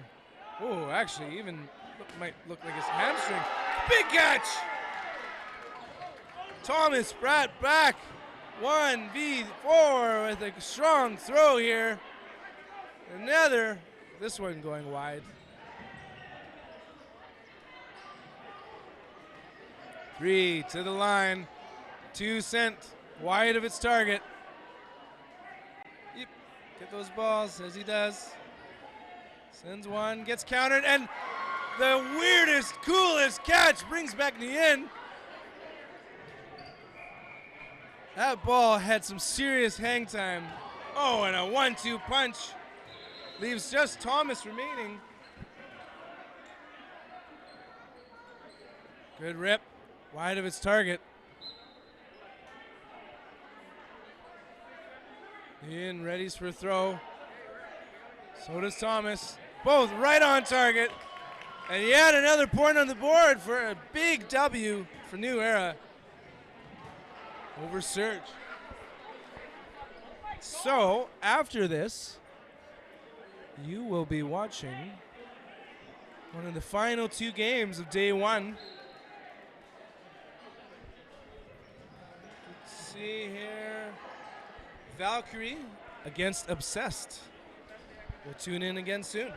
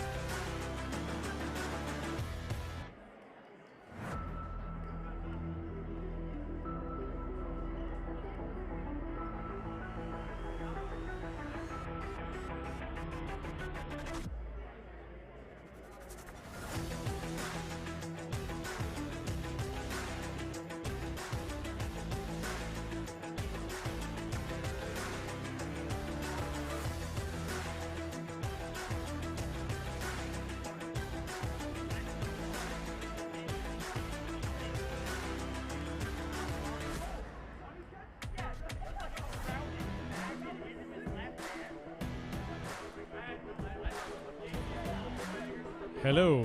At 7 p.m., the match featuring Valkyrie against Obsessed at the court number 2. Be there. À 7 heures, c'est le match opposant Valkyrie à Obsessed au terrain numéro 2. Soyez là.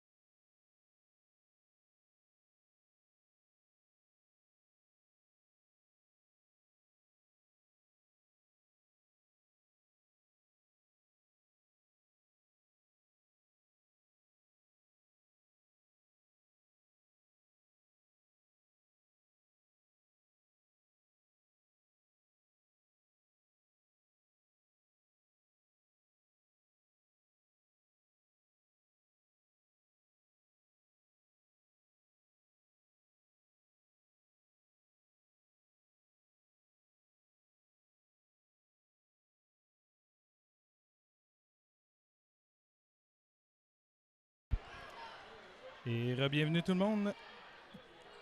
On reprend en français pour Valkyrie contre Obsessed. Il y a une petite consultation avec les arbitres. Et on va reprendre tout de suite après.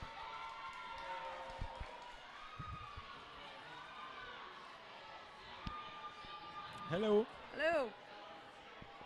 I'm Kendall Stelmack here with Sam. Yes. Samuel Nadeau. Awesome. So we are seeing Obsessed taking on Valkyrie. So two Ontario teams. Beautiful dodge by number 11 from the Obsessed side. Again, both teams in Ontario. Valkyrie took first place last year at Canadian Nationals 2022. So we'll see what they can do this year. Obsessed coming in just behind them. I think we have 3 teams from Ontario joining us.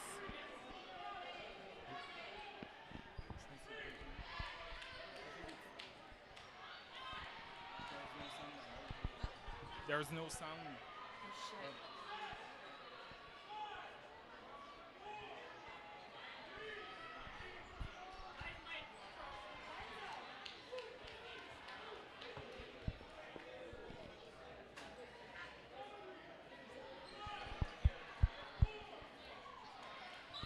Hello? 1, 2.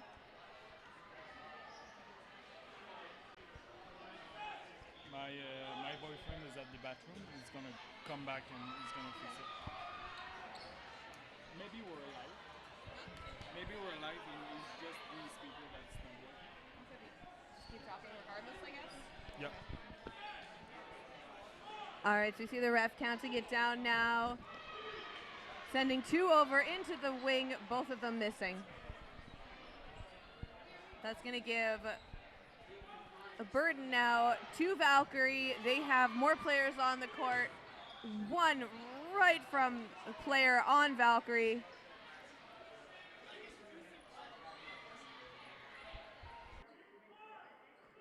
Oh, another great shot from the Valkyrie team.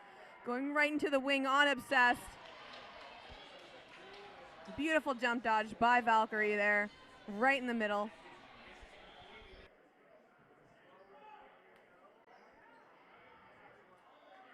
Yeah, and that is a hit. That's number 11 being taken out. First point on the board, that's going to be scored by Team Valkyrie.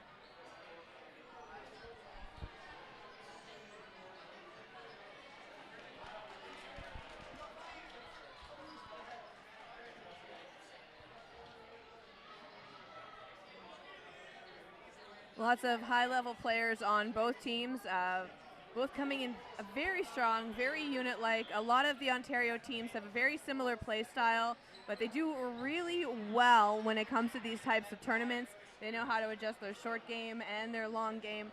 Right now we have about 6 minutes left in the first half, pardon me, and we're seeing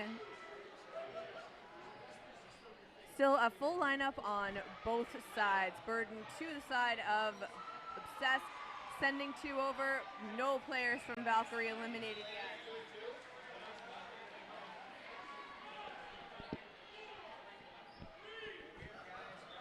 Yeah, it looks like two players from Obsessed. 2 players, 783 and number 1, who's out from this double. And great shot from number 10. That's going to take out 2 players on the Valkyrie side, so whittling them down now. We have 5 players left for Obsessed against the 4 on Valkyrie. Oh, and number 13 just got it from the right in the hip on the wing. Yeah. I know the French word, but the English word was missing. That's fair.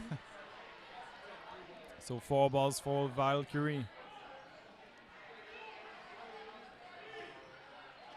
Yeah, that looks like it was a finger hit, so that is player from Obsessed being eliminated. That's number 27. Still 2 players left in for Valkyrie. I can see them whittling them down. Shot going a bit wide. No hits made. Burden now still on the side of Valkyrie. No hits made. No hit. Number 89 manages to stay in. They were both shooting for her. Nice dodge by the player on the side of Valkyrie. 4 minutes left now in the first half.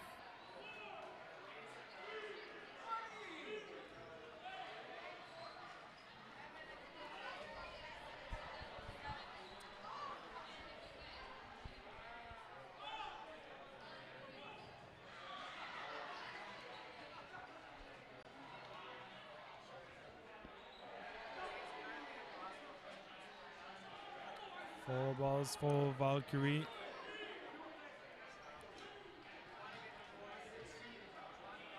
All right, so we still have 4 players now for the side of Obsessed.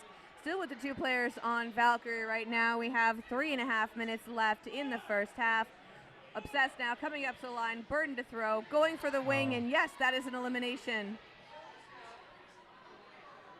1 player now left for Team Valkyrie. No hits made.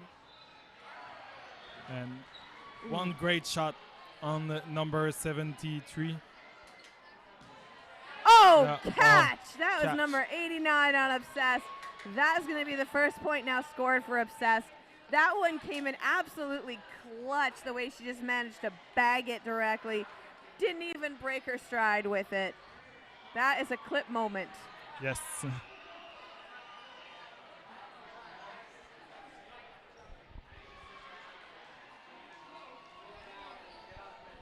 Score is now 1-1, 2 minutes and a half to play. They're all tied up. So these have been kind of a bit longer sets during this half. Like, we've only got 1 point on the board each, and we've got about 2.5 minutes left. So this might be a match that could potentially go into no blocking. Yeah, certainly.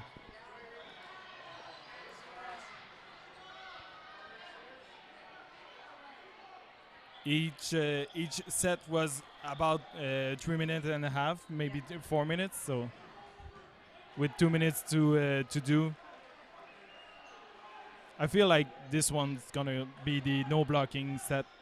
Yeah, I think this is the last match of the day for these 2 teams, so they're probably a little bit tired as well. Like, we've been here since around 7:30 in the morning, and it is now 7 o'clock in the evening here in Eastern Standard Time. So it's been a 12-hour day for everyone here. So big shout out to all the volunteers, all the organizers, the refs, the volunteers, the line refs, the stream team, everyone who's able to be here today. Thank you for putting in so much time, and we can't wait to do it all again tomorrow. Yes.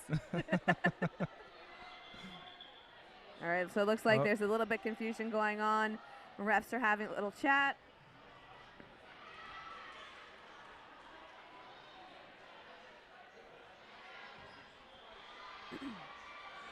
Just confirming a couple things, and the line ref is going to talk to the head ref now. He's like, yep, call's made. So reset after stopping play, but that doesn't mean it's a no blocking match. The teams will be able to block for the next 40 seconds. Again, it is 1-1, so we're going to see this go into no blocking. Ref calling a hit on number 13 from Valkyrie.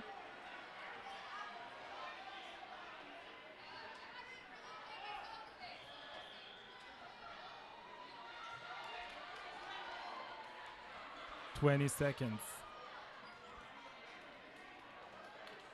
Obsessed now coming up to the line. Each player with a ball in hand. They have Burden ready to throw. 2 shots right at the right wing or the left wing from our perspective. No hits made, so that's going to give Burden still on the side of Obsessed, throwing straight across. No hits made. Both players remain in. Looks like a player from Obsessed was eliminated, though. And now we're going to go into no blockings. This is the end of the first half.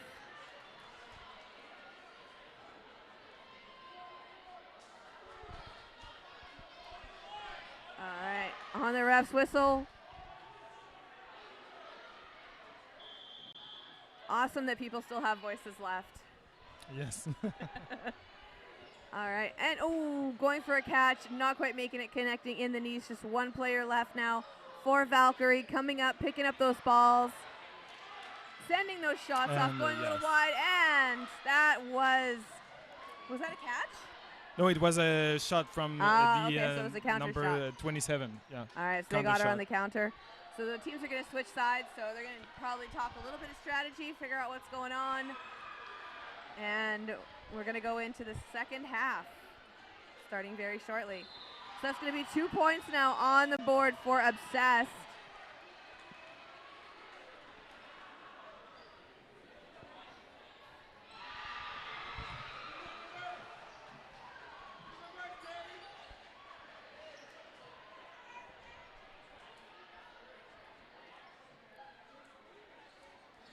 All right, we see the coach coming in, talking a little bit of strategy.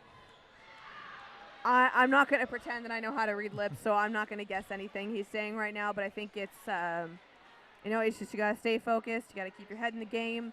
Don't let them psych you out. Like, you guys have been doing a really good job so far, so just, keep it together, play smart, play slow if you need to, and don't forget to take those shots.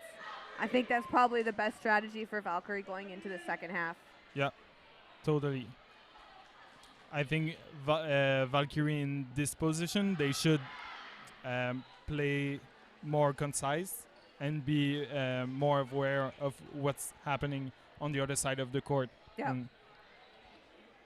Because right now the momentum is on the Obsessed, so they will have to turn this around and then continue in that momentum to go for the victory. Yeah, absolutely. That's a great observation. Thank you.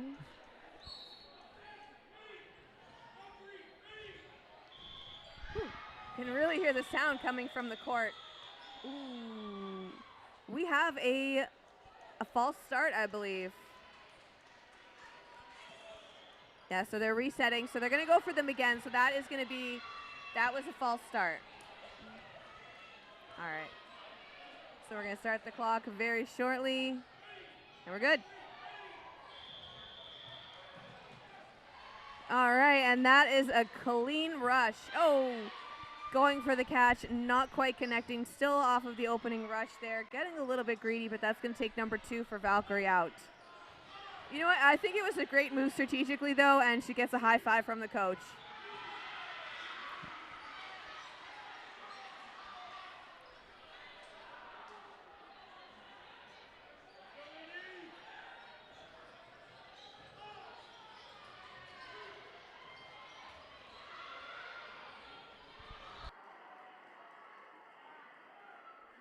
All right, so we're going to see now 4 players in for the side of Valkyrie.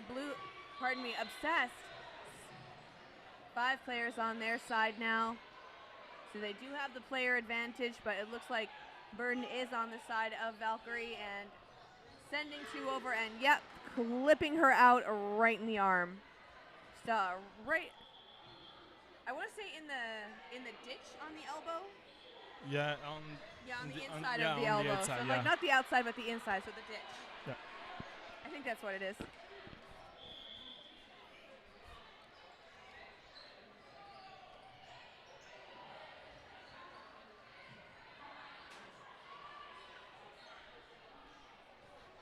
All right, so Valkyrie's coming in now. It looks like they have 4 balls. They have Burden just sending 1 over. Very smart strategic move.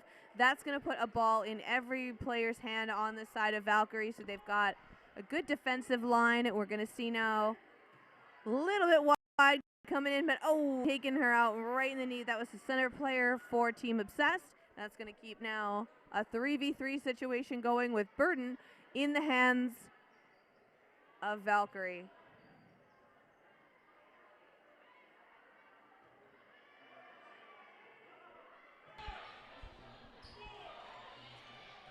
Block up and pop fly. No one went to catch it, and no hits made.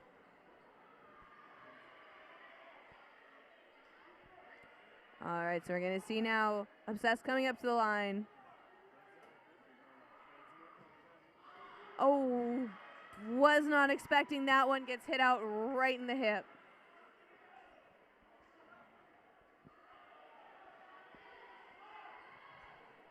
All right, so we're going to see now. We have about 7.5 minutes now left in the second half. Yes. Currently, Obsessed is with 1 point. So this has been about a 3-minute set so far between these two teams. Again, probably getting a little bit tired after playing all day. It's been a bit of it's been almost a 12-hour day now.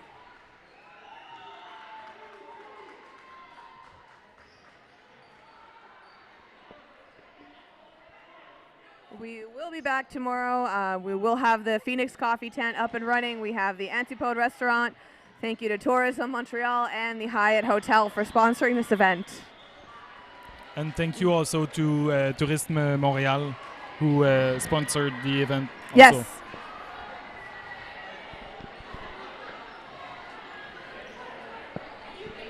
Been absolutely enjoying the city since I arrived on Tuesday, and so much nicer compared to Winnipeg. Did you add some bagel? I have, no, but I did have a smoked meat sandwich. Okay, oh yes. So it's on my list. Okay. I don't leave until Wednesday, so I got a lot of sightseeing left to do. Yeah. So go get some bagel from Saint-Viateur. Okay, I will put that on my list. Thank you. I did get to see the Pointe Calière. Oh, yeah. Yeah, the archaeology museum. Yeah. That was so cool.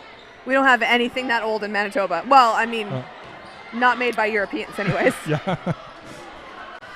All right, so it looks like 4 players left now for Team Valkyrie. Obsessed. 5, still with their full lineup of 6 players coming in there. Oh, the tip of the elbow. Yep. Got her. That dang elbow again.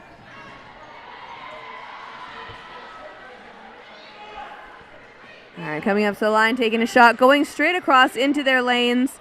No hits made. Ref calling the player on the wing for Obsessed on the right hand side safe.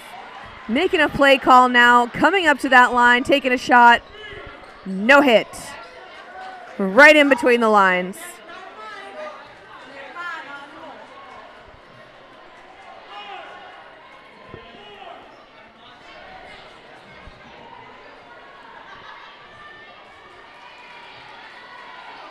Five minutes to play.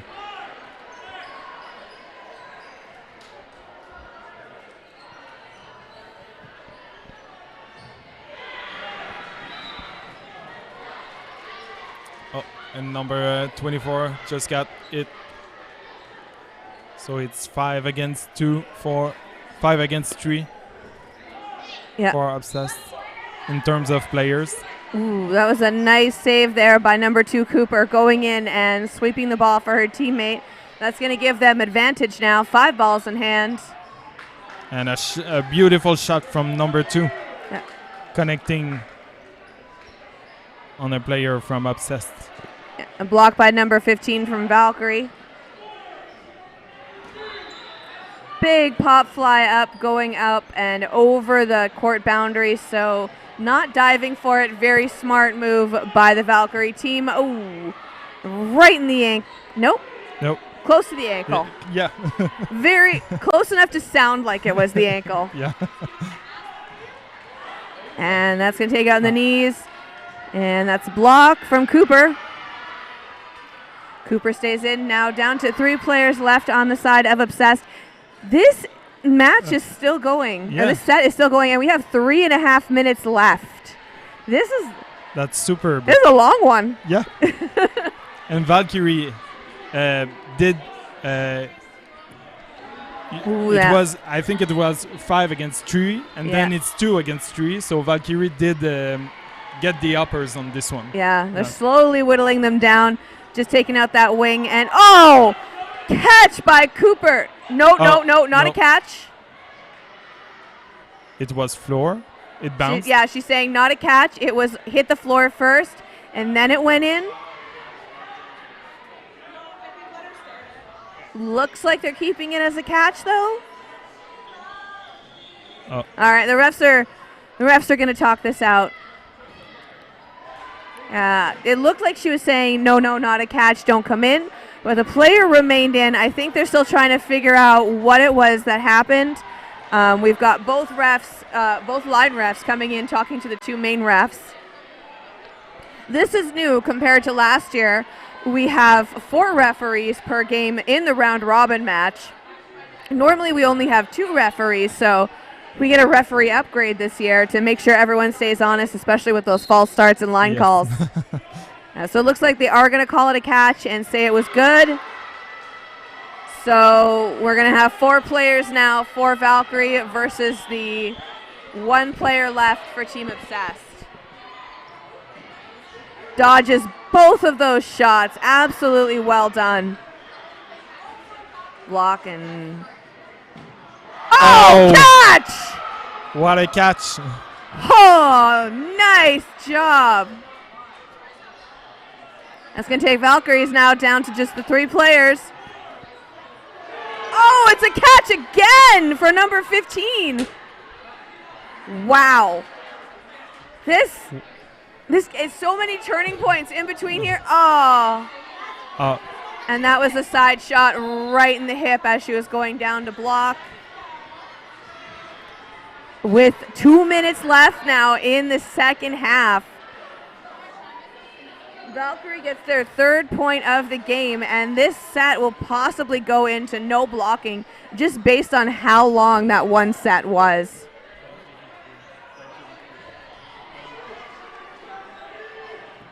Wow.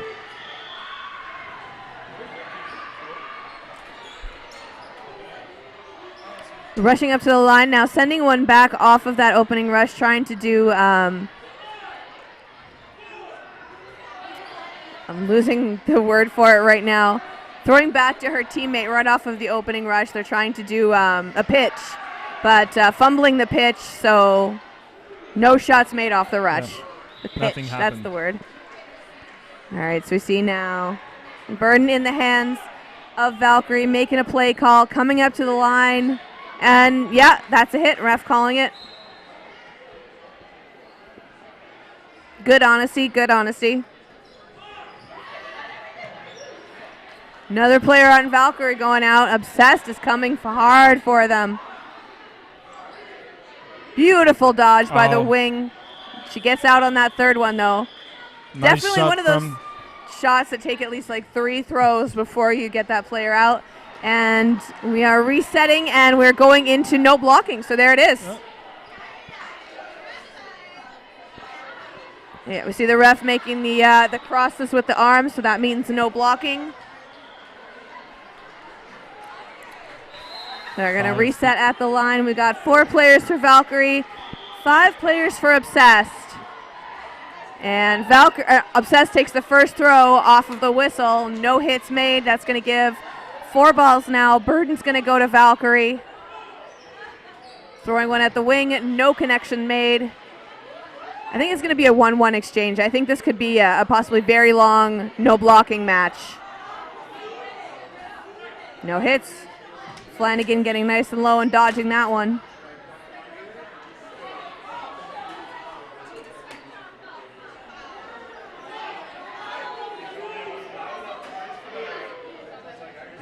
Oh, nice hit from number 13. Yep. So still 4 players left now for Team Valkyrie. Oh. It's a nice staggered 1-2 shot, getting her out in the knees. Yes.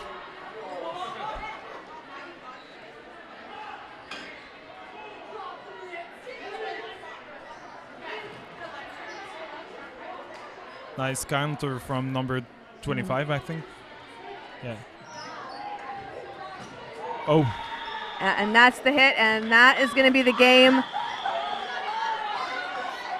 So Valkyrie gets that point, and that is going to be the win for them. There was the potential to tie up the match, but Valkyrie is going to take this one home. Yeah. So we've got another game coming up on the stream very shortly. Our day is almost done, but please join us again tomorrow morning from, correct me if I'm saying this wrong, Centre Pierre Charbonneau. Yeah. I'm learning. Yeah. All right, my name has been Kendall Stelmack, and I've been joined by Samuel Nadeau. Awesome. Thank you so much, and we'll see you for the next game. Yes.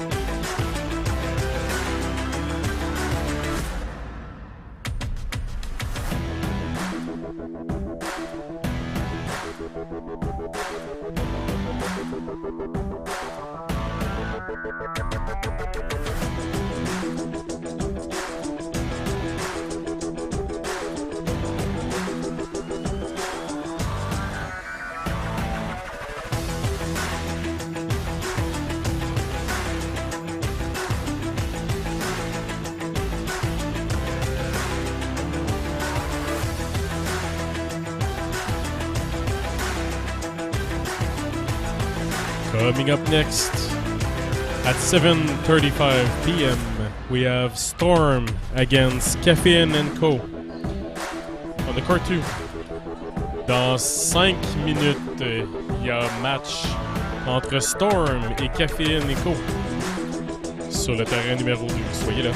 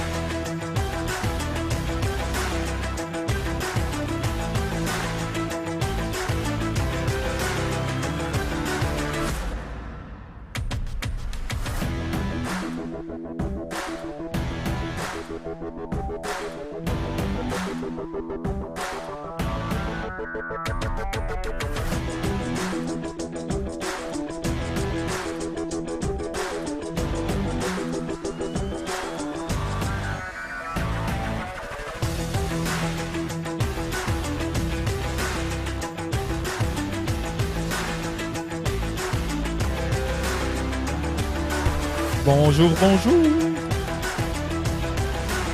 Pour la dernière partie de la journée, nous avons Kaffeine Co contre Storm.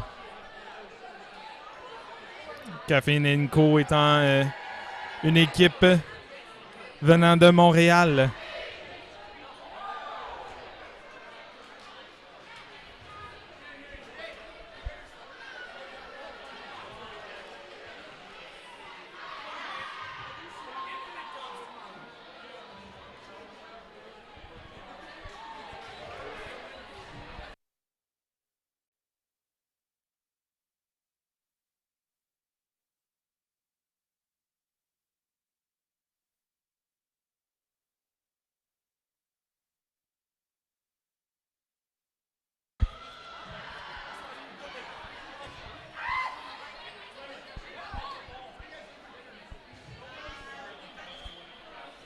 Et les équipes qui se placent, la partie qui va commencer dans quelques secondes. Et voilà, c'est parti. Un premier lancé pour Kaffeine. C'est maintenant avantage ballon pour Storm. Préparation à l'attaque. Elles prennent la ligne. 2 lancés. Aucun dommage. Contre-attaque venant du numéro 18.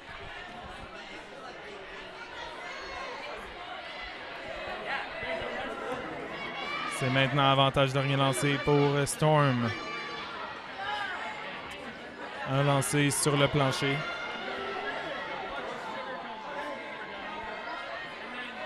Et on poursuit.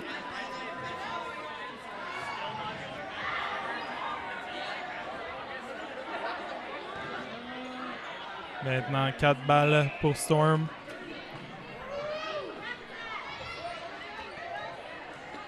Et beau dodge de Karine.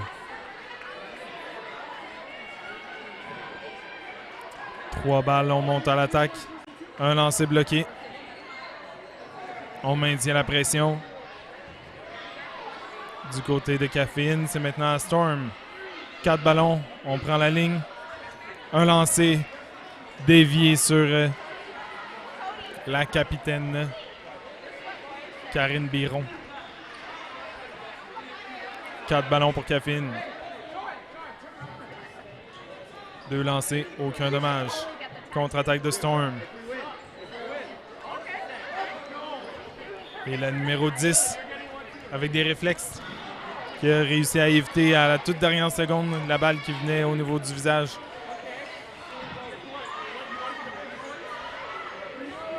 Quatre ballons pour Kaffeine.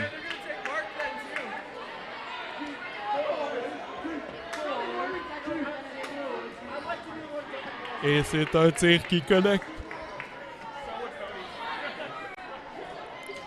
Par la numéro 10. 5 joueuses pour Storm, 3 pour Kaffeine. Avantage joueuse. 4 ballons pour Kaffeine.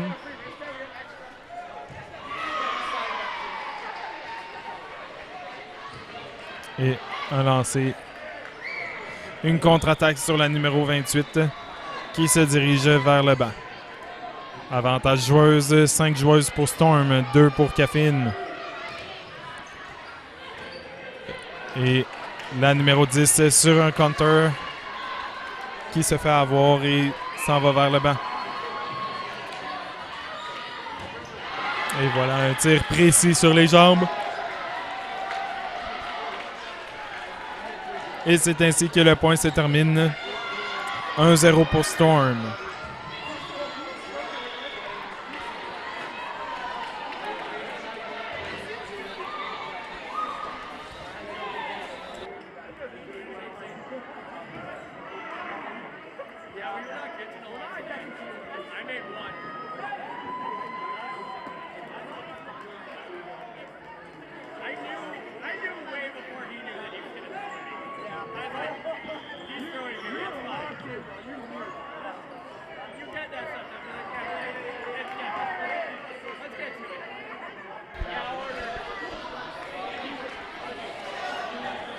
Quatre ballons pour Storm. Préparation à l'attaque.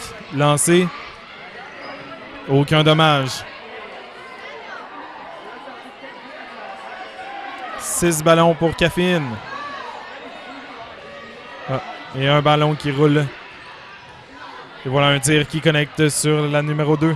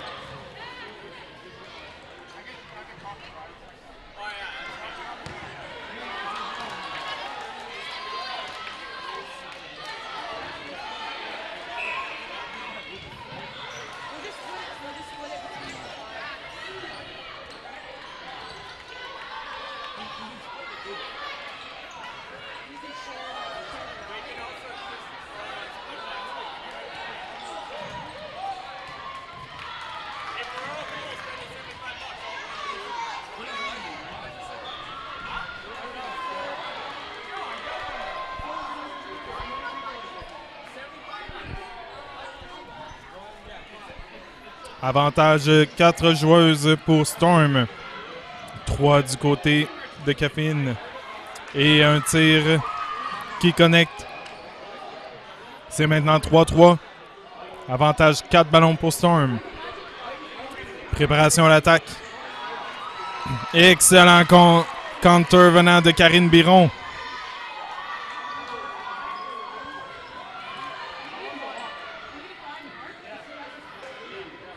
C'est maintenant Storm à lancer.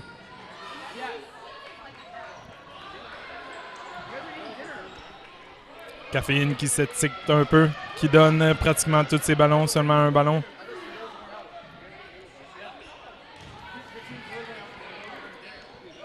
Encore 4 ballons pour Storm. Quelques échanges, aucun dommage, encore 4 ballons pour Storm.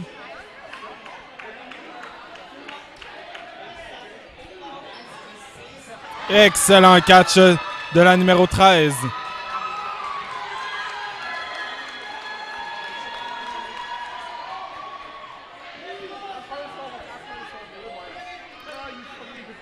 Un catch qui vient changer toute la partie.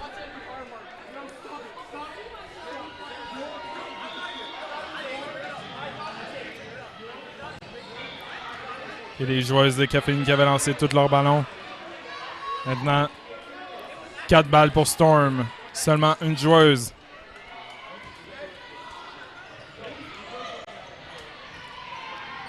Et une contre-attaque efficace par la numéro 6. Directement sur la jambe. Ainsi, on vient égaliser les points. C'est maintenant 1-1. Tout n'est pas gagné en cette dernière partie de la journée. Il reste 2 minutes 15 à la première manche. Des sets très longs, 3 minutes 50 par set.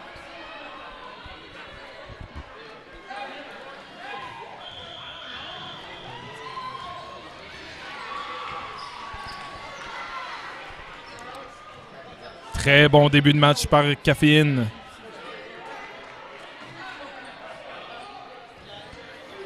Un lancer qui connecte.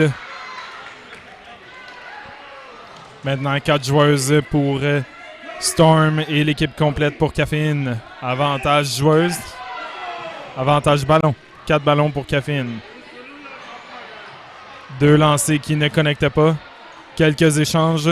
Et un catch. Du côté de Storm. Oh, il semblerait une ligne par la suite.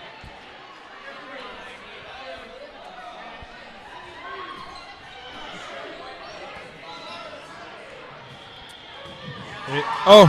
Excellent catch par la numéro 13. Et la numéro 5 qui revient sur le jeu.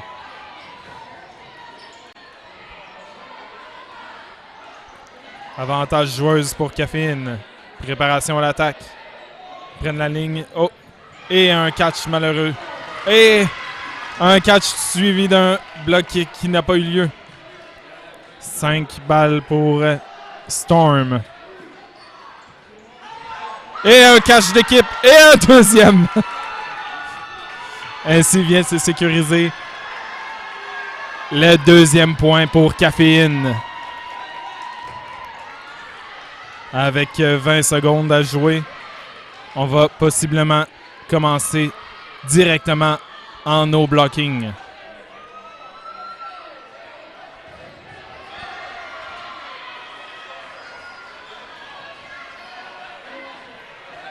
Ça serait important pour Kaffeine si elles veulent gagner la partie de garder ce momentum. Ce no-blocking risque de donner le ton pour la deuxième manche.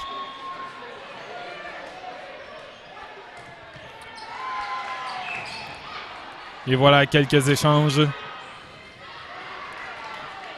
Des essais d'attraper. C'est maintenant 3 joueuses du côté de Kaffeine, 4 du côté de Storm et un catch.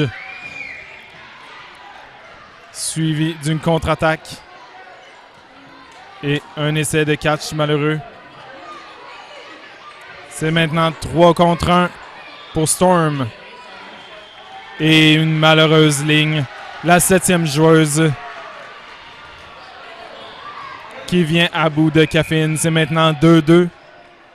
Nous allons aller à la deuxième manche avec un score d'égalité. Tout n'est pas joué encore, mes amis.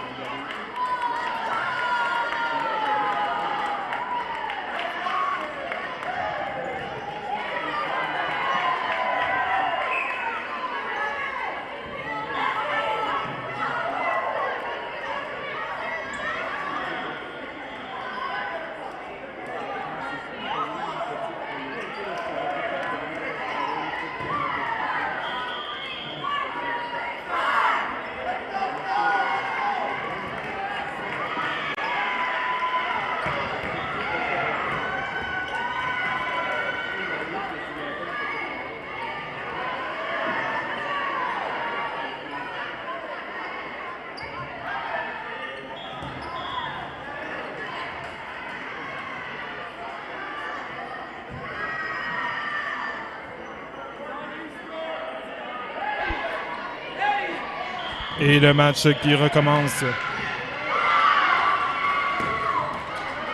Excellent bloc de la part de la numéro 11 de Storm.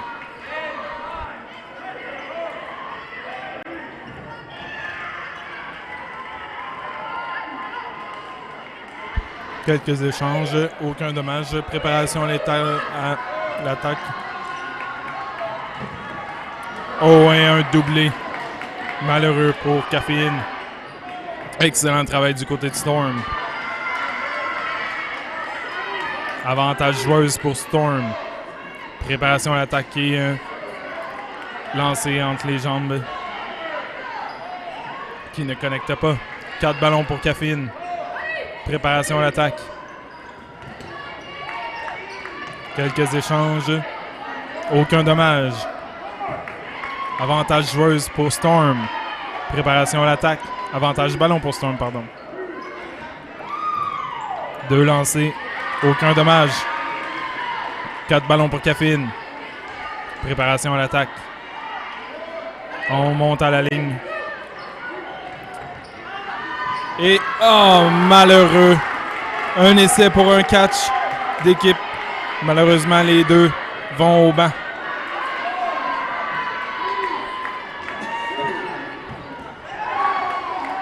Voilà un tir qui connecte de la part du numéro 11 dans l'équipe Storm.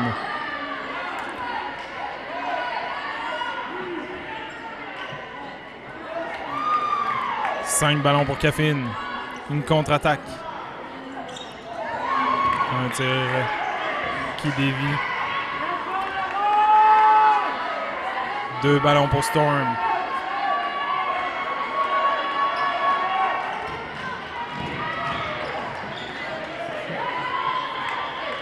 Quatre ballons pour Kaffeine.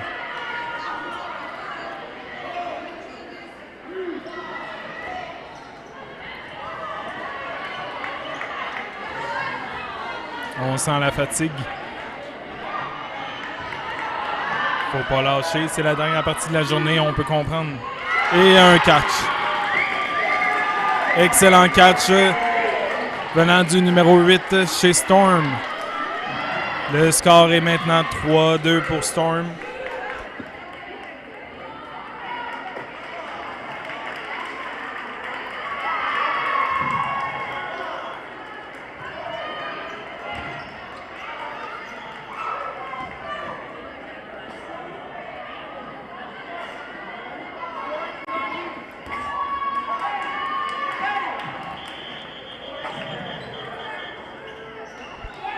Faux départ venant de Storm.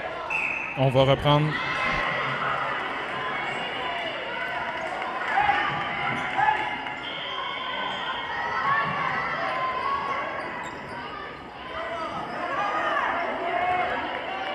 Un lancé pour Kaffeine qui ne connecte pas. C'est maintenant 4 ballons pour Storm.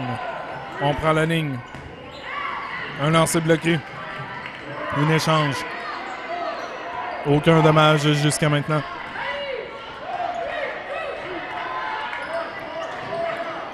Un lancer qui dévie. C'est maintenant 4 ballons pour Storm. Excellent catch. Suivi d'une petite touche sur les hanches. C'est maintenant 5 contre 5. 4 ballons pour Storm.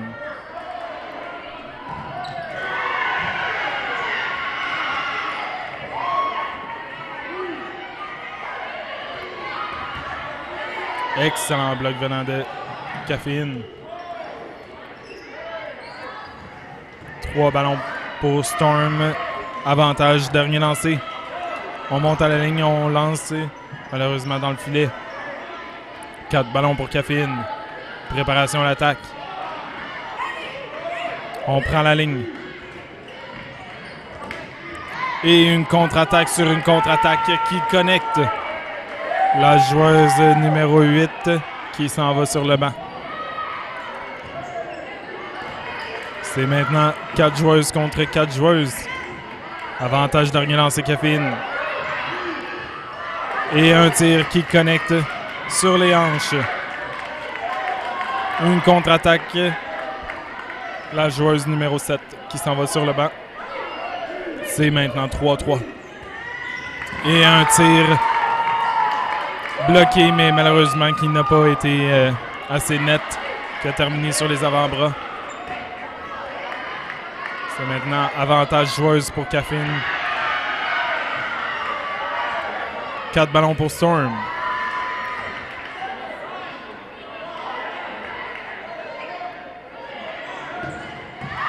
Et un tir directement dans les pieds. Excellent travail pour Storm. C'est maintenant 2-2. 2 joueuses contre 2 joueuses. Et un lancer excellent de la part de Kaffeine.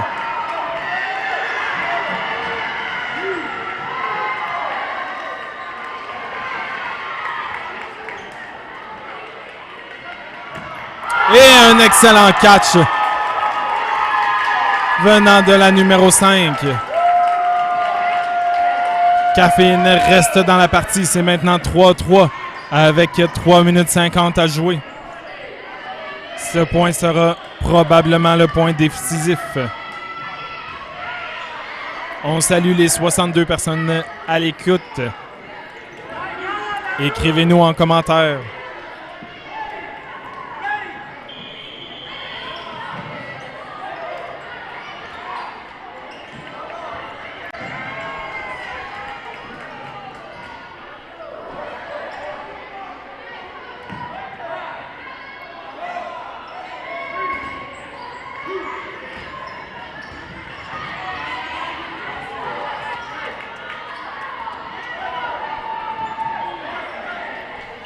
Quatre ballons pour Kaffeine. On se prépare à l'attaque. On monte à la ligne.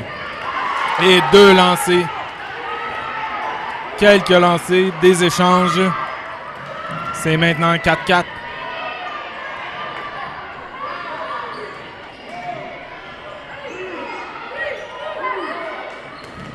Et un tir. 2 tirs qui connectent sur les joueuses de Storm. Il ne reste plus que 2 joueuses.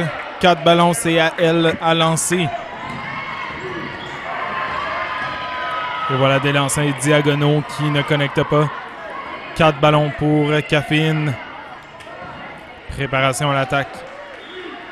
On parle stratégie. On s'en va à la ligne. 2 minutes 15 à jouer. Storm se prépare, lance. Et 2 ballons, dont un qui connecte sur la joueuse numéro 5.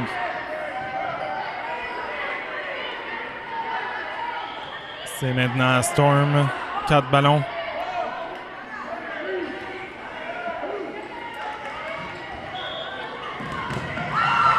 Et voilà une excellente contre-attaque venant de Kaffeine.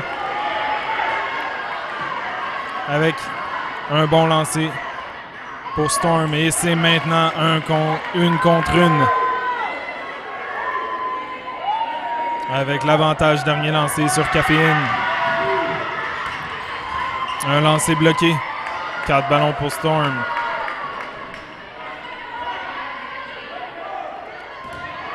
Une minute 20 à faire. Oh! Et un bloc sur les doigts qui permet à Kaffeine de prendre le point. C'est maintenant 4-3 avec 1 minute à faire. Nous allons probablement aller en no blocking avec ce point qui commence.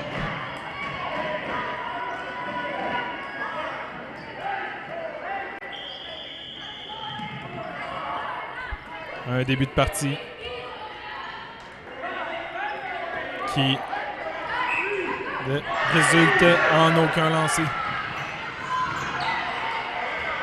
On voit chacune des équipes qui donnent vraiment leur 100% présentement en cette fin de journée.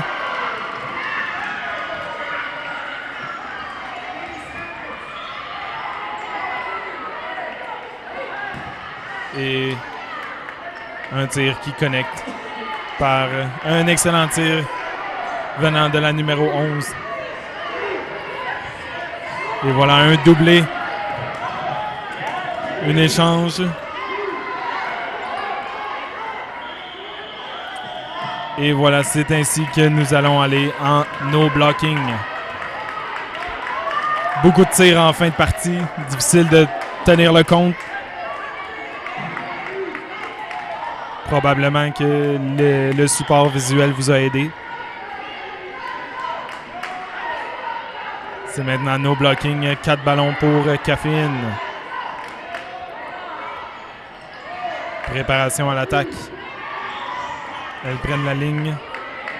Des échanges, aucun dommage. Encore 4 ballons pour Kaffeine.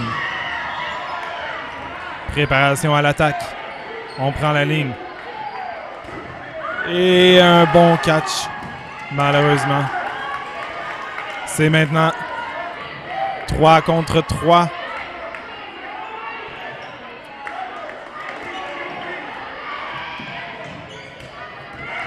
Et un catch pour Storm.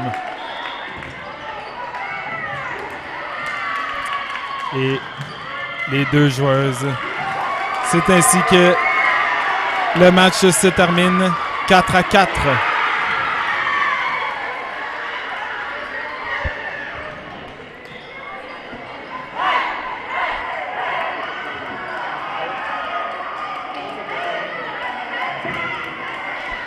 Donc, étant donné qu'on peut terminer nul durant les round robin, le match se termine 4-4. C'est ainsi que se termine la première journée des championnats nationaux de Dodgeball Montréal 2023. On aimerait remercier nos commanditaires, Tourisme Montréal, Dodgeball Canada, le Café Phoenix, le restaurant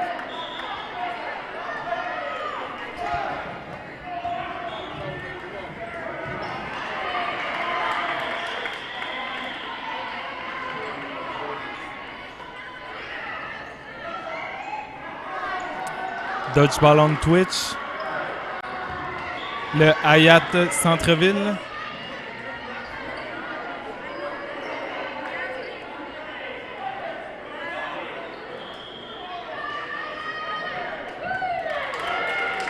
donc mon nom est Samuel Nadeau. Je vous remercie pour cette excellente journée. Bye Hugo! Et pour nous, on se voit demain matin 8h pour le jour 2 du tournoi. Merci à tous et à toutes. Bonne fin de soirée.